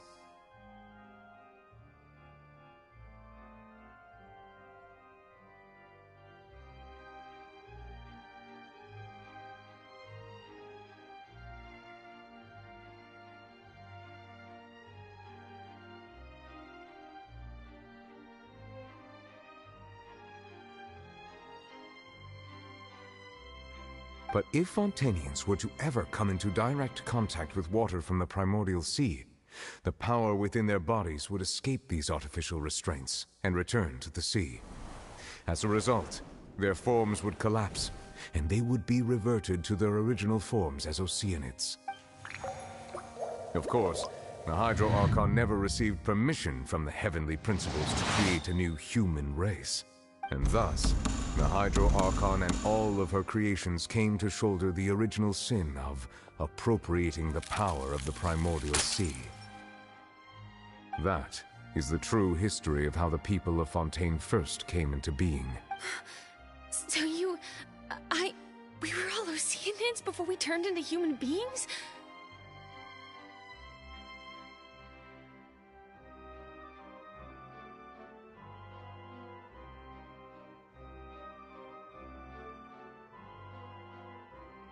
That's way too much information for me. I think I'm just going to pretend that I never heard a single thing. Wait, but if that's the truth, we can't let the Hydro Archon be sentenced to death. After all, her only sin was creating us. This really might be too much information for your regular Fontainian, but it does answer a lot of our questions. Alas, your hypothesis regarding the 3rd and 4th stone slates was inaccurate.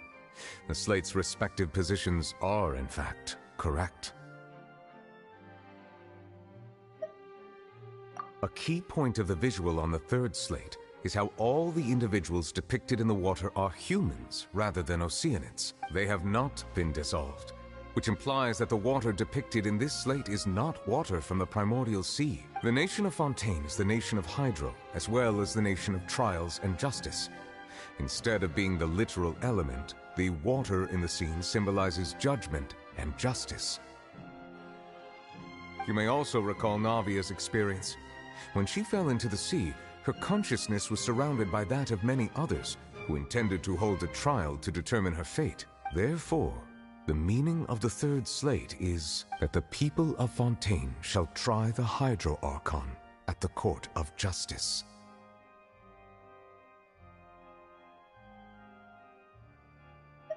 Yes, it refers to our present situation. I think I'm following now.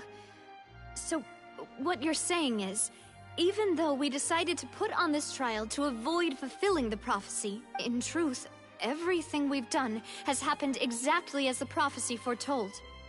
So now, it seems, we're the ones making sure it comes true. What should we do?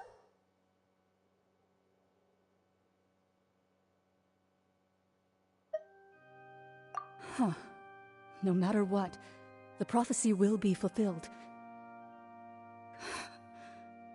Is this what it feels like to be a prisoner of fate? If that's the case, does that mean the scene in the fourth slate will also be fulfilled soon? Traveler, I would like to point out another small fallacy in your deductions. About the fourth slate, you probably thought that the eruption of primordial seawater beneath the fortress of Meripede served as the surest sign that the prophecy was about to come to pass, yes? However, I believe that rather than being a sure sign, that eruption could in fact only be a small warning of something far worse to come. As for the root cause of the catastrophe, I believe you've already encountered it once before.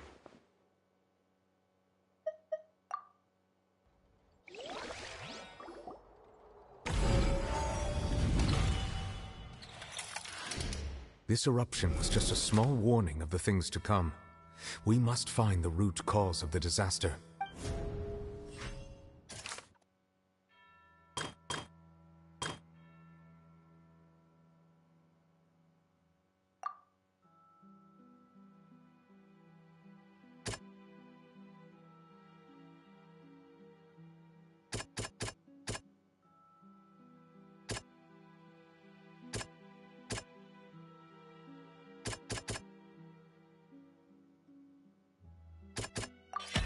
It was both dream and reality. If we're talking about a true culprit, that could only be that thing inside the primordial sea, right? The truth, the original sin, the trial, and the root cause of the disaster.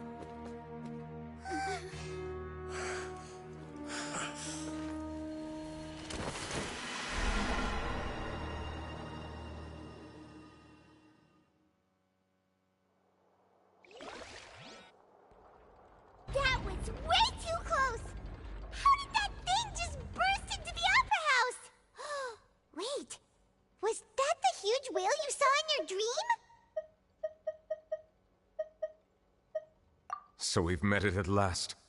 I understand very well why it has chosen to make an appearance here. That whale does not belong to Tevat.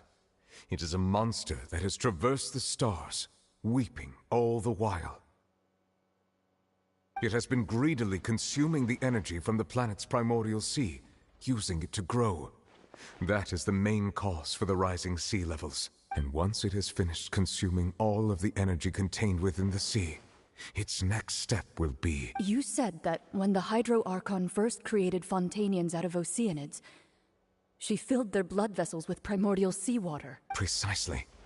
That whale finds the blood of Fontainians nigh impossible to resist. Therefore, when it left the primordial sea, it decided to make its next stop a packed opera house full of food. Food in the form of Fontainians. We just barely managed to push it back, right? In that case, won't it come back to target the people again, once it's managed to recover its strength? That is correct. Indeed, it is more accurate to say that we should thank that Harbinger for buying us some time. Without him, the whale would have likely come onto land far sooner. From the way he looked, he must have been fighting the creature for quite a long time. That battle maniac. We've always known that he had a special connection with that whale, but we definitely didn't expect it to help us out like this.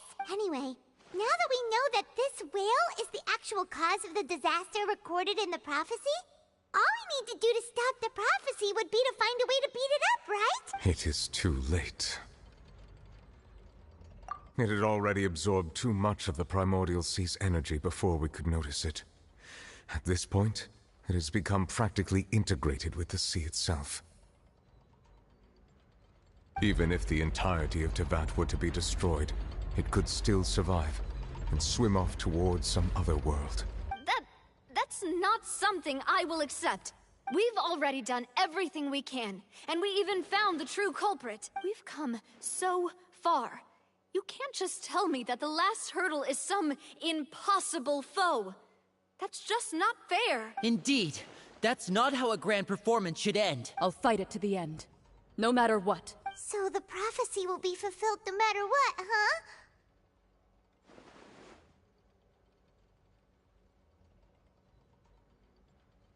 The prophecy.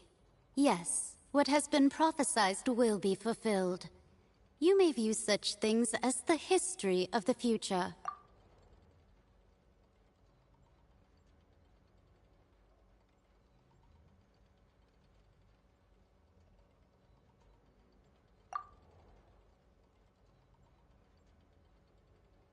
Just as prophecies are usually only the future as seen from the perspectives of the gods, could things be happening in hidden corners where the gods' gaze does not fall? Ultimately, fate shall serve as your only guide, no matter what will happen in Tevat's future. All you need to do is to play your part.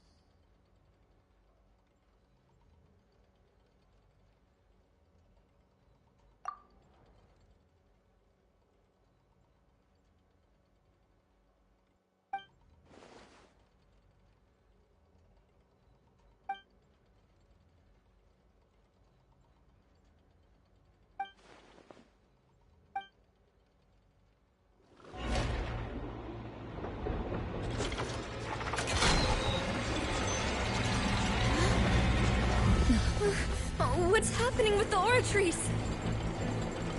I believe it is preparing to carry out the death sentence.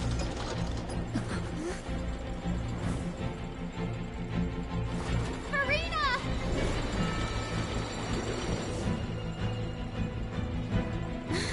No, I still need answers!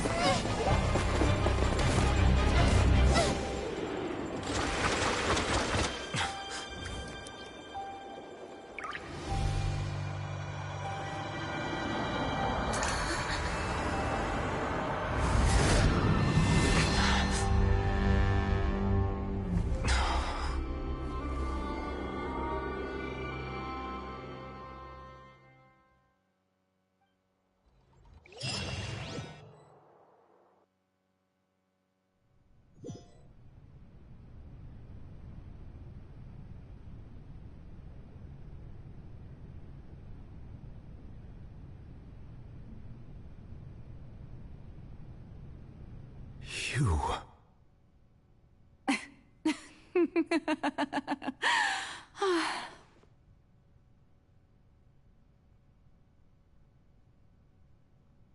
Sorry.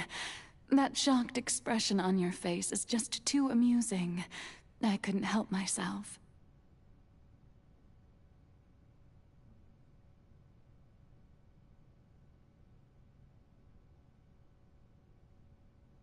You are not Furina. Who are you? Ah, the sweet sound of bewilderment. Marvelous. A sure sign that my attempt to deceive everyone was a resounding success. But to answer your question, I am Focalor. You know, the god. Focalor? Why did you deceive us?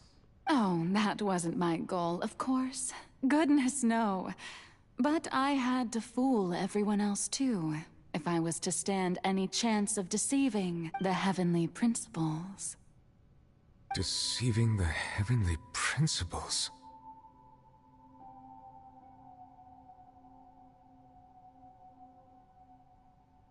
It's all because of that pernicious prophecy. Dreadful, wasn't it? Everyone doomed to dissolve. Fontaine condemned to be flooded. One was not amused. In fact, one was positively bemused when that problem was thrust upon me by my dearest predecessor. That's the former Hydro Archon Egeria, for the uninitiated. It hardly gets more disastrous than a preordained national catastrophe. Now does it? She knew full well that the prophecy would surely come to pass.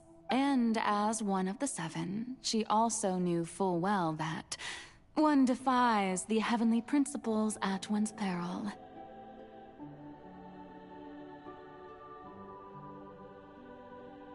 So yes, as you have no doubt surmised, it was a rather impossible situation that I found myself in. I spent a terribly long time mulling it over, alone on the ocean floor. And I was almost growing barnacles by the time I finally realized there was only one possible solution to this confounding conundrum. I had to outwit the heavenly principles, allow the prophecy to be fulfilled, ostensibly at least, while saving everyone at the same time. I'm a genius, I know. I can only assume that's why Egeria chose me as her successor. Although, looking back now, it was hardly the inheritance one dreams of. Between the task of saving the nation, the quotidian duties of the Hydro Archon, and not to mention the original sin of creating a new race of humans, I dare say she left me quite a colossal mess to clean up. But one can only play the hand one is dealt. I did not choose this, any more than I chose to be one of her Oceanid familiars.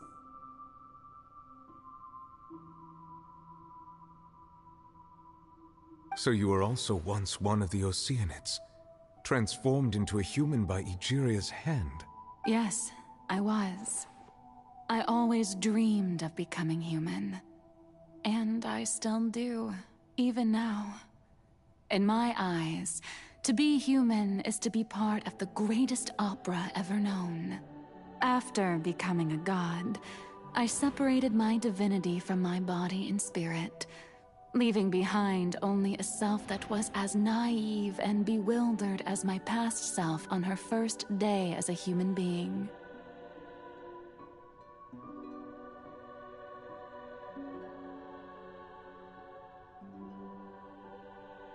The me you see before you now is that divinity. And the human counterpart I left behind, I named Furina. She could feel joy, sorrow, and everything in between. She could be as vain and conceited, or as meek and vulnerable as she wished. Her strengths were of a kind only a human could possess, as were her shortcomings. But in my eyes, Furina's humanity was what made her perfect. She was perfectly human in every way. The person I always wanted to be. Anyway, so then I cursed her. All part of the plan, of course. The plan to deceive the heavenly principles.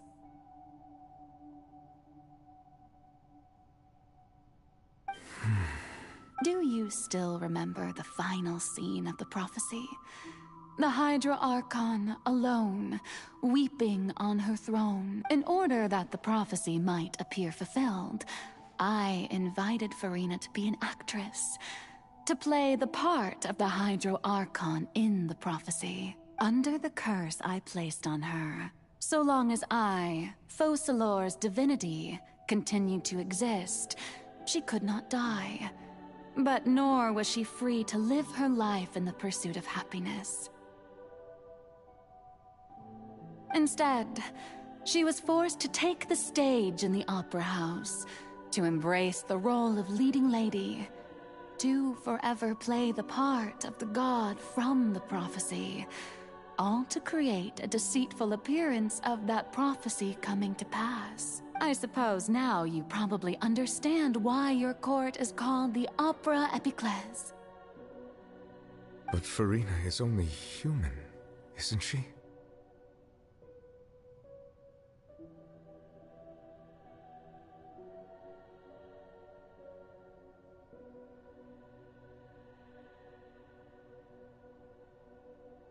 Even though she has had a long life, her mind is no stronger than that of any other ordinary human being. I cannot begin to fathom what she has had to endure. It must have been torture for her. It has indeed.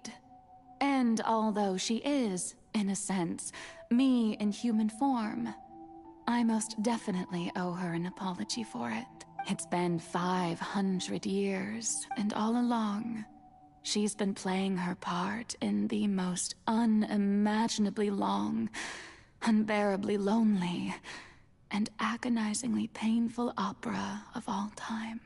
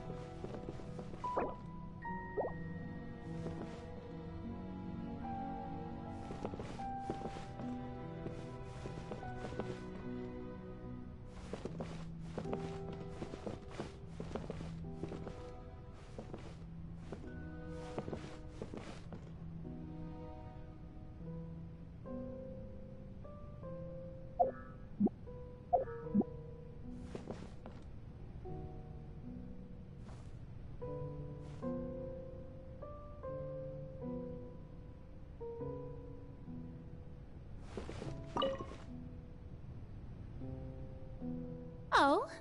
Who permitted you to come onto this stage? Now, I understand your admiration for my august self, but I must ask you to keep to the rules. All right. It is not my intent to reprimand you. There is no need to state your name. Just be off with you. Do not distract me from my performance.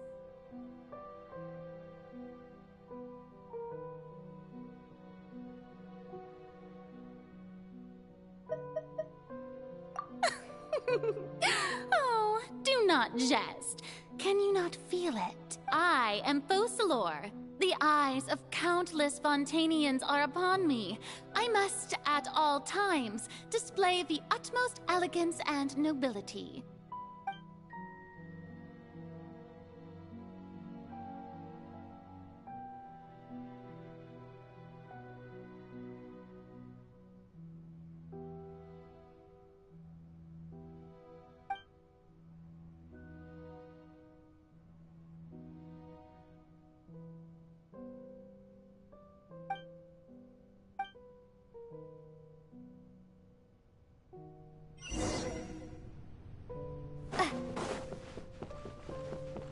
Dear audience, the performance is experiencing a technical difficulty, but worry not. The guards shall resolve it soon.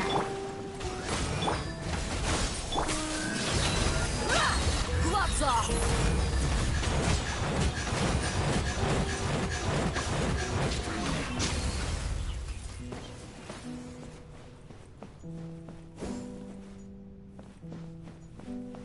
Hey, what gives?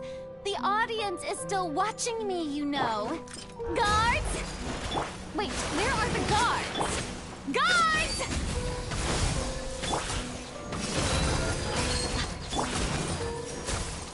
Decided by destiny.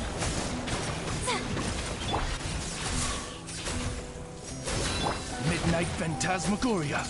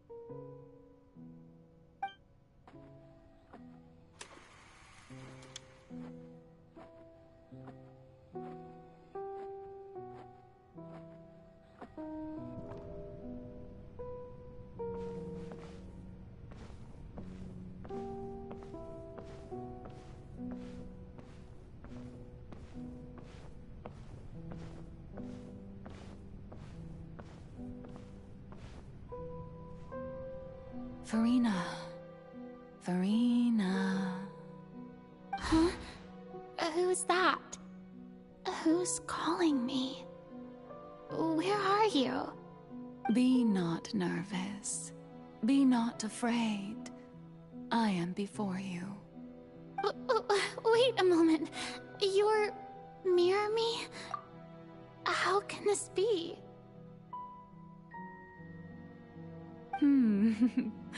Mirror you, huh? You know what? That's not bad. Let's go with that. Mirror me. What do you wish to say? The prophecy. Have you heard of it? What prophecy? Wait. I know. I think. I don't know why, but it's in my head somehow. The people will all be dissolved into the waters, and only the Hydro Archon will remain, weeping on her throne. Only then will the sins of the people of Fontaine be washed away. Oh, very good.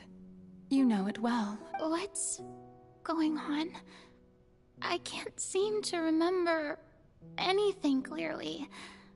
The only thing I know for sure is this prophecy. Will it really come to pass? Yes, it will. And that is why I've come to you. Disaster will come to Fontaine sooner or later. things will develop just as the prophecy declared. There is no escaping it. But doesn't that mean everyone will die? I'm a Fontainian just like them. Will I dissolve too? Oh, don't worry. Magical meetings exist in this world precisely to give people a chance to turn things around. It is the reason why you met me today. I will tell you how to save everyone, but you may have to suffer somewhat. Oh, so there's still hope after all. Goodness, you frightened me. You spoke so much and with so much certainty. As for the suffering, well, I will admit that the first thing that came to mind was, why do I have to be the one to suffer? But if the prophecy will come true, I'll also die anyway, right? So if I've already met you as my magical meeting in this world, if there were scales, with all the people of Fontaine on one side and my pain on the other, is it not obvious where the scales should tilt? You truly are the perfect human. My ideal. I suppose this would also be the justice that belongs to you. Huh? Don't worry, it's nothing. Listen well. Fontaine has just lost its Hydro Archon. I need you to play a role. That of the new Archon. Play as a god? That's right. You must begin a never-ending masquerade. You must never let anyone suspect your identity. If you can keep it up, then I shall have my way of defying this prophecy. But should your identity be revealed, then all hope will be lost. But how will I do this? A human assuming the role of a god without being exposed. Don't worry. What you must do is not to turn yourself into a real god. You simply need to play the role of a god as humans imagine them to be. Being a human yourself, I'm sure you already know what such an entity would be like.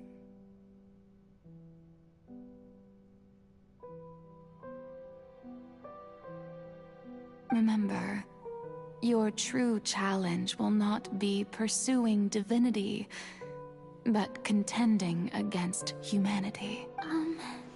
I'm still not sure I understand, but I'll try. I'll try to do this. So, how long am I going to have to play this role? To accomplish this mission, you will have to stay on the stage for many, many years. You will endure and not grow old until your task ends.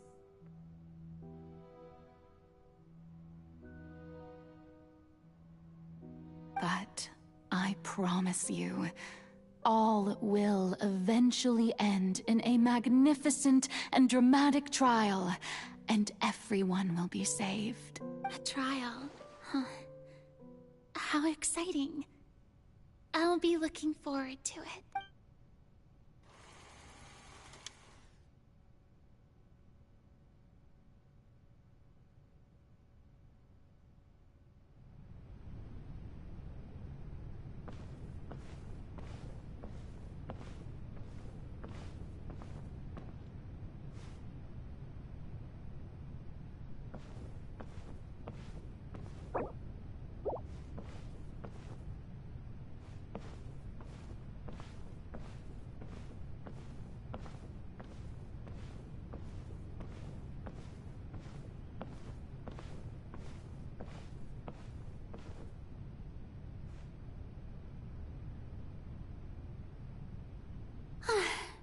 The Maison Cardinalise has announced my accession, but this is my first time facing the people. What should I say to most appear like a god?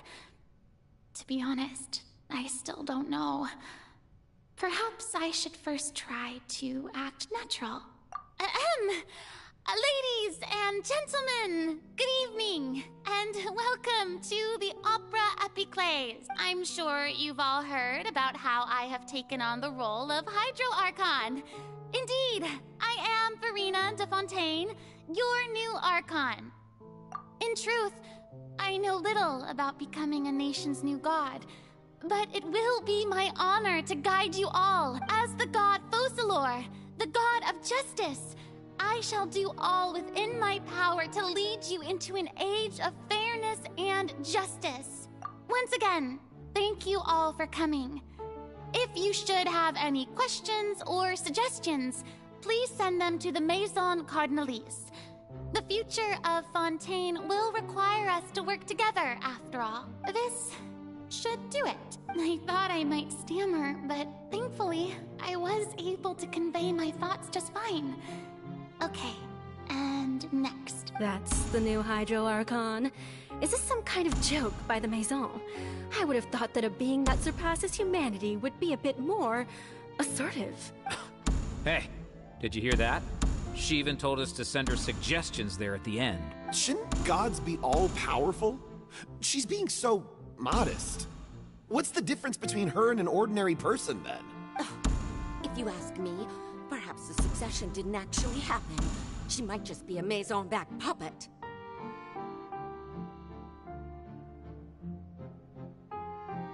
Wait, what's going on? Why is everyone suspecting me of being a fake? Oh, this is bad. If I get exposed here, there'll be no saving the people from the prophecy. Right. Mirmi said that I just need to play the role of a god as humans imagine them to be. Calm down, Furina. Think. What do the people want? How would they imagine a god to speak and act? Assertive, with a strong sense of presence. One who can dispel all doubt. That is the character I'm fated to play.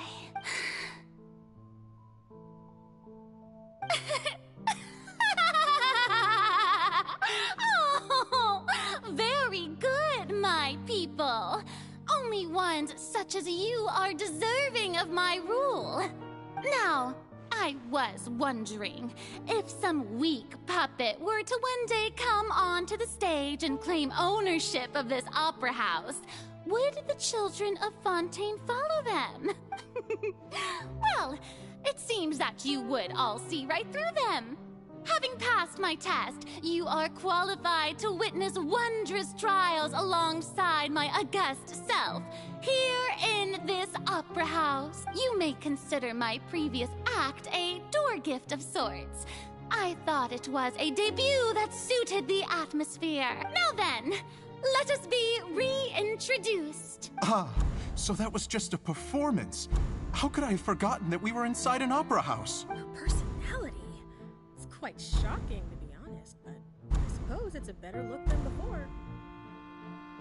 Such a fascinating and bold deity. How wonderful! Our future may yet be bright after all. It seems I've turned them around. Best follow this flow and restart my accession speech. My dear people, whether you acknowledge me or not, whether you trust me or nay, I say to you, keep faith in your ardor for justice. We have heard it said that this nation's sins can no longer be washed away. Well, I say that justice is most fragrant when it blooms amid sin. The scales of justice should not weigh heavy in the hands of its god. On one side, it must carry fairness and justice. And on the other, praise and applause. May law be the prayer on our lips. May judgment be our worship. Let us light the fires and drink to the future of Fontaine. There is no trouble in this world that justice cannot solve. All that is needed is for you, my people, to believe in it, heart and soul. So long as I, the Archon Focalor, stand within the Opera Epiclese, so long as I stand before the Oratrice, I shall even judge the gods of this world!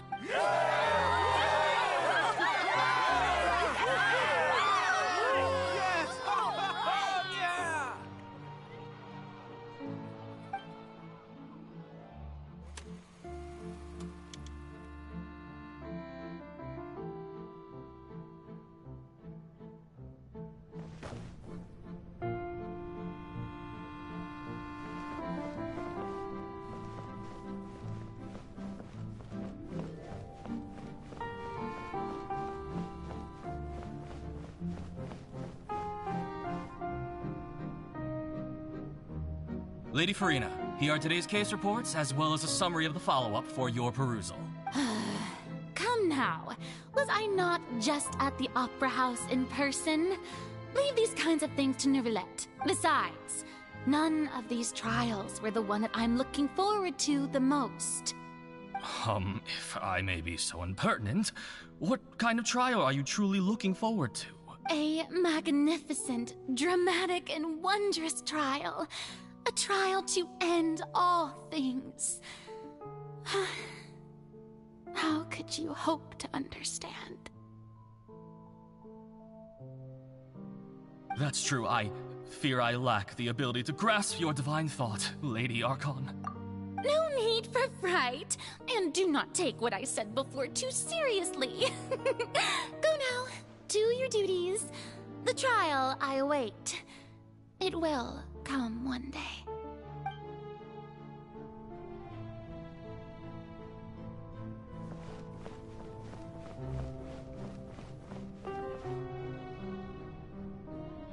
Lady Furina, I don't know what to say.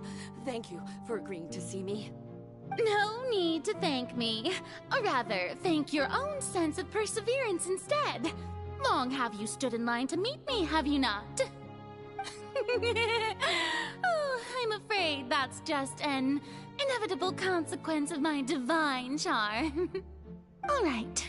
Deoteria, is it? How is your son's illness? You remembered me, and you knew of my family, too. He is doing much better now. In fact, he is far more of an ardent believer than I. He was the one who forced me to seek an audience with you, and to bring your words back to him. Oh, good. Very good. If this should happen again in the future, please do not hesitate to come and tell me. Going down to citizens' homes every so often, while not usual practice, should serve as a fine change of pace. You're such a gentle and wise god. Thank you once again, on behalf of my son.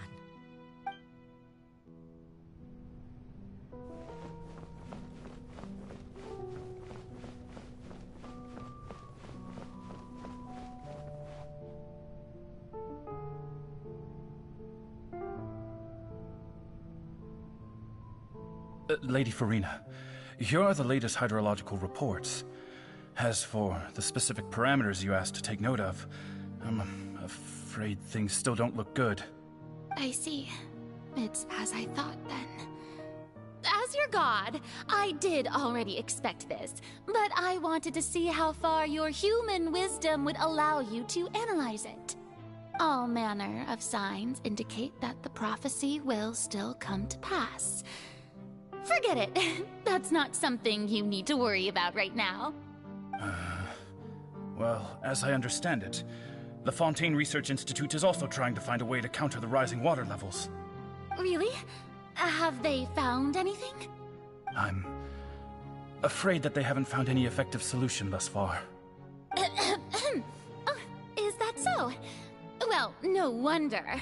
This issue has reached the realm of the gods, after all. Still, their spirit is praiseworthy.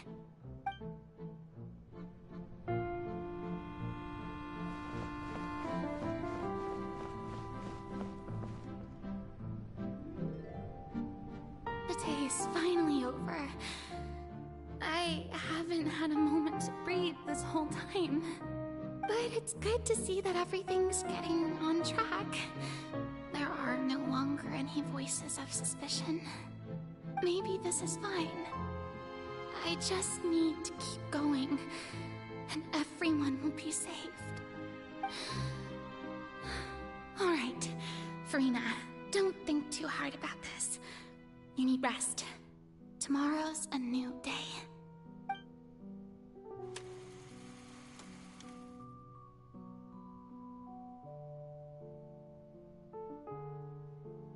Lady Furina, here are the new trial reports for the latest cases, as well as a summary of the follow-up.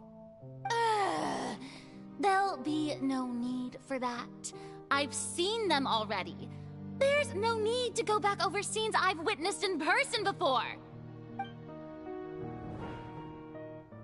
Lady Furina, I've waited so long for this chance to see you in this manner. Indeed, my dear, loyal citizen. This joyous moment is an honor for us both. Lady Furina, we're detecting significant hydrological anomalies near Poisson. Understood. Keep monitoring. Keep me informed should anything come up at the Institute.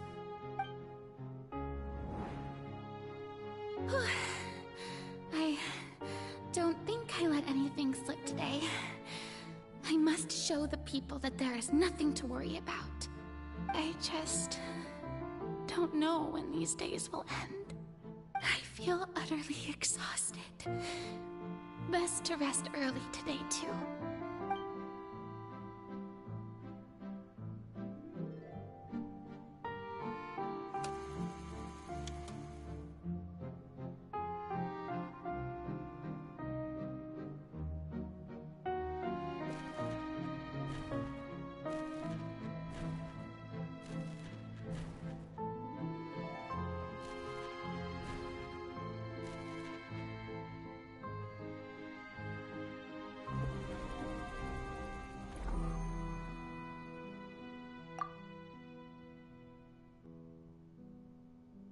Lady Furina, it's like a dream being able to speak with you up close like this.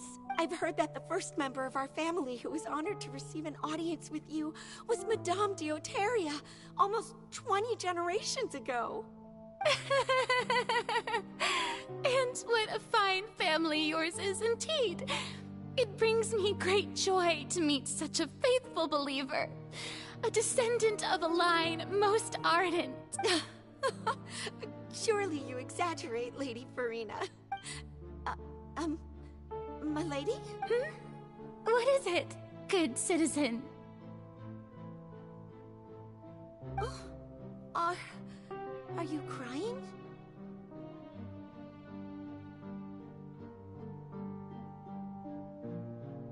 Uh-huh. Oh, really now? I didn't even notice. This must be the overflow of hydro from my person. Well, can't quite help being the god whose dominion is the waters, can I? No wonder. No wonder. A manifestation of your power, then. Oh, Archon, I am honored to have witnessed it. Honored indeed.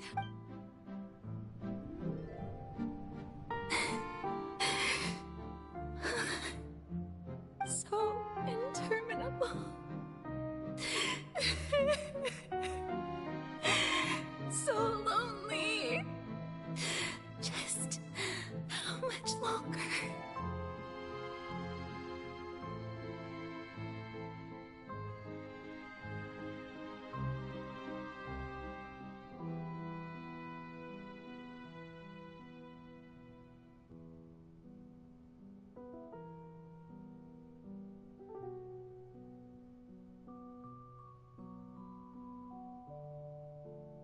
Hundreds of years must have passed by now. Perhaps the show must go on for hundreds more.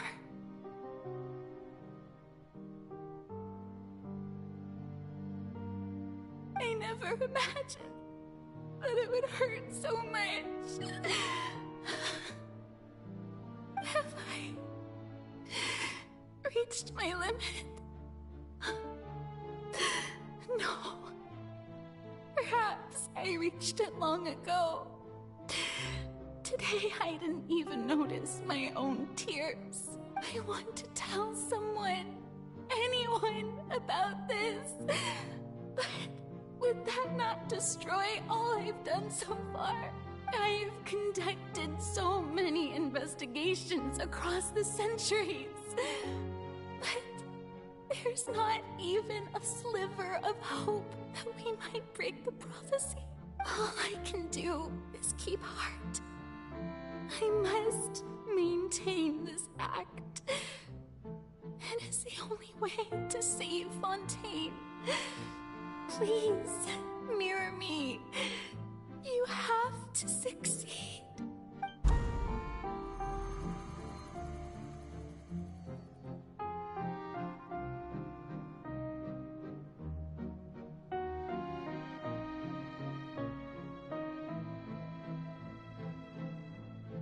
Furina, you don't have to shoulder this burden alone.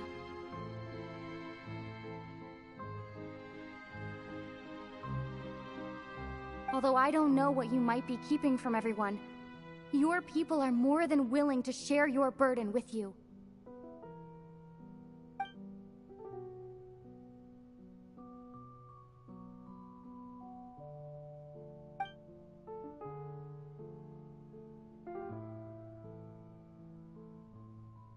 Share my burden. That's impossible. It was fated right from the start that this would be my duty alone. But even if your burden doesn't need to be shared, you can still choose to confide in someone. Just share it with me. I'm what you'd call a witness.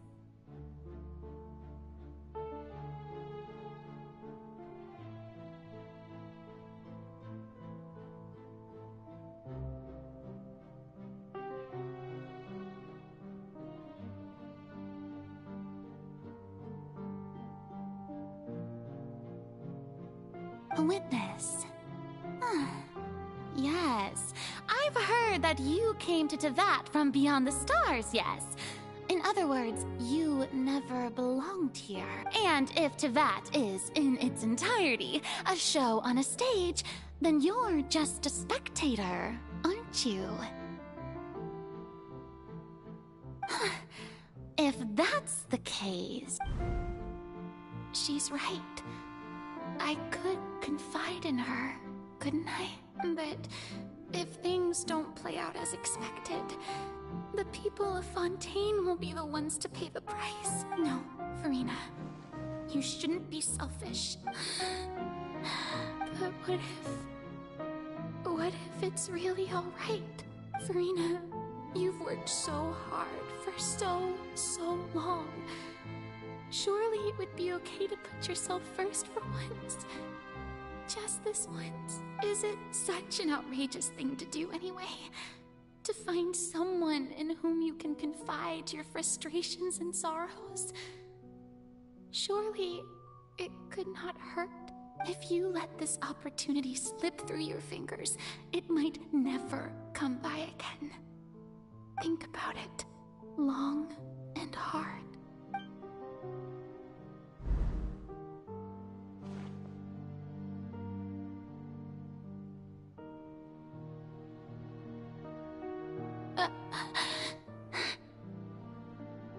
No, I have nothing to say. I am Furina, the Archon of Fontaine. Everything will surely get better. All you need to do, dear spectator, is to witness my performance until the curtains fall.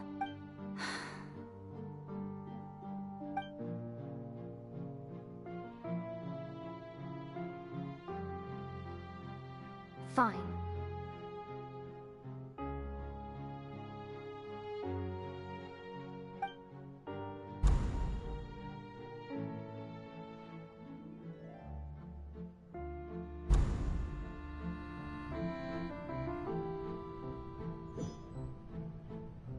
So even Furina doesn't know the truth? You've never once let her in on the full plan? Yes, it had to be done.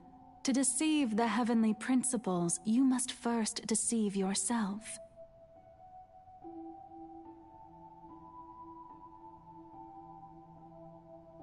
She did very well. If she had let her resolve falter even once in these 5 centuries, Fontaine would have been doomed to the most tragic fate. It seems that trusting humanity was the right decision after all. I believe that I understand how your deception works, but that is only half the truth, is it not? How would you build on this foundation to save the people of Fontaine? That is the most important thing. Ah, good, good. Of course, the Iudex of Fontaine has pinpointed the crux of the issue. I'm sure you've long sensed that the Oratrice is no simple machine, yes? I've always suspected that it had its own consciousness. And Lenny did mention that he heard a human voice within the core chamber.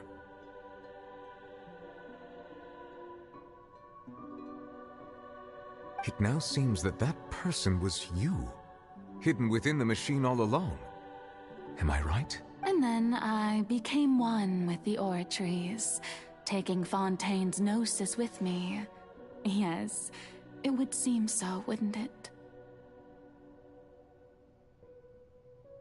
Alas, your understanding of this device still lacks sufficient depth. In truth, it is no enactor of justice.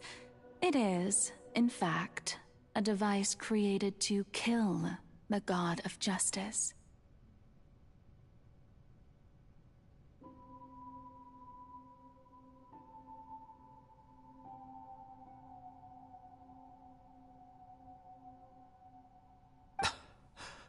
I beg your pardon?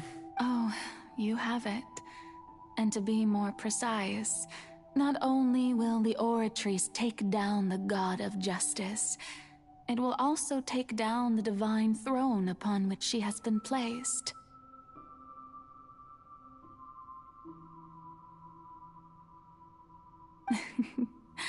I mean, did you think I would be the sort to enjoy peaceful repose while Furina suffered?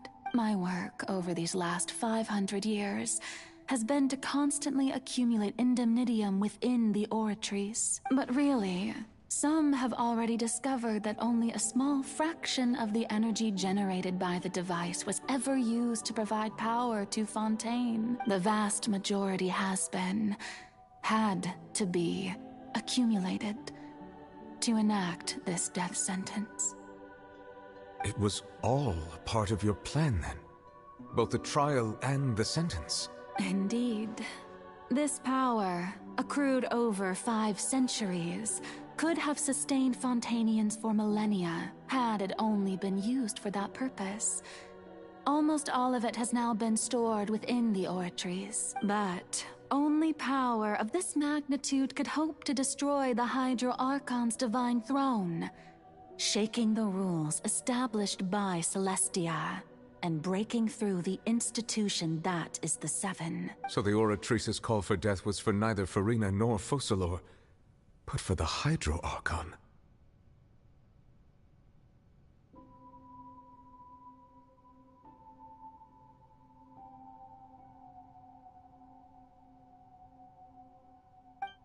The destruction of that divine throne. If I do not misunderstand your intent, you must be... returning what's rightfully yours to you, of course.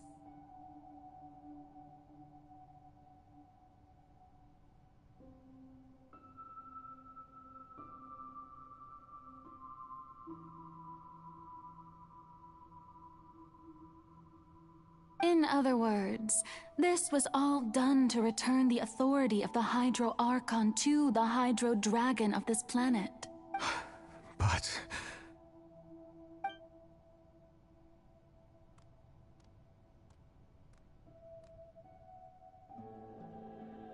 Oh, what? Getting sad again, are we? The authority of the ancient dragons shall soon be yours once more, O Hydro Dragon Sovereign. And this is the face you make. all you've done throughout the years is just so you can sacrifice yourself at the very end. I've never quite seen it that way, you know. Even now, I'm quite pleased at how well my deception worked.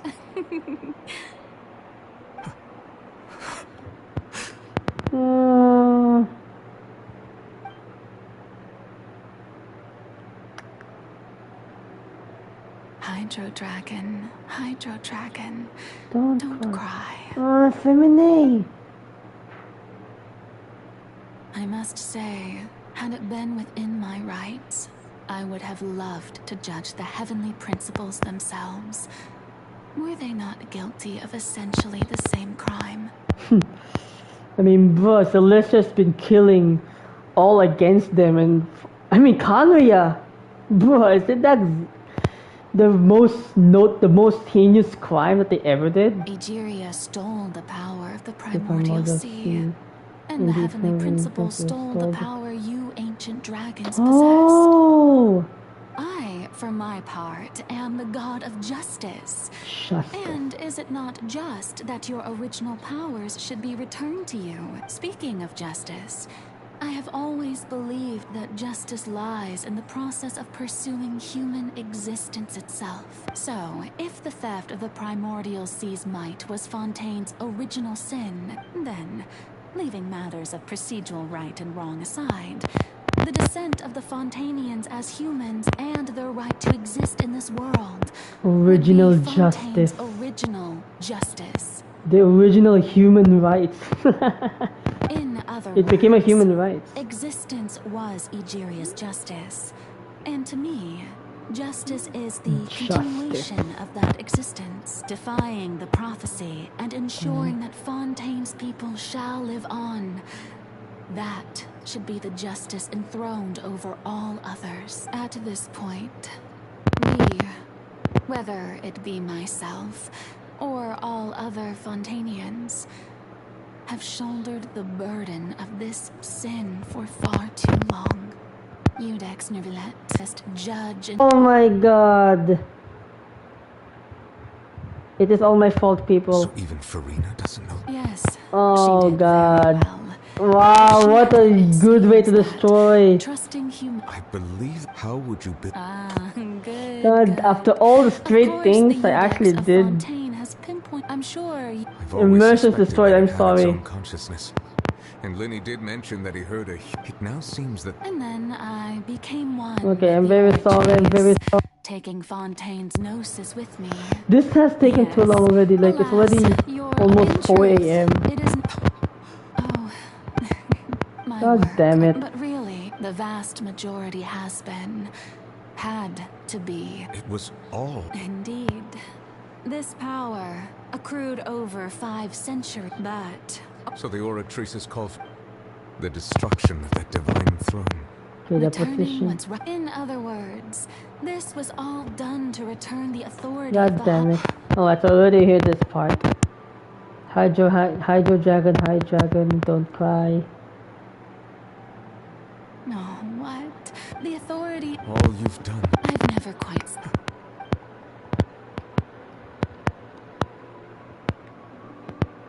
Hydro dragon, don't cry.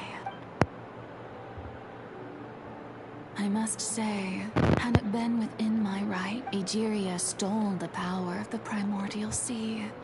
And I, speaking of justice, I have always believed that. So, if the theft of the primordial sea, then leaving in other words, defying the at this Right, point. so I guess he's So when I was in. At last.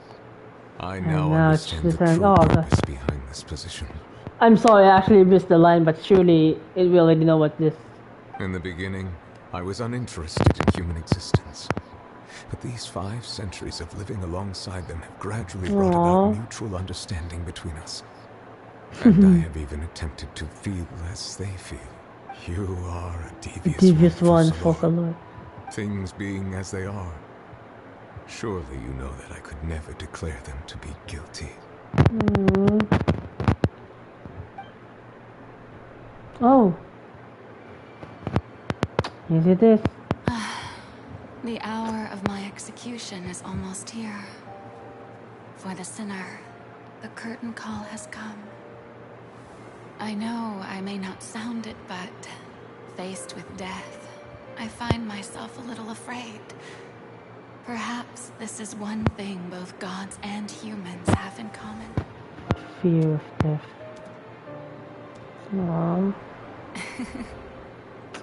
Farewell, Neuvillette. Never I left. hope you've enjoyed the part you played these 500 years. He also became part 2. Oh, you na na na na na na na na.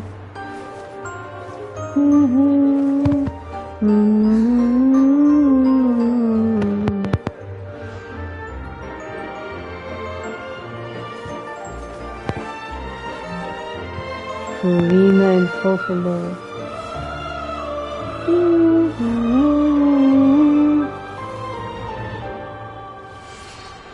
Bye.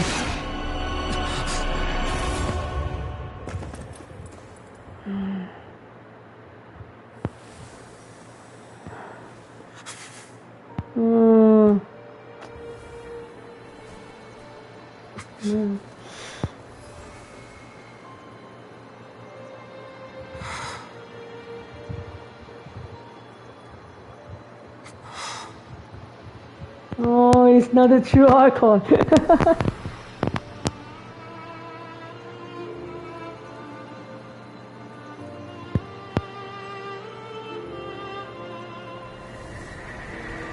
Thank you, Furina, for all you've done. From this moment on, please live happily as a human, just as I wish we could.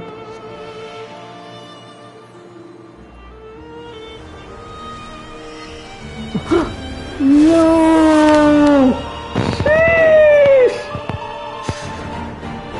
Never I, Udex Neverlet, hereby declare, people of Fontaine, your sins are forgiven.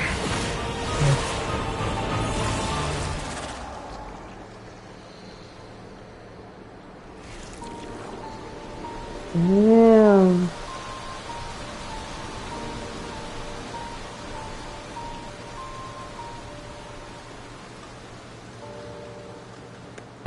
Wow.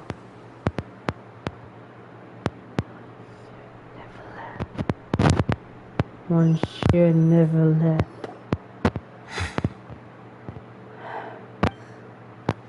What just happened? Has the death sentence been carried out? Was that bright light some sort of misdirection? So didn't see it? Something huge just happened. But since we're all still alive and haven't been dissolved, I assume whatever happened was good for us. It's time to end this. We must mete out punishment to that beast. Let's go. Didn't you say just a moment ago that it can't be defeated? That's just a moment ago. I have gained the strength sufficient to deal with it. Through certain means, I now have the ability to separate the power of the Primordial Sea from that creature. We should seize the opportunity to pursue our quarry.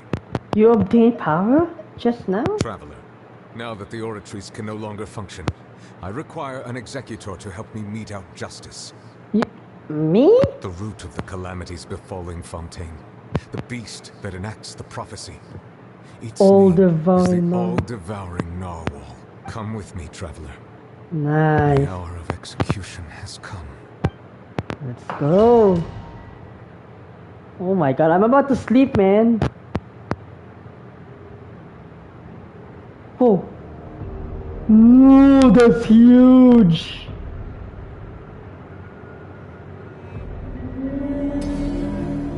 Oh my god. Oh my god, I'm finding it already. I've already done my best to separate the power of the Primordial Sea from the wave. Considering the size, I cannot reach the power source. Unless we can find a way to attack it from within. We shall share a part of the ancient dragon's power. We shall look for an opening together. Okay. Jesus, guys, look at huge. How huge is that thing? Okay, how can we defeat this? I can feel the sorrow turning into hostility.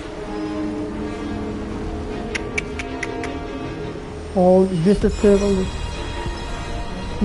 Oh, touch Dahlia!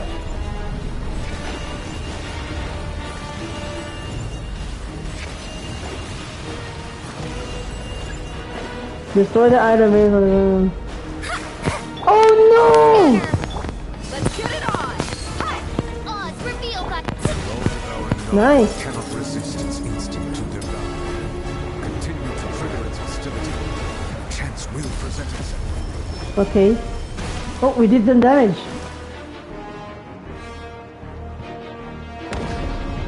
Uh-oh. Ah! Whoa. Holy for the soundtrack.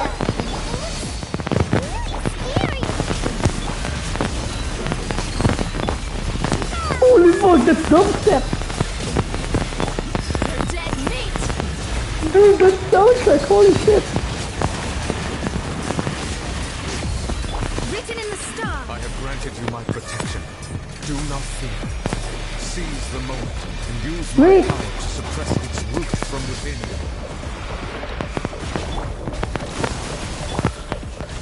Damn, that's a dubstep soundtrack, not gonna lie.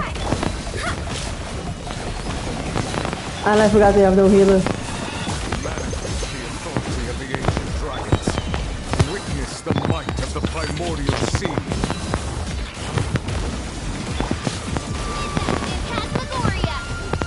Damn!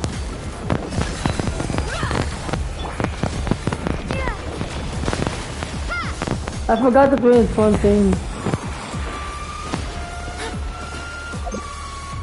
Oh, we're actually healing ourselves. I'm actually making myself more difficult. Shadows of fate. You asked for it. I forgot that we're actually in Fontaine.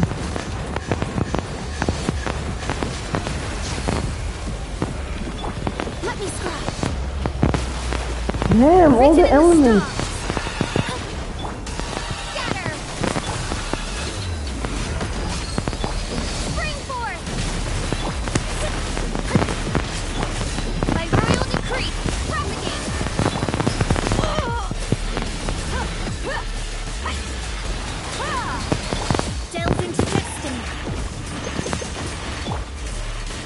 Oh wow, I can't commit any further. Ayun! Let's get it on.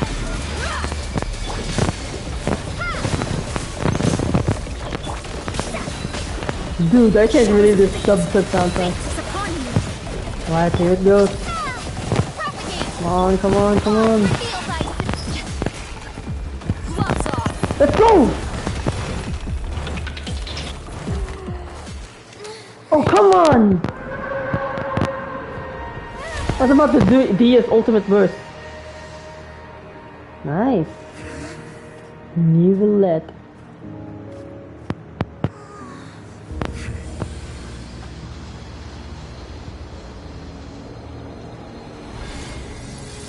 Nice. Come on, Nivelette.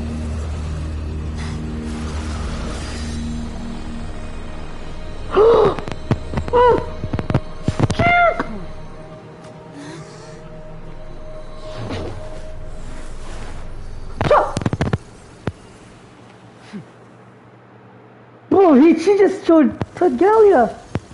Thanks for helping with the cleanup. Should have been my job, but oh well. It was just supposed to be a short private training session for me. I didn't think that my disciple and my master's pet would start brawling in the meantime.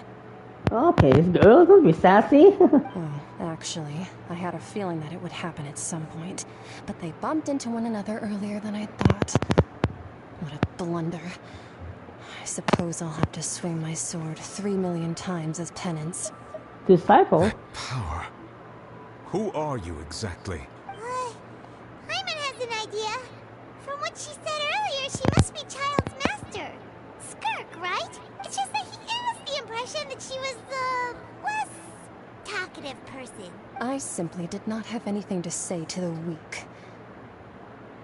But you, on the other hand, managed to defeat the all-devouring Damn, she's kinda without using power kinda from hot beyond this though. world.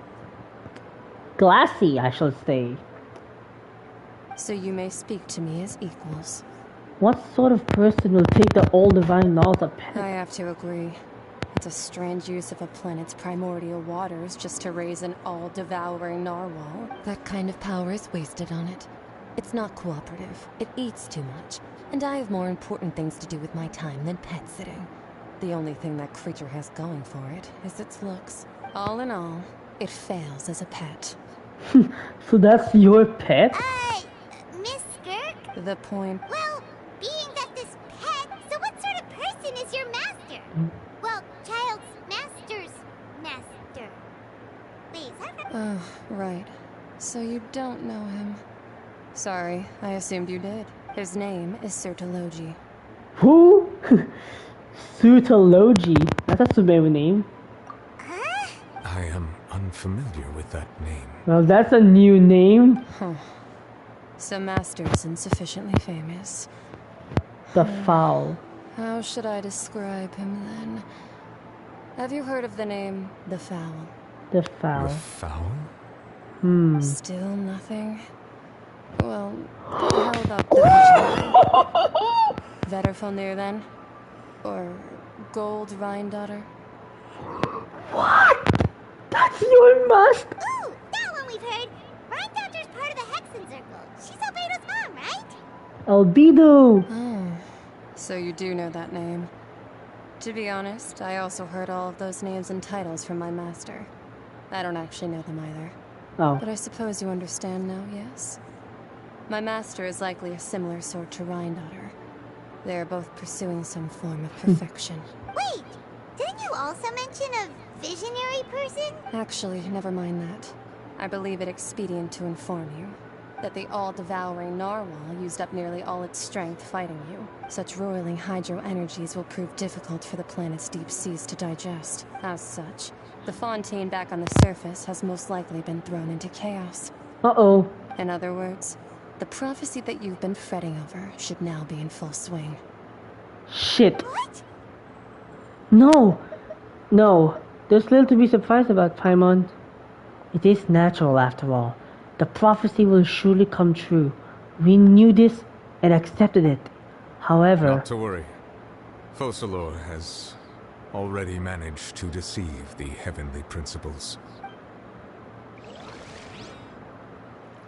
In the end, the people will all be dissolved into the waters, and only Furina will remain, weeping on her throne. Oh, no!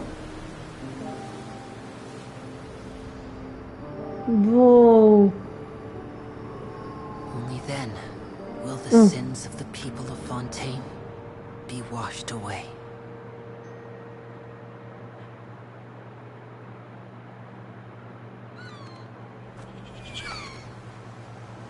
Oh wow, so it really did sink.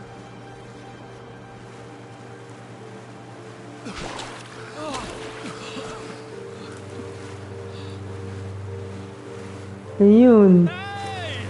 Help! Over here! Navia.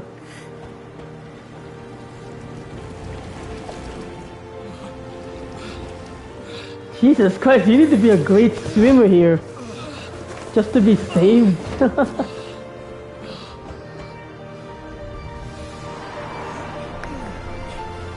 So there they are. They're not dissolved. Lightly.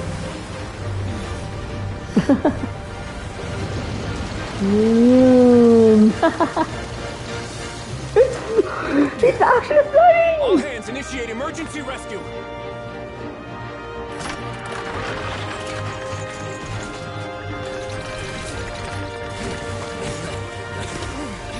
Hurry!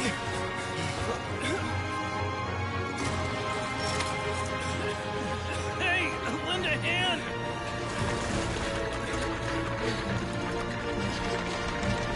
Jesus Christ, even children? Femini. All the land. All the artifacts. All the treasures I haven't collected.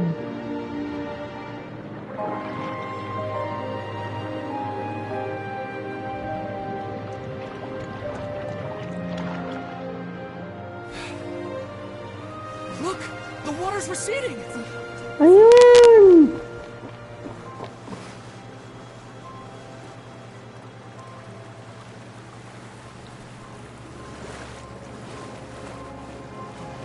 It's a miracle! Water's receding. We didn't dissolve. The prophecy was wrong. The prophecy was wrong. Yay!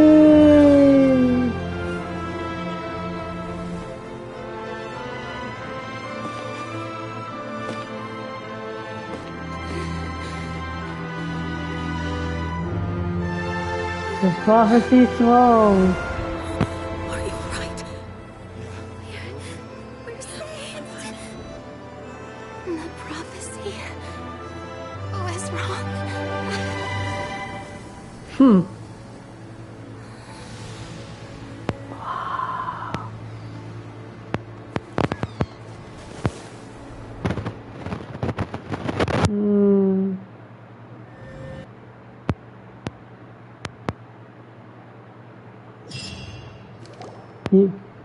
So basically, The Furina talks post-disaster rebuilding. I recently visited old soil can still give birth to new bloom, Miss Navi. Skyship Winglet, lunar brain of the Fontaine Research. The various disputes that have arisen on account of Mr. Edwin have suddenly become a shield over the Institute. did you? Turning out to be a once overlooked hidden gem. People always call the first researcher mad, but few know what to call the second. Hello, Charlotte. Wow, Paimon barely recognizes the people in the reports. Are those really Jurier and Navia? They sound like real big shots. They might have been real big shots from the start. What do you think? Pretty enthralling, huh? The Steambird's idea was Damn, how pretty many days simple. was that? With the disaster just having passed, we would print a free edition packed to the margins with good news to calm people down. The value for these big scoops lies in their inevitable follow-ups. We'll publish further reports and go into the stories behind those people. Edwin's assistant, Jurier, created a true flying ship, while Navia is leading people in the reconstruction of their home. I'm sure that these stories Edwin could and draw even your Jurier. well-traveled eye. Yeah, the articles do make me curious about how things will play out. Wait a minute. Didn't we watch everything happen? And that's exactly why I'd like you to come conduct interviews with me. You're the best incubators of news, if you haven't noticed. And also, with you around, I'm sure I'll get to see that Duke. Are you sure? Oh, this time will be different. Come on, let's head to Poisson first, and then make a trip to the fortress. There are some things you'll only know when you get there. Okay. Well, this is the for a better tomorrow. Tears Among the Stars finale. The fact that I actually used Dia as my final fight.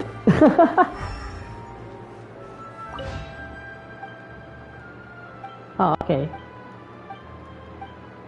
God damn, I thought that's the way the dialogue changes. The fact that I actually used Dia as my final DPS in the fight proves that everybody's wrong.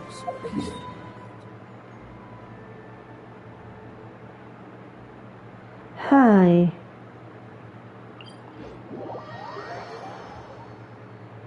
Poisson.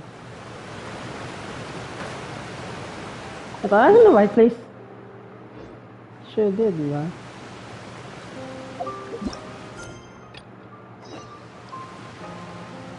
Oh, that's actually a long quest I actually did. For Tui and Navia. Navia! Oh, it's you. What brings you all here? Hey, we're just having a look. I'm here to update myself on how things are going here. Oh, the Fatui are here too. Let me introduce you. This is Mr. Garunt Snezhevich. He represented the Knave in sending us a large amount of supplies, and is helping with our work.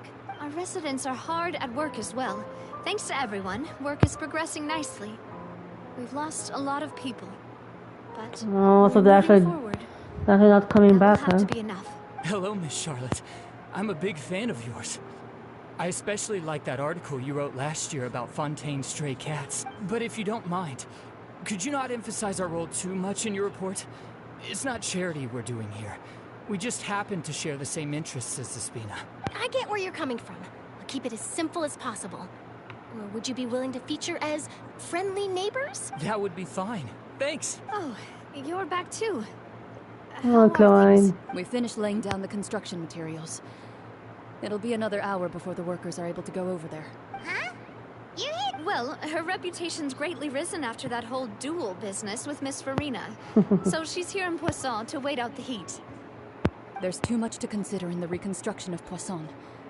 The Spina has need of more decision-makers. And, well, I do already happen to be connected to Mr. Callis. Wait just a moment. Do you mind me asking a few questions? You know, about how you felt before the duel, about what it was like facing down a god. There's lots of exciting material there, I bet. Forget it. I'm sure you can find a better theme than that, Miss Charlotte. I see you're the same as always. Couldn't you do me a favor, for Navia's sake? Well, if we're talking about doing things for my sake, you might as well just take a few more photos of me. Or of the Traveler. It's better than wasting time persuading Chlorand at any rate. Of course I will. I'm not gonna let her off that easy. All right, then everyone who wants to be in the photo, gather up. And smile. Nice. How did it go? Was it a good shot? Not bad. Your addition really helped the composition of the picture.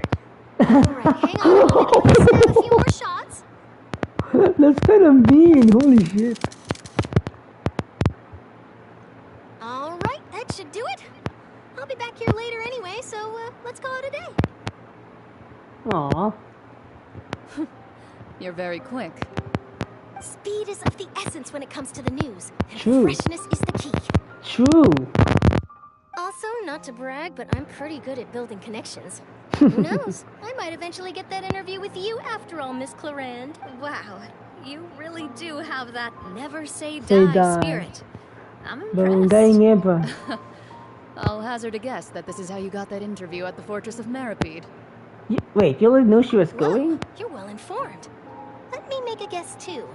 I asked Sijuin, who told Monsieur Nervillette, and he told you, right? That's a very complete information chain. In truth, all Monsieur Neuvillette asked me was, when did the fortress become so friendly towards the media? I told him that it was best not to speak too soon. There's no guarantee that Ridesley will make a personal appearance. You're right. I've got to treasure every moment I have with them. In which case, I'll be making a move first. Stay safe now. And tell me if you hear anything interesting. I'll treat you to afternoon tea in exchange. Hello. You seem curious about the fortress. Of course. That Riot. Ridesley. I still remember going down to the fortress to grill him for information on my father's case. Boy, did he take me for a ride. Without telling me anything, of course. But he did invite you to tea, didn't he? 2 large pots of it, in fact. It was good tea, though. I have to agree. The tea there is very good. Speaking of that, would you like to have some today? I mean, you've got time, right? Well, I'd be partial to some shortbread. Wow, it's like we've got a menu or something. Yeah, Sure, true besties. Good. What flavor of biscuits would you like, Mr. Snezhevich? Me? I'm fine with anything. But I would prefer chocolate, should you have it. All right. Leave it to me. I'll go over the newly arrived supplies with you later, Mr. Snezhevich. That works great. The good news Is of it it. just me, or did you get a new lipstick? I did. It was a gift from Sijuin. Teaching. Want to give it a try? I think the color would suit you too. It's really fun. It's really cool now that Fortu is now actually helping us. Like they actually did it for the cause. Surely they're not gonna get the what they call this, the sovereign. What they call this, the gnosis, right? Oh.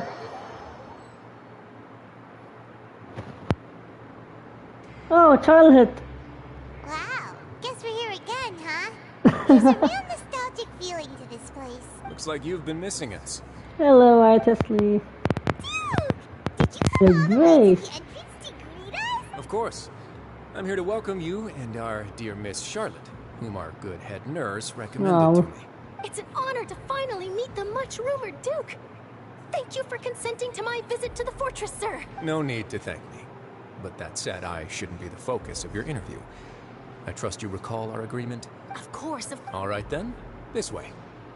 Alright. Hello, Judea. Oh, so that's really living. Hey, no need to be so nervous. I've already taken all the photos we need. They're gonna be mistaken as a couple again. Miss Charlotte, do these pictures really need to be published on the cover of the Steambird? It would seem that Miss Lorvine doesn't want her face to appear beside that of Mr. Jurier. Sir, please don't say things like that. But it looks like dear Mr. Jurier denies it. Might this interview be very important to you then? No, I just... This is my first time being interviewed, and I'm very thankful to the Steambird for... Now, I might not look it, but I actually did meet Mr. Edwin once. And I'll be honest, I enjoyed chatting with you more. You've definitely got more of that genius vibe going on. The boat that brought about a miracle, the ark that saved the people. Why, you recreated a myth back there, like an emissary of legend. Still, if I might ask, where's that flying ship now? Huh. Looks like Charlotte's trying to get herself... I have to apologize, but that ship is presently in the bowels of our factory. I'm afraid it won't be easy for you to get a shot at it. Yeah, I think I know where that is. Really? Well, then in that case, could I have an interview with you to make up for that long?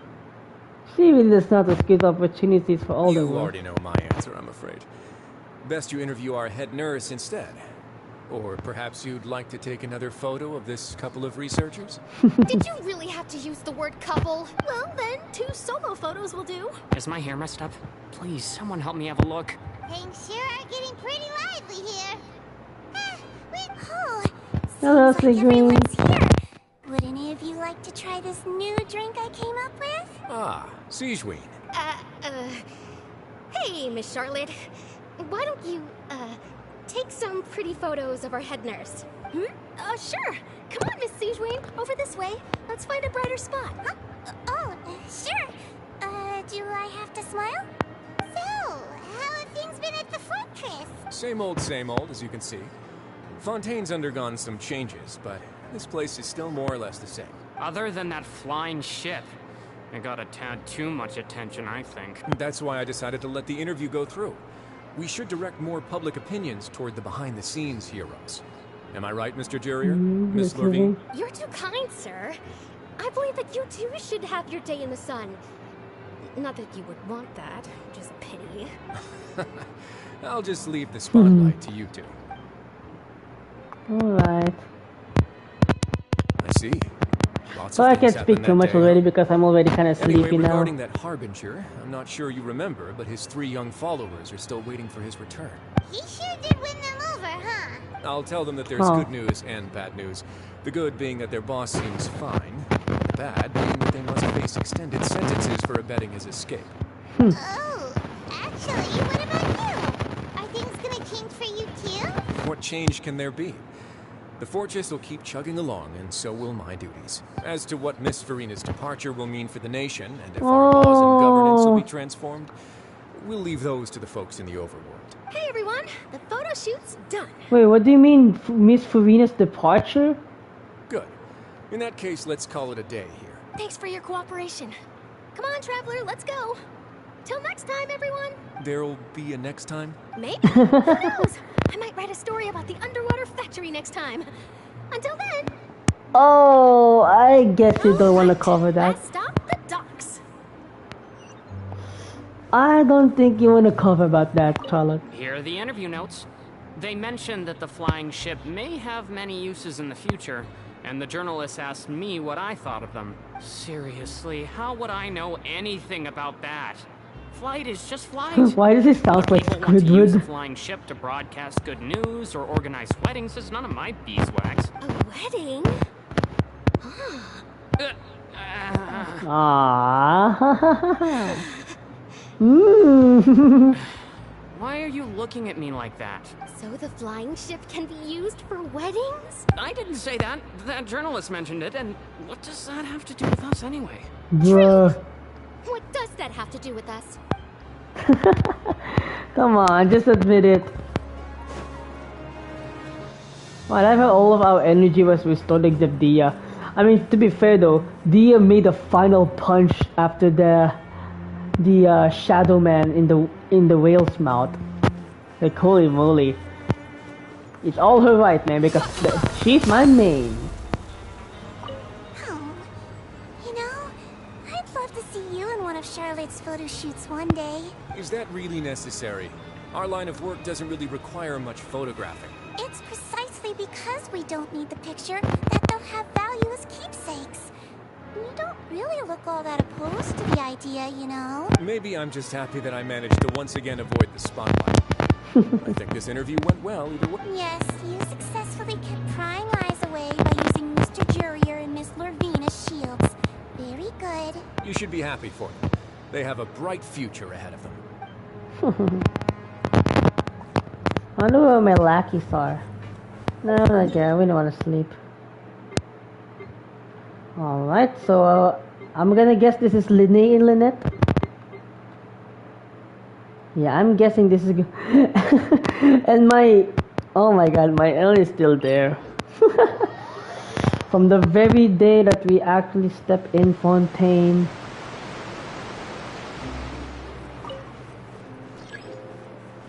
Oh come on, we're not gonna do that. From the very day we step into Fontaine. That, what do you call about that? God damn it, why did I forget? Okay, from the very day that I actually stepped into Fontaine, that, boat, oh no, I fucking forgot it. Let's just say the boat is still there. Like, look at that. This is from the very first day of Fontaine. Once we glide down from Sumeru to here, then we actually do it in the legal way. From 4.0, we are not going to remove that. It's a remembrance that we actually got into Fontaine. See? It's still parking there. Hey. Hello, Linné.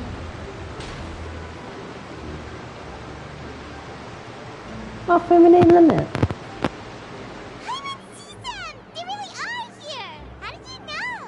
Navia mentioned that she stayed in touch with Linny and the others after working together. Apparently, they've been at the docks distributing these strange pockets the whole time since. Traveler, Paimon. Ah, and Miss Charlotte, too. Would you like a magic pocket? What sort of gadget is it? It's a wondrous bag that can be used to carry many things. The water level has returned to normal, but if you see any of your things floating around, you can use this to carry them. Or you could trick a friend into doing it for you. Trick a friend? I wonder which of my friends would fall for that. We're just the travelers, You could just make a friend like Fremine here. Isn't that right, Fremine? Is this what you meant by I'll help you make some more friends? To be honest, that sounds pretty sweet. Could I have your contact, please?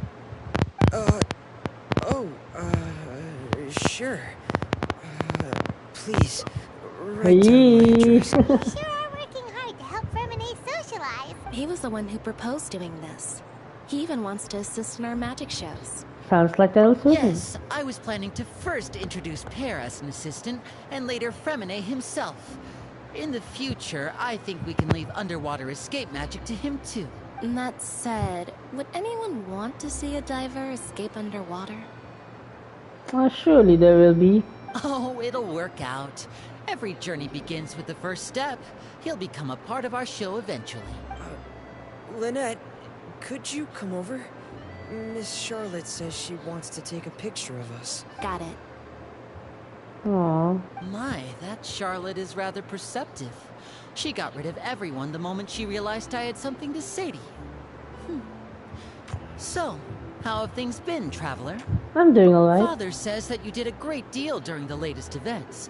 She's very grateful for your contributions to Fontaine. That's alright. We were more than happy to help. So, what's she doing now? Oh, I guess you haven't heard. Well, after Lady Furina left, Father and Monsieur Neuvillette opened negotiations, during which he gave Fontaine's gnosis to her as a diplomatic gift. Well, shit. A diplomatic gift? Yes, I was quite surprised at first myself. But when I thought it over, there were actually a number of things going for it. It could have been done as an apology for the incident with Lord Child, or as Where thanks is for his he? help in tying the all-devouring narwhal down. Anyways, where's Child there? Furthermore, Father did also lend significant aid to Fontaine and Poisson. That's true, but this is a gnosis we're talking about. Doesn't this seem a bit irresponsible? I would agree, but I've also heard that it seems that Monsieur Neuvillette has had a significant change of heart regarding the matter. So there's some reason for this that only Neuvillette knows about? I suspect you'll have to ask him about that yourself. Ah, yes, speaking of which, I did see him strolling around the entrance to the Fortress of Meripede a while back. Real busy and stuff, but back to the topic. The gnosis was given to the knave, right? What about Child? They say that he's returned to Snezhnaya to recover from his wounds. I hear that the recent disaster really did a number on his health. Well, I guess I can now call him one of my war buddies. That's true. When you think about it, we've had loads of run-ins with the Fatui. So shocked by such a simple switching of sides? The knave. Hello. Father! Well, what do you know? Come to the docks to see how my children are doing and meet the traveler by chance. Please do not pay my accomplishments in Fontaine too much mind. I would have done them regardless. Are you going to take the gnosis back to Snezhnaya? That is our duty as harbingers, yes. Don't be too preoccupied with sides. The goal of the Fatui concerns not a single place or person, but the entire world. With such a grand goal in mind, it is inevitable that we must wear many masks. Switching my masks is something I've always done. Will you keep to your position? Well, that depends on many things. No one truly knows what the future holds. What good is honesty if you can't rely on it forever? As for you, I very much look forward to our next collaboration. Good things cannot be achieved alone, and you've proved yourselves to be great partners. Aw. Actually, I just remembered something. Please help us deliver this. Vision? Aww. All right. I'll remember to return it. Thank you for keeping it safe for him this entire time. Oh yeah, I actually forgot about that. And that's a wrap for me. Huh? You're... Greetings, Miss Journalist. Damn. Charlotte really does bump to anything. Hello. If I'm not mistaken, there are diplomatic channels I'll need to report to take a photo of you. That is correct. So forgive me, but I will not be able to serve as a subject in your article. However, feel free to write as much as you'd like about our dear magicians and our upcoming rookie talent. I will. The sea breeze is quite pleasant. I shall continue my walk while the weather remains so agreeable. Aww. Farewell. Farewell, Father. Bye. Oh, she has such an intimidating presence. I didn't even dare to take a picture. Thankfully, I've already wrapped up all my pre-scheduled interviews. Thank you all. This will be more than enough for me to write about, I'm sure. Don't be too nervous. Why don't you take a magic pocket before you go? Here, Traveler, Paimon, you take one too. To move things about? That's right. Funny. I was giving out magic pockets when we first met too. And what do you know? I'm doing the exact same thing right now. Yeah. So many things have happened, but the pockets are still the pockets. I guess this must be life. We will all follow our own paths, and serendipity will lead you to your fated friends. All right then. We'll be handing out pockets in some other districts later, so we'll get going now. Have a good day, you two. Well then. Guess we said Charlotte, huh? Shall we go see her Neuvillette? Aww. Of course he's not so busy that he doesn't have time to chat anyway. Aw, I thought he was gonna... I thought they were actually gonna have, actually gonna be joined by Charlotte until the very end. Well, at least we're here already. Kind of mistake that we're actually in Fontaine. And I actually didn't use any Fontaine characters or any Fontaine mechanics. God damn it, I only missed one. No fountain. No fountain of the sea. There's really no voices happening here, right? Yeah. The voice is over.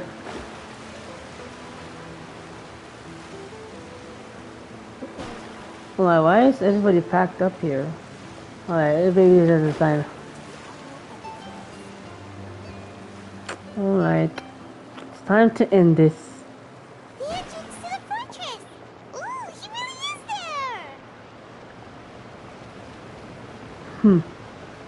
there! What was Furina though?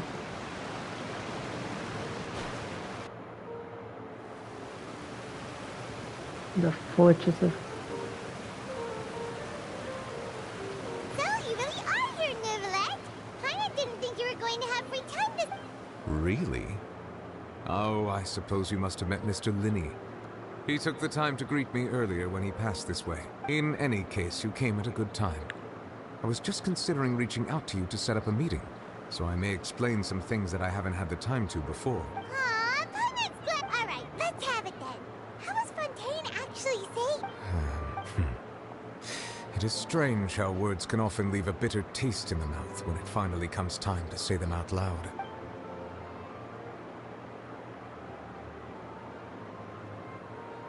So you all have different...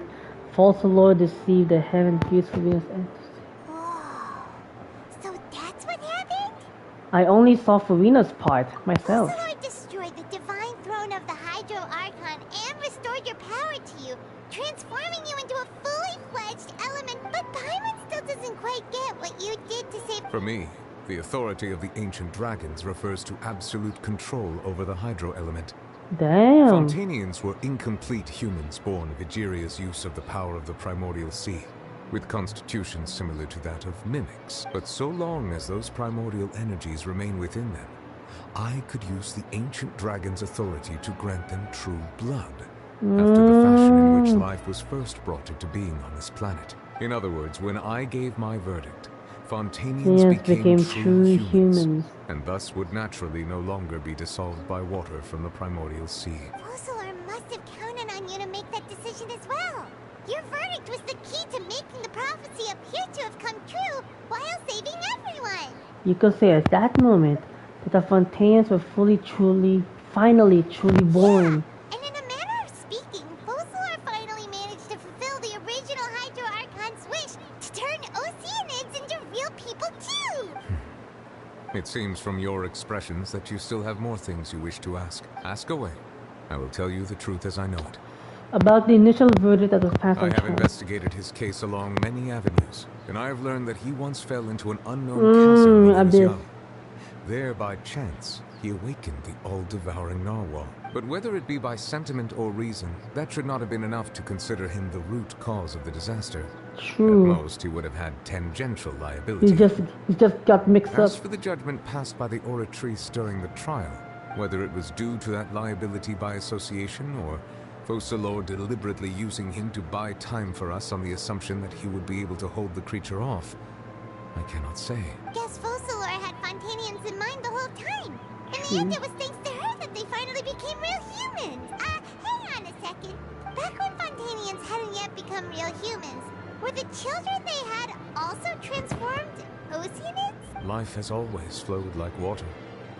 Do you recall how Fontainians would often come to the Fountain of Lucine to pray for children? Yeah, Lynette said the fountain... In truth, even those couples did not know that such prayers were no mere custom. Instead, a form of ritual. Those Oceanids who were blessed within the spring water would later descend as new humans in the coming months. Paimon sorta gets it now. Either way... Ask away. I will tell you the truth as I know it. About Fontaine's future. Wesley said Furina has already left. Ah, Lady Furina. The people are only aware that her death sentence has not been carried out. She abdicated the post of Hydro Archon and left affairs related to that title to me, before leaving the Opera House. Oh, so where is she now? I related Fossilor's words to her faithfully and completely. After hearing them, she seemed neither saddened nor comforted. She simply said that she was tired, needed to rest. After all the 500 years to Play the act. Having said that, she then packed her things and moved out of the opera house. Not unlike how an ordinary person might. But... You need not worry. I will make arrangements to ensure that she will not want for food, clothing, board, or travel. In truth, I am somewhat happy for her. The wear and tear on her spirit will, of course, take time to heal. But now that she no longer has to play the role of Focalor the Hydro Archon, she can finally lay down her burdens and lead a normal life. What about you then? What are your plans now that you've... After Focalor passed on, the Oratrice also ceased to function. This matter will directly affect our trials. After much careful consideration, I've decided to take over its role in our courts. From now on, I shall hear cases and pass verdicts by myself. Looks like you're still considering stuff from the... As an elemental dragon, there are indeed many things that I must do. But this power and this duty, in a manner of speaking, you could say that both were granted to me.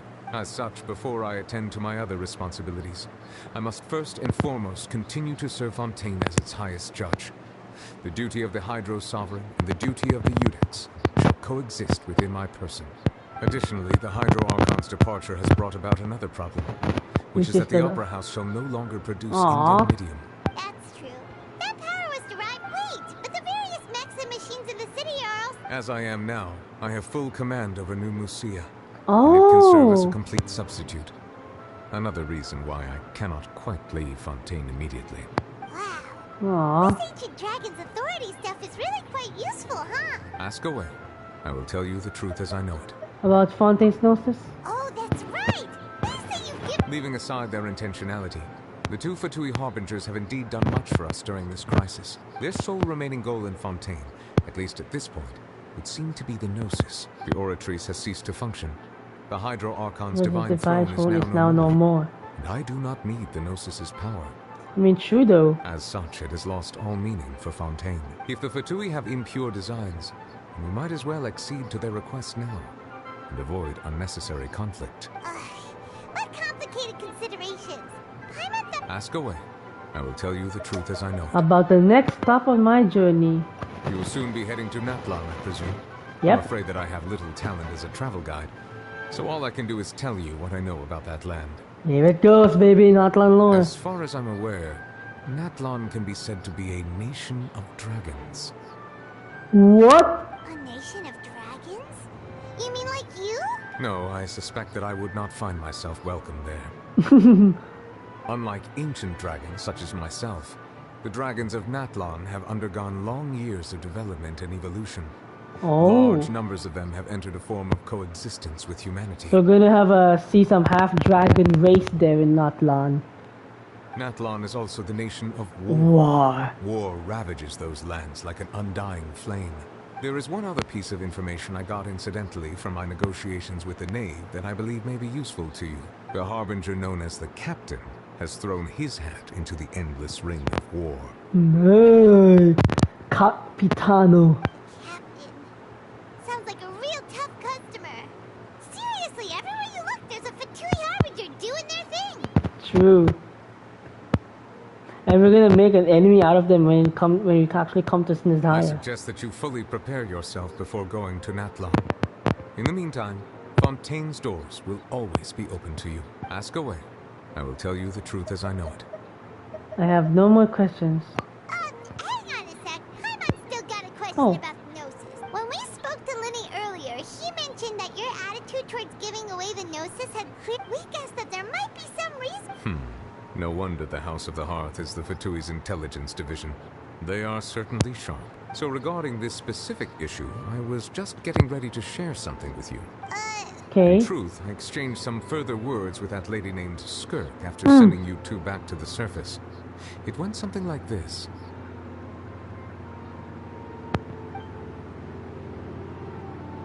So you still have a conversation? What? Well, we're going to head topside to see what's going on. You hurry over soon as well, all right, Nervalet? Damn. What next? The all-devouring narwhal isn't here, so I'm no longer getting any interference. I can finally catch the scent of your power. Uh-oh. What it's made of. It is the authority of the planet's primordial dragons, but with something very similar to a god's curse mixed in. It's quite a novel blend. I'm sure I've encountered something like this before. What was it again? I do not know what you speak of. Ah, of course. How could I forget? You should have the remains of the third descender on your person, yes. Huh? You should have the remains of the third descender? Remains? I've never heard of any such thing. Huh. According to your parlance, I believe it may be called a gnosis. Well, that much is true. After Focalor's divinity faded, she handed her gnosis to me, but I fear I have never heard of it described in the manner that you just did. I've been training with my master, the Foul, ever The since I was Foul. young, and I have never returned to the surface since. So most of the information I possess, I got from him. It is only natural for those who are greater than humanity to possess a different sort of common sense. Which is why there are so many problems in our attempts to communicate with humans. Regardless, you should probably get rid of objects of misfortune to prevent any disasters from befalling you. Oh. So looks like the Gnosis could have problems too, eh? To live in itself is a blessing. But once a person dies, the bonds he once had with this world shall all turn to curses. To live in itself is a blessing, but once a person dies, the bonds he had once with this world. What do you mean by that? No need to fret. These are just my personal thoughts. And my reason for no longer wishing to return to the surface. This third descender you refer to, who are they? And when did they die? Master never mentioned them to me. Aw, so Perhaps you it just know. wasn't that important for me to know. If you're interested, though, I could ask him. I'll be sure to pass the answer on to you next time. Next time? You believe we will meet again? I do. Wait. I have a disciple of my own, don't I? Child. He can be the messenger then? The third descender. Wonder whose that is. That's what she told me. Whether it would prove useful or not, I wanted to pass that information on to you. The remains of The third descender? So that's what the Gnosis actually Mm. Paimon just thought they looked like chess pieces. How could they be Ew. All the same, assuming that there was no misunderstanding or special metaphor at play, that is what she meant to say. And she said that it would bring misfortune and that you should check it, which is why you gave it to the Fatui. They're gonna befall the misfortune. If she speaks the truth, then I would simply be putting Fontaine at unnecessary risk by keeping it here. No wonder so many of the Archons have struck something to their past, right? Now that they're actually giving up their reason to giving up their Gnosis. A descender. She mentioned one of them. I am the fourth descender. For me, this information means two things. One, that the Gnosis are related descenders, and two, that the one who come before me has already I died. guessed that you might already be familiar with this concept, but I did not expect you to be one of them. That means that the Gnosis, which are exceedingly element compatible and can even enhance elemental abilities, do indeed come from the third descender. So who is the third descender? I wonder, does your body also possess similar properties? I still have my dental powers. Like being able to use elemental power. No, let's not think about comparing the Traveler to the dead third descender and all. Don't worry, I would die so easily. You say, but this can't be. Once child recovers, let's get some more answers. I too believe it unwise to make too many blind guesses when information is lacking. The same is true of being at court. Alright. Whatever the case, it seems like the crisis here in Fontaine's over for now. Yay! Yes. All of Focalor's efforts were for this moment as well. But she sacrificed herself in the end as a god. And she suffered through all those years as a human. Was that really what she wanted? I suppose that would be the mystery of a god's will. Can you understand the will of the I gods? suspect not. But once in a while, I too would guess that if wishes were like the clouds in the sky, they will one day return to the earth as raindrops. Life flows like water, and rain is the final answer. The water levels may sometimes tilt one way or another, but the rain falls fairly upon all. And what, ultimately, is the difference between the rains that fall upon all of us? Masquerade of the guilty.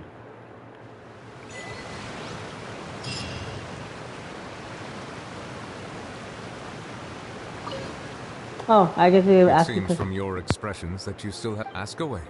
I will tell you the truth as I know. I suggest that you fully prepare. Bye. Like be gone.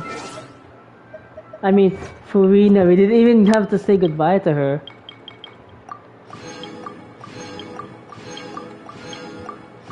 The guilt's once swept. Oh! Shit, I forgot all of those commissions. Masquerade of the guilty.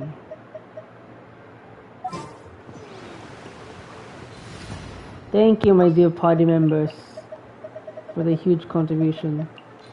Witness my magnificence! Aw, hello.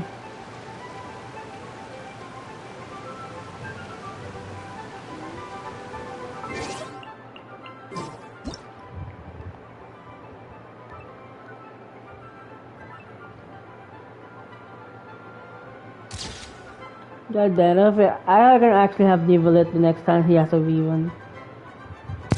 Also, I have Endor in the profile picture.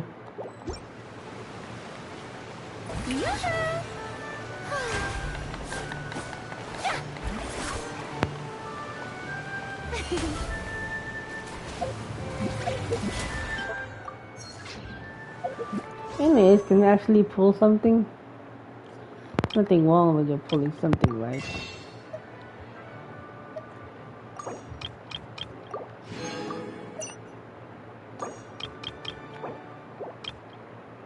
Now I'm just gonna save that for my future. But anyways, how many did we got? We did get Furina. 1, 2, 3, 4, 5.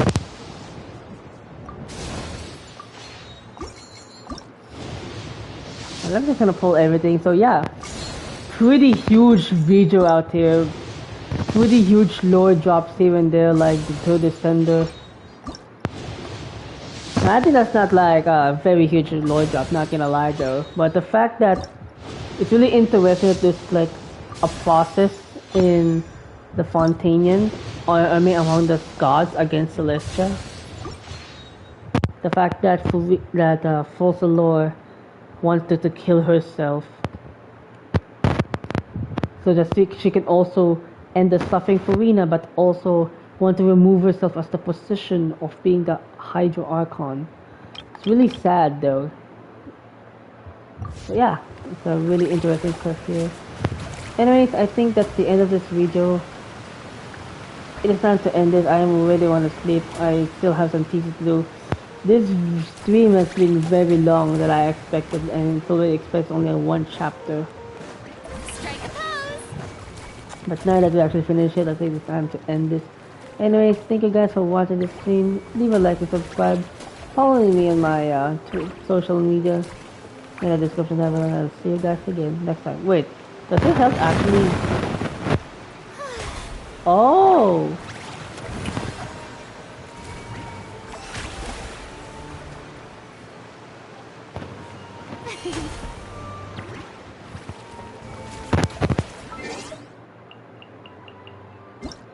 So yeah, see you guys next time. Bye bye.